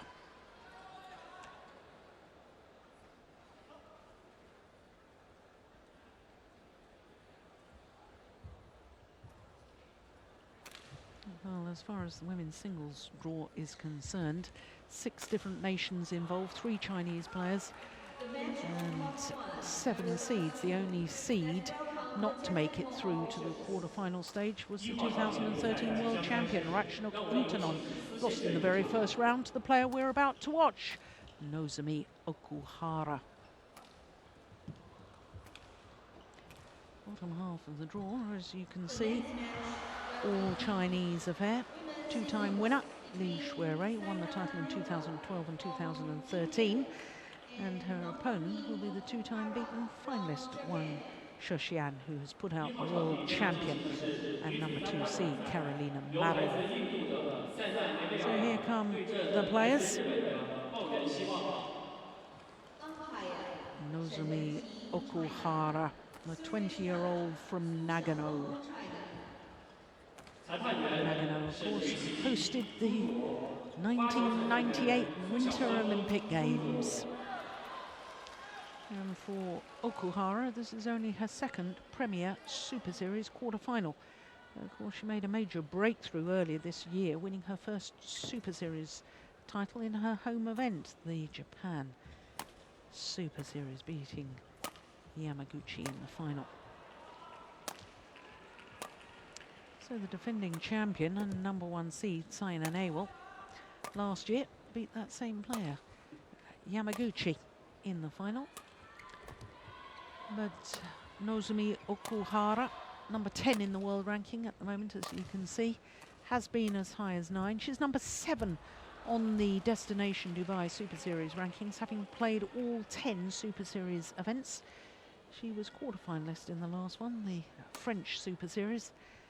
And there, a confirmation of what I've just told you, the number 8 seed and beaten finalist here in 2012, Ratchanok, and it was 2 straight games, as you can see. And then in the 2nd round against the qualifier, Chen Long of China. Very convincing 2nd game there. So to the defending champion, won the title last year. It was the first time she'd been past the last 16 last year when she won the title. Olympic bronze medalist.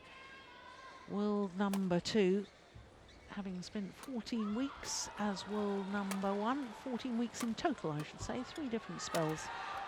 We'll make that 4 different spells at world number 1. 4 finals this year from 11 tournaments, and what a tough draw she's had. Sun Yu of China in the very first round. Sun Yu beaten finalist last week in Korea Grand Prix Gold. Ti Jing-yi, she played in the 2nd round and came from 13-15 down in the deciding game before she won it 21-19 in 55 minutes. Well, this is the 4th meeting between these 2 players. Last time they met in the last 16 of the Asian Championships here in China, in Wuhan. It was 3 games on that occasion, and as you saw, all 3 previous encounters have been won by Saina Nehwal.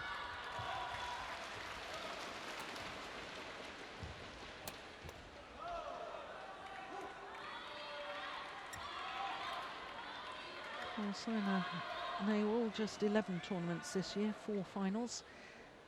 From those 11 tournaments, Nozomi Okuhara, 4 titles from 4 finals, having played in 18 tournaments. She does play a lot of badminton, doesn't she, Nozomi Okuhara? Nozomi, Japan. And on my left, Saina Nehwal, India. Saina Nehwal to serve. Level, play. So the customary bow from Okuhara to all court officials, all 4 corners.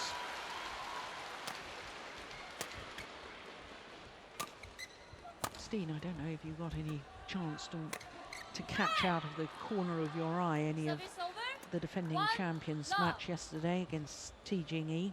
3 games. thought it was close.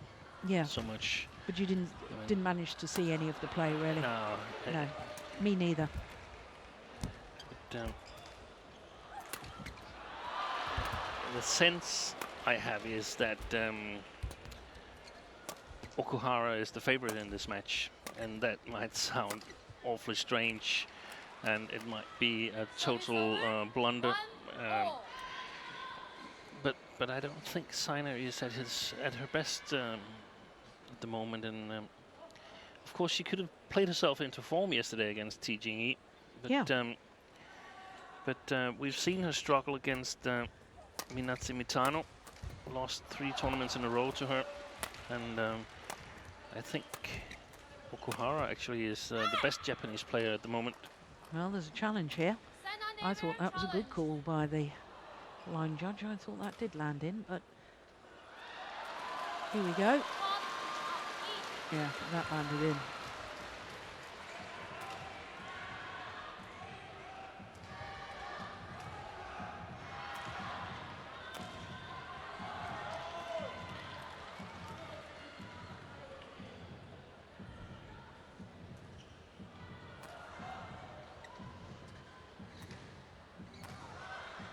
Well, we await for Hawkeye. Here we go.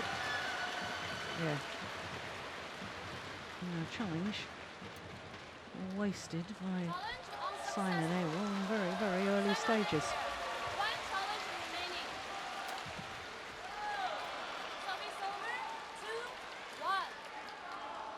And I was wrong about Minatsu Mitano. She lost to her twice in Japan and Denmark, but actually beat her in French Open, Saina Nehwal. So she definitely needs to get her sort of controlling game going, and she's started out quite well, actually.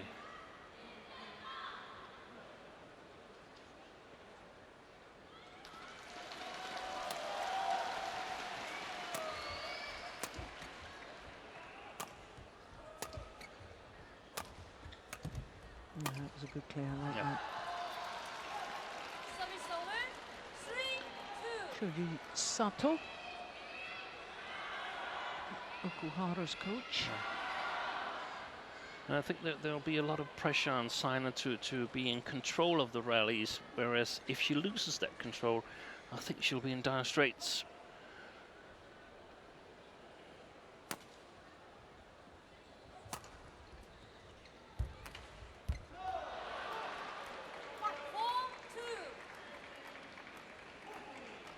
The match on Block 2 will be men's singles between Chen Long from Denmark and Li Chongwei from Arabia. 2号场地将要进行的是男子单打比赛，由来自丹麦的约根森对阵来自马来西亚的李宗伟。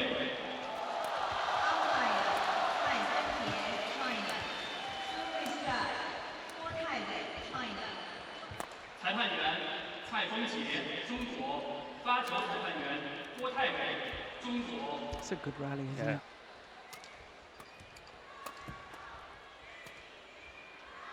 Way off balance there, Saina Nehwal. Good deception. Yeah, she was struggling most of that rally there. But that's one of the qualities, and a bit similar qualities like Chen Long we saw earlier today. The ability to get quality shots back even when she's off balance. Yeah.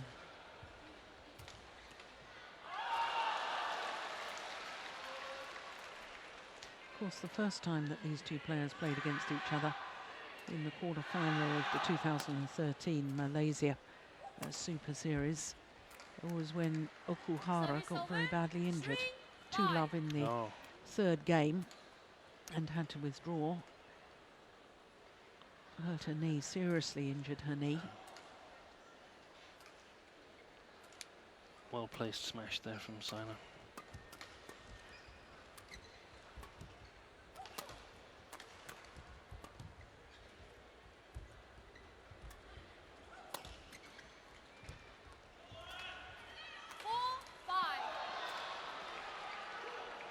Of course, last year it's been well documented that having switched coaches and starting to work with Vimal Kumar. I think the confidence, and there was a certain freshness, I suppose, when you start to work with a new coach. Yeah. There's new ideas, new training routines and regimes, perhaps, and you know, you feel very inspired by that change. 5-all. Yeah. And the attention to detail is so important, and I think we'll see that in order to become a top player, the talents of today, the top players of tomorrow, they will need more attention. It's going to be tough for Europe because we're in Europe very accustomed to doing sort of team practices, and I don't think it's enough in order to develop quick enough. Isn't that what the Asians do? Team practices, yes, but with a lot more coaches than Very fair Europeans. point. Yep. Yep. So Good point. the coaching time per player is, in my opinion, essential. Yes. No, I suppose the best example of that Service over. 6-all. single attention, one player, one coach, is Fernando Rivas and Carolina Marin, the world champion. Exactly.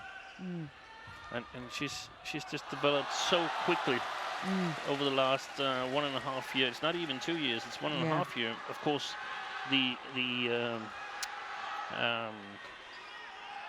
foundation for that quick development has been laid years before. But I can at least see some Danish players who they were not better than Carolina Marin. They were a little bit behind her, but now they're quite a bit behind her, and they're still practicing a lot, but they're practicing in team practices. Yeah.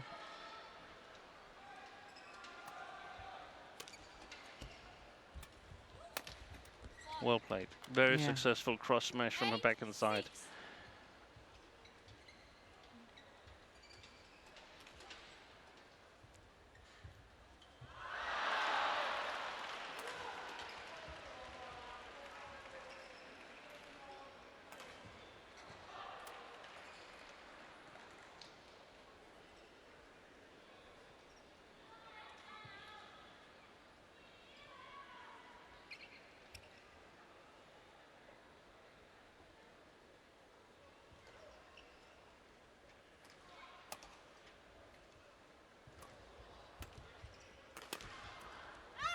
Wow.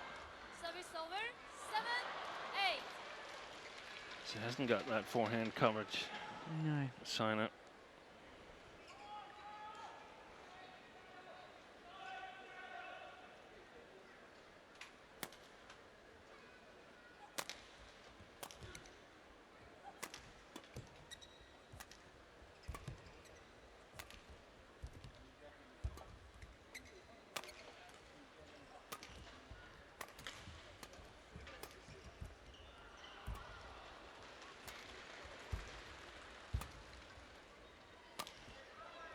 Going wide. Yeah.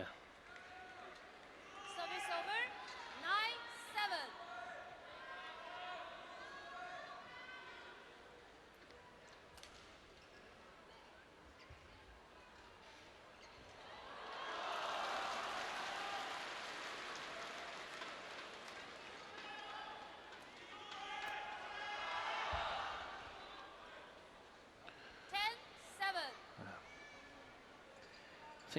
I think there's just a little side drift from left to right. Not necessarily because these two shots were out, but the straight shots from the backhand side of Okuhara seems to drift a little bit when you see it from the camera behind the court.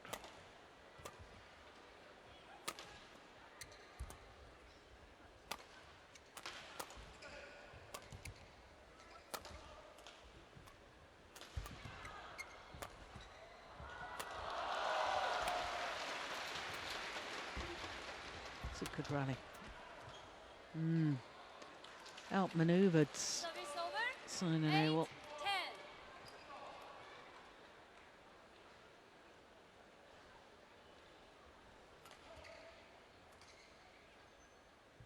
Where do you rate Okuhara's movement? I love watching her move around the court. I think she's very light on her feet. Yeah. But in comparison to the other players, how high do you rate her movement? Haven't really thought about that, but It's certainly one of the best, isn't it? yeah, it is. She's she seems like she's naturally quick on her feet. Yeah. Service over. But such is the 11, disguise 8, of interval. Saina Nehwal with that overhead shot. The outright winner. So a 3-point advantage at the mid-game interval for the defending champion.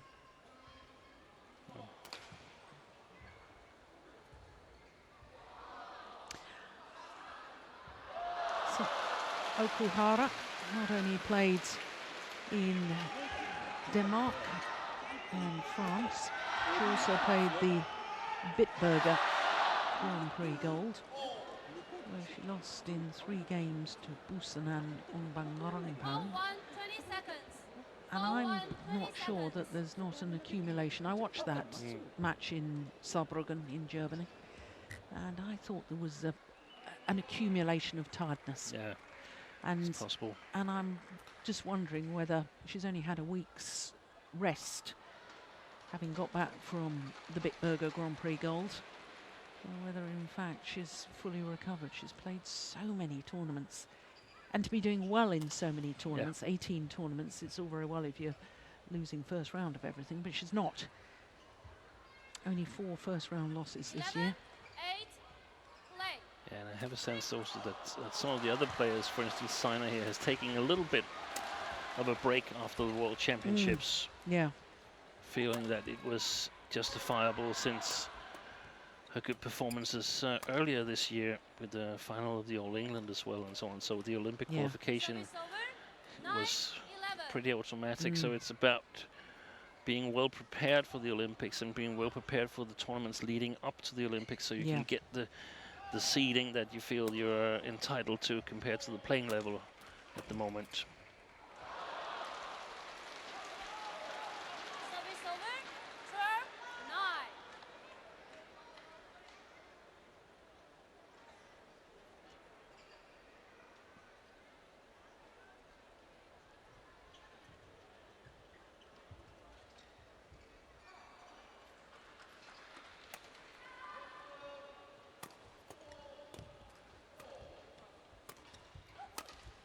Good read. yeah. 13, 9.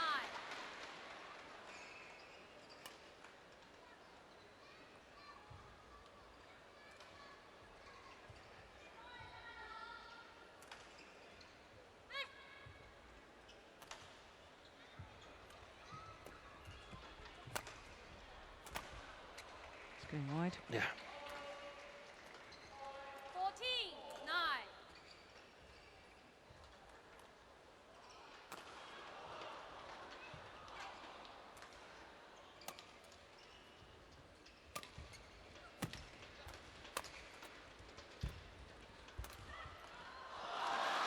Service over. They both seem to be trying to exploit the deep forehand corner of each other. Yeah.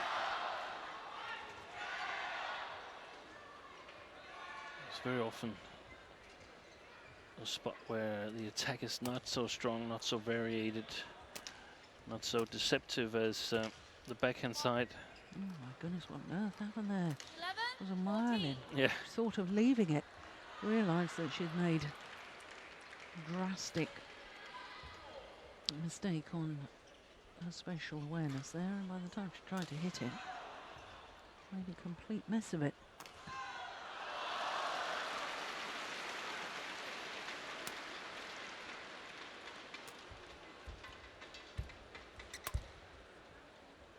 What a good lift.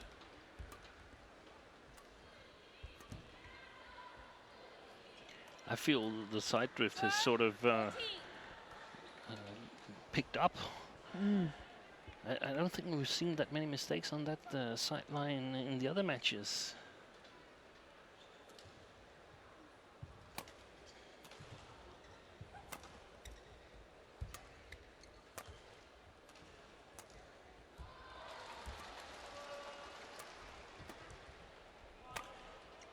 No, Wide. it's going wide, yeah.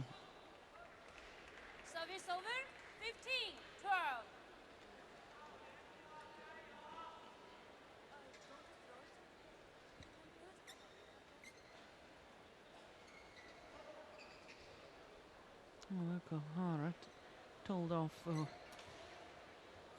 flicking sweat from the face, so she asks if she can tell down. Umpire said no, so she tell down anyway.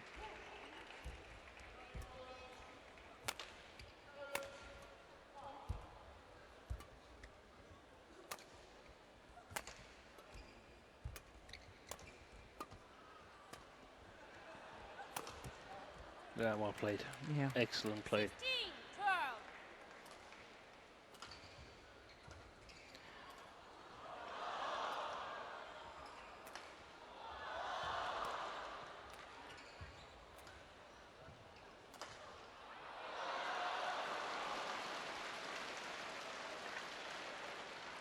And of course, when your opponent makes a number of mistakes and you realize there's another one, Going wide. Yeah. that there's this side drift, 17, 12. then you're a little bit more free to cover the other corner because you know Yeah. that she's probably going to play a lot there. Yeah. And then you're in real big problems, as we see the Japanese girl is now. It's in. What? Oh, it's called out. Called out. Service over. Yeah, she's only got one challenge left, Saina, Mm. so I understand that she's not using it here.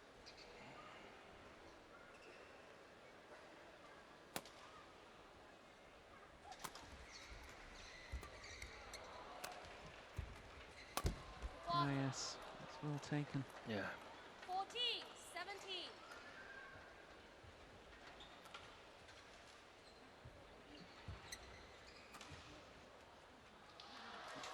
Yeah, good follow-up.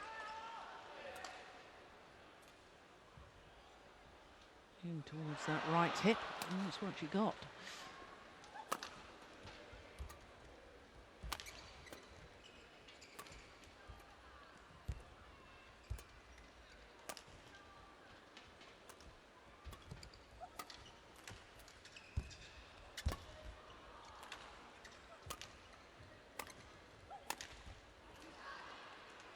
There's another challenge here. And I think that's the wrong call. Challenges.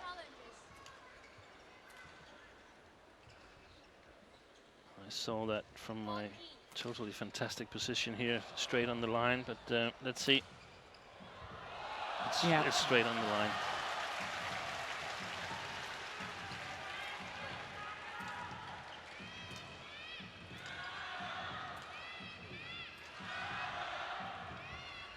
Yeah.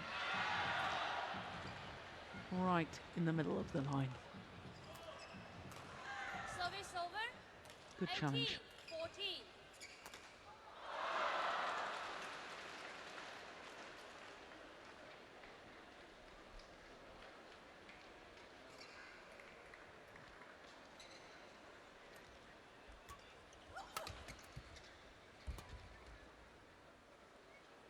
It's not often that Saina is clearly the tallest player on court.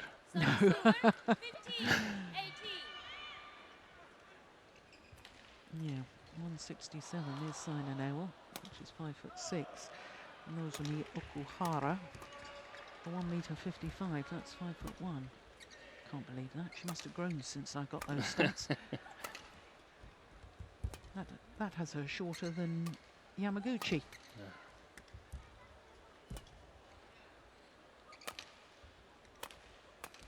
Well played. Yeah.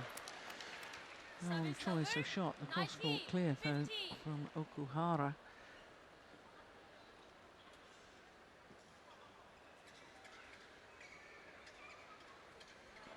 And so far the pace have been no problem for Saina, because she's been pretty much in control of the rallies. So I think Okuhara needs to increase the pace in the game and perhaps also take a little bit more initiative. And I know that might sound strange because she's normally a little bit more of a patient player, but she can't allow Saina to fire these smashes at her all the time. So Yeah. she has to do some kind of preventive attacking. Well, Saina Nehwal, defending champion, 5 game point opportunities.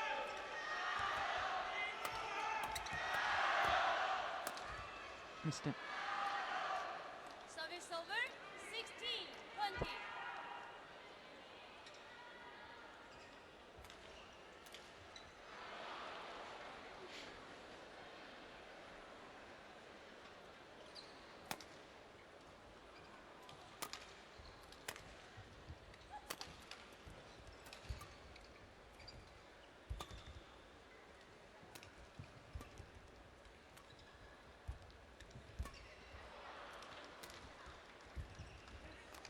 Yep. First game won by Saina Nehwal, 21-16. Umpire confirms 21-16. It took 21 minutes. And the defending champion, well, outmaneuvering her opponent, making Okuhara move from corner to corner, and it's got its reward, as you can see. Opening game to Nehwal.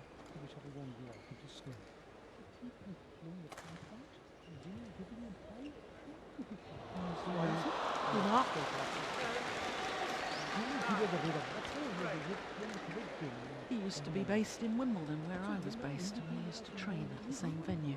Yeah? Yeah.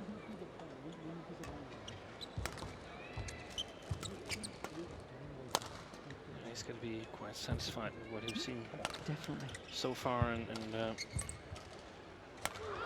if the side drift is the same here in the second game, then Okuhara will have big problems targeting Saina Nehwal's forehand side, the long forehand side.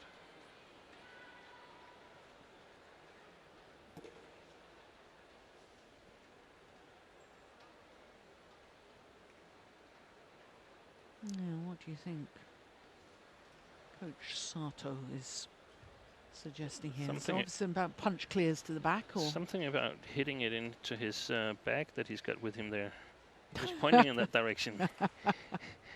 Yeah, Call 1, 30 punch clears in seconds. the Call 1, 30 seconds. play downwards before she's under too much pressure, so she can't play downwards. So yeah. she has to do it one shot before.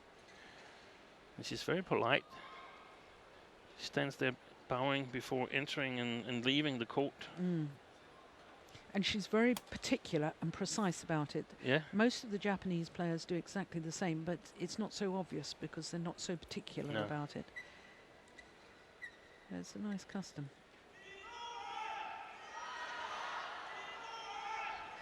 Second game. Level. Play. Yeah, there she is, bowing to all the line judges and court officials before the second game gets underway.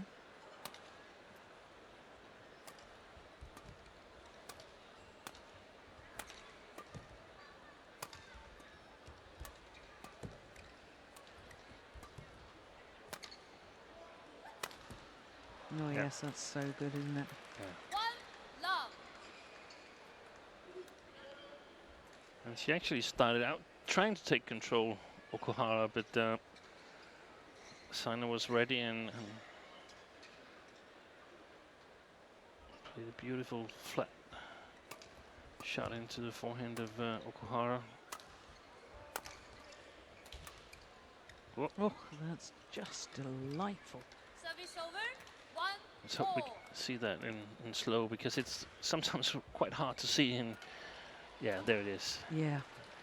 And it's exactly how it should be. You should almost only be able to pick up on it in slow, because otherwise it's too slow for the game.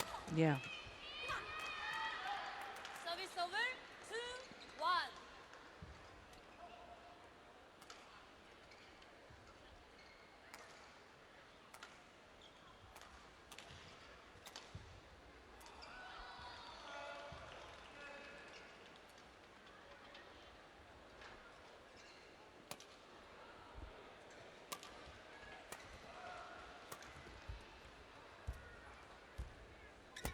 Oi. Oh, she touched the net.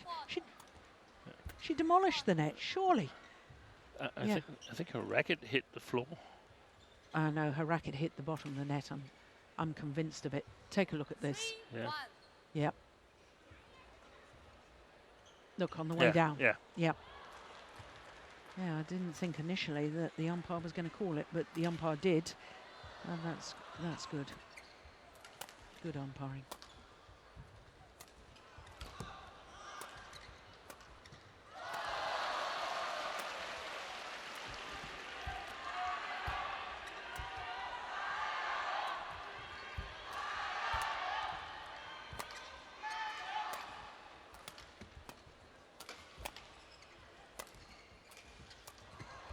Oh, that was a nice drop slice from Okuhara.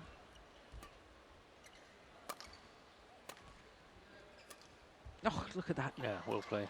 That's incredible. Service over. 2, What a great 3. shot.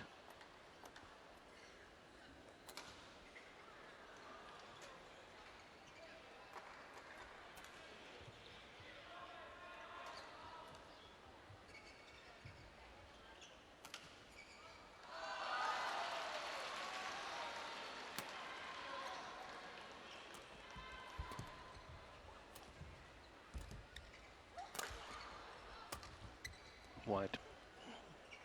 Yeah, in fact, the arm movement there from Yeah, Okuhara indicates that Yeah. she's realised that there's a drift. But she's struggling to control it. Yeah. And I think Saina is much better.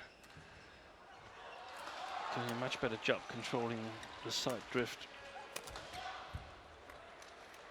Using it to her advantage, because if you aim a little bit with a little bigger margin on a shot like that, you actually get help from the side drift, because it comes a lot quicker than you normally would expect Yeah. from defensive point of view.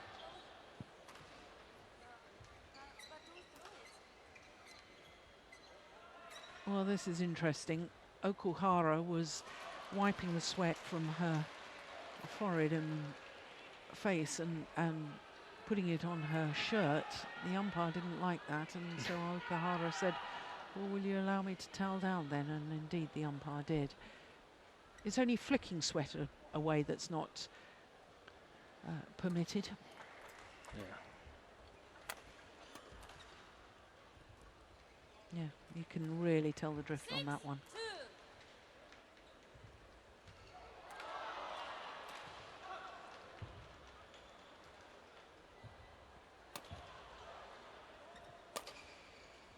Big high clear, not particularly good length.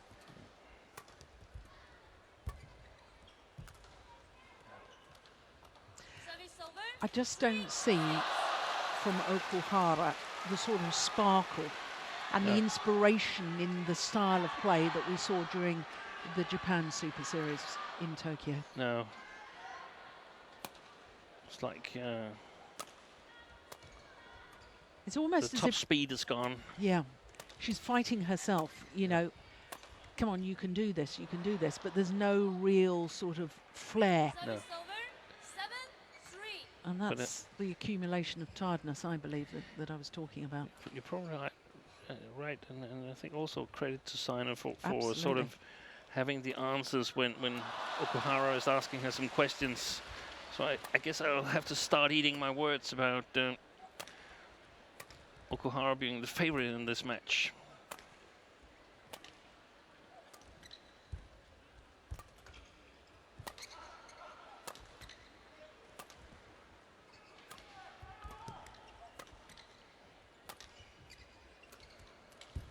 Well played. Yeah. And it's every time she leaves a little bit too much time for Saina Nehwal, then Saina goes in and punishes Okuhara.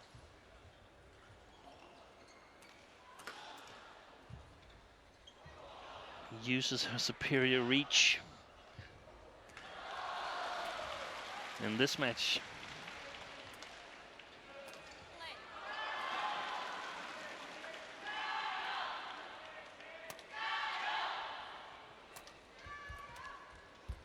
Oh my goodness. What a get by 9-3. Saina Nehwal. Took it inches off the floor and played the perfect lot. Look at that.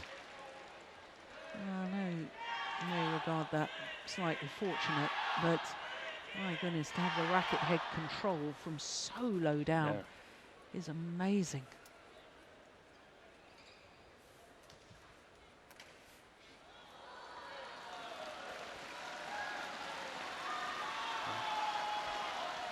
No matter who wins this match, the winner will be sole international player standing here.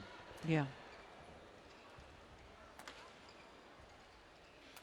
In the women's singles. Because, Yeah, in the women's singles, of course. yeah.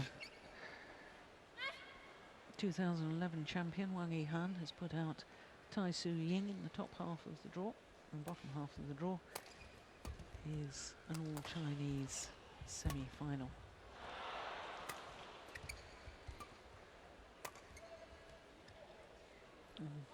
Just Long.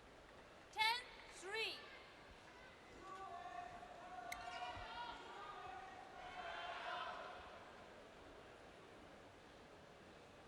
Yeah, it was just Long. What a good call by the line judge.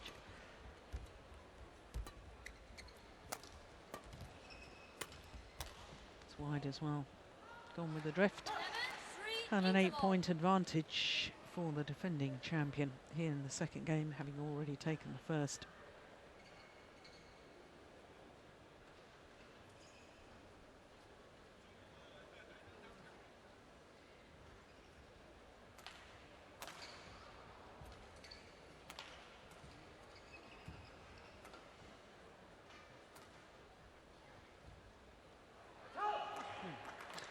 Well, I know earlier this year, Coach Vimal Kumar was talking about Saina Nehwal and saying that mentally she's so much more Hold tough one, than 20 her seconds. opponents.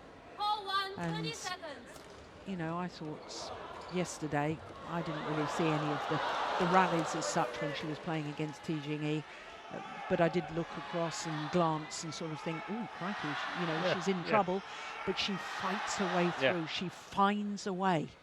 And it's a match from seeing the scoring on tournament software where Play. probably Ti Jing-yi should have won that match, but she didn't. Yeah. But that's why sport is so fascinating, because you have this champion status and the traits, the characteristics that champions produce, and Saina Nehwal has definitely got that, this fighting spirit, this, you know, somehow in difficult situations she finds a way to win. Oh dear, that was an ankle that gave way. Service over.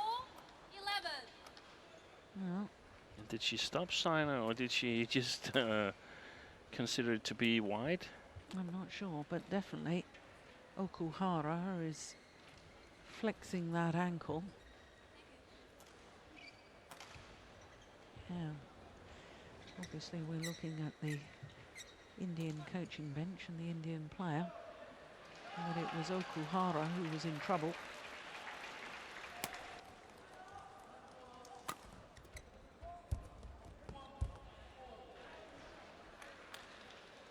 Service over.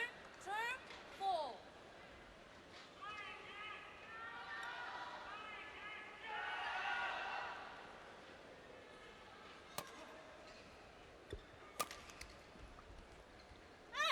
Oh, good. Oh, challenge here from Saina Nehwal. She thought that was long. Challenges.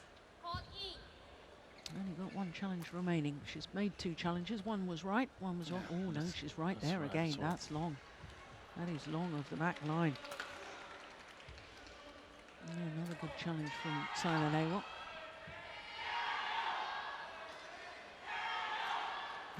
We await for Hawkeye to confirm that.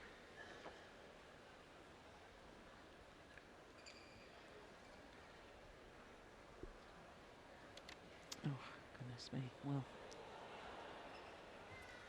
yeah, Just gasp from the grasp. touches the line. Yeah. Well, I think the crowd probably thought the same as I did, because there was a gasp. Biao, no challenge remaining. Service over. 5-12.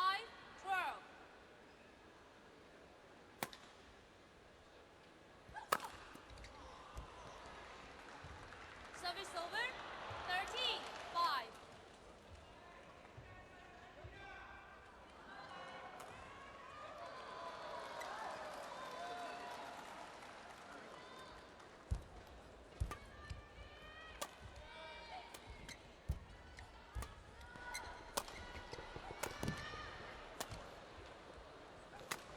Oh. Yeah, Saina Nehwal not Service thinking over. about the 6-13. drift and just hitting wide.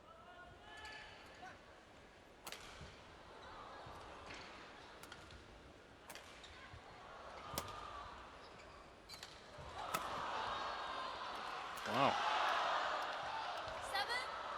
7-13. 2 easy mistakes.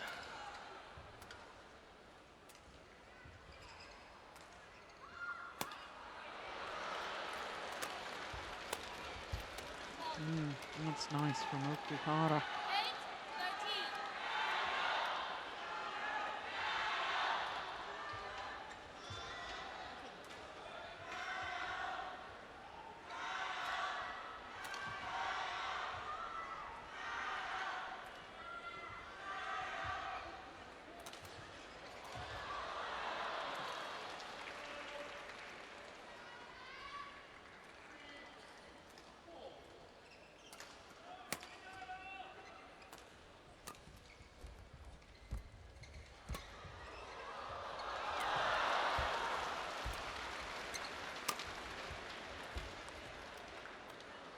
All of a sudden, there seems to be a new lease of life from Nozomi Okuhara. Saina hasn't won a rally since that challenge. Well, the psychology of it, I mean, I certainly thought the shuttle was long of that back line, and if Saina obviously did, otherwise she wouldn't have challenged.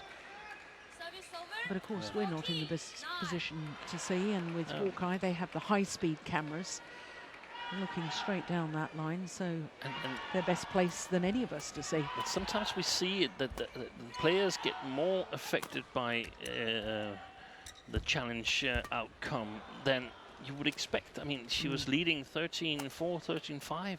13-4. It doesn't really matter what that challenge shows because she's in total control of the game.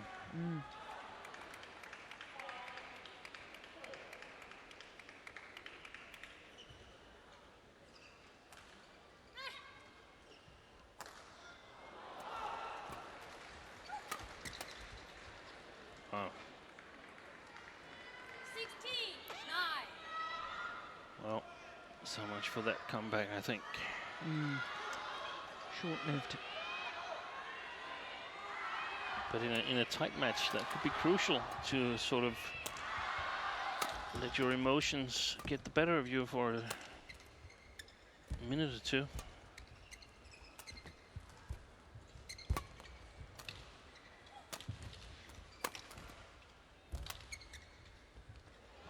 Yeah, gone well wide again. 17-9.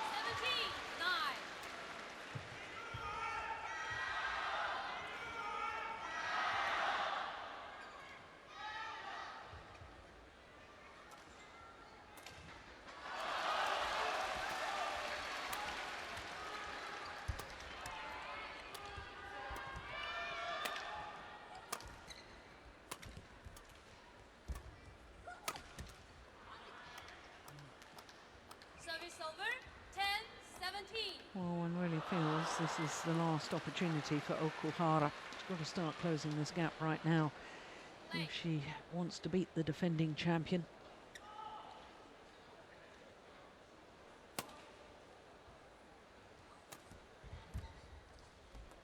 It's gone wide.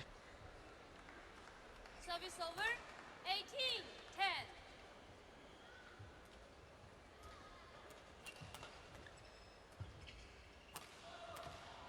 What a good match from Saina, Yes, bouncing absolutely. back Yeah, after being in trouble yesterday. yeah.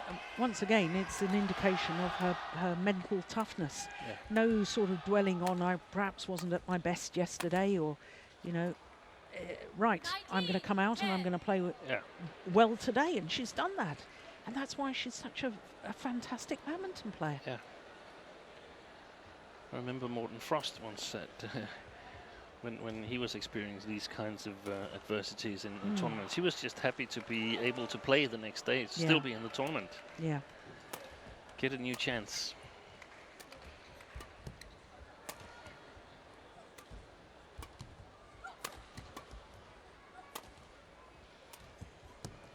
Oh yes, that's lovely.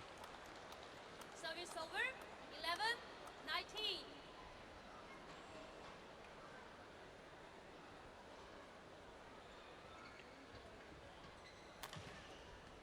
Well, I saw her come back from 11-19 down in a game before. That was the semi-final of the Commonwealth Games last year, women's singles. Kirsty Gilmore against T Jing-yi. That's why you loosen up a little bit if you're nervous. Yeah. Still, it's difficult. But when there's medals at stake. Of course, you can get some help from a little bit of nervousness from the ones about to win them. Oh, look at that. Excellent. That's just beautiful. Service over. 20, Just beautiful. Match point 12. Match point opportunities for the defending champion.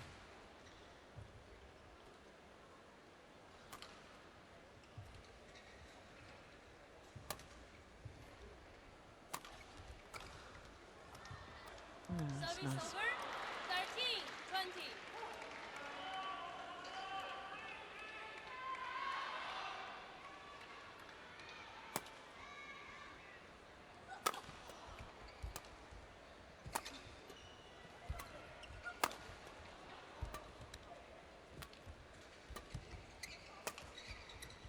Oh, there's a little bit of a stumble there from Saina Nehwal. Oh, look at that again. Beautiful. Wonderful shot to close out the match. 21-16, 21-13 in 42 minutes. And the defending champion through to the semi-final once more. Match won by Saina Nehwal. 21-16, 21-13. Look at that. Swing of the racket to look as if she was going to lift the shuttle to the back and then just blocking it to net. So Saina Nehwal, the #1 seed, safely through to the semi-final. 21-16, 21-13. And she will play the 2011 winner, Wang Yihan, in tomorrow's semi-final. So that concludes our quarterfinals for the day, and our first 3 matches all involve Chinese players, and all the Chinese players won. We started with the 3-time former champion Chen Long beating the young Dane Viktor Axelsen in 50 minutes. And then the mixed doubles, the Commonwealth Games gold medalists going down to the World Championships silver medalists, the #4 seeds Lu Cheng and Biao Yixin in 2 straight games. In fact, all of our matches, as you can see, in 2 straight games. Biao and Hong Wei, beaten finalists last year. They are through to the semi-final once more. Matsutomo and Takahashi, well, today was their 6th consecutive quarter-final. Tomorrow will be their 2nd consecutive semi-final here at the China Open. Saina Nehwal, the defending champion, well, she looked very impressive today against Okuhara. 42 minutes for her victory. 21-16, 21-13.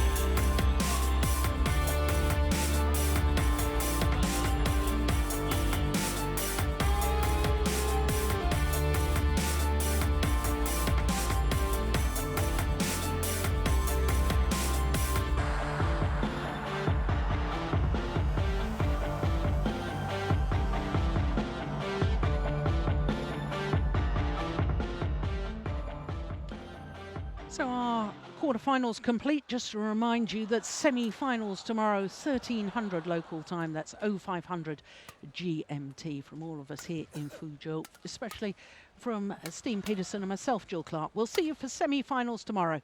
Bye for now.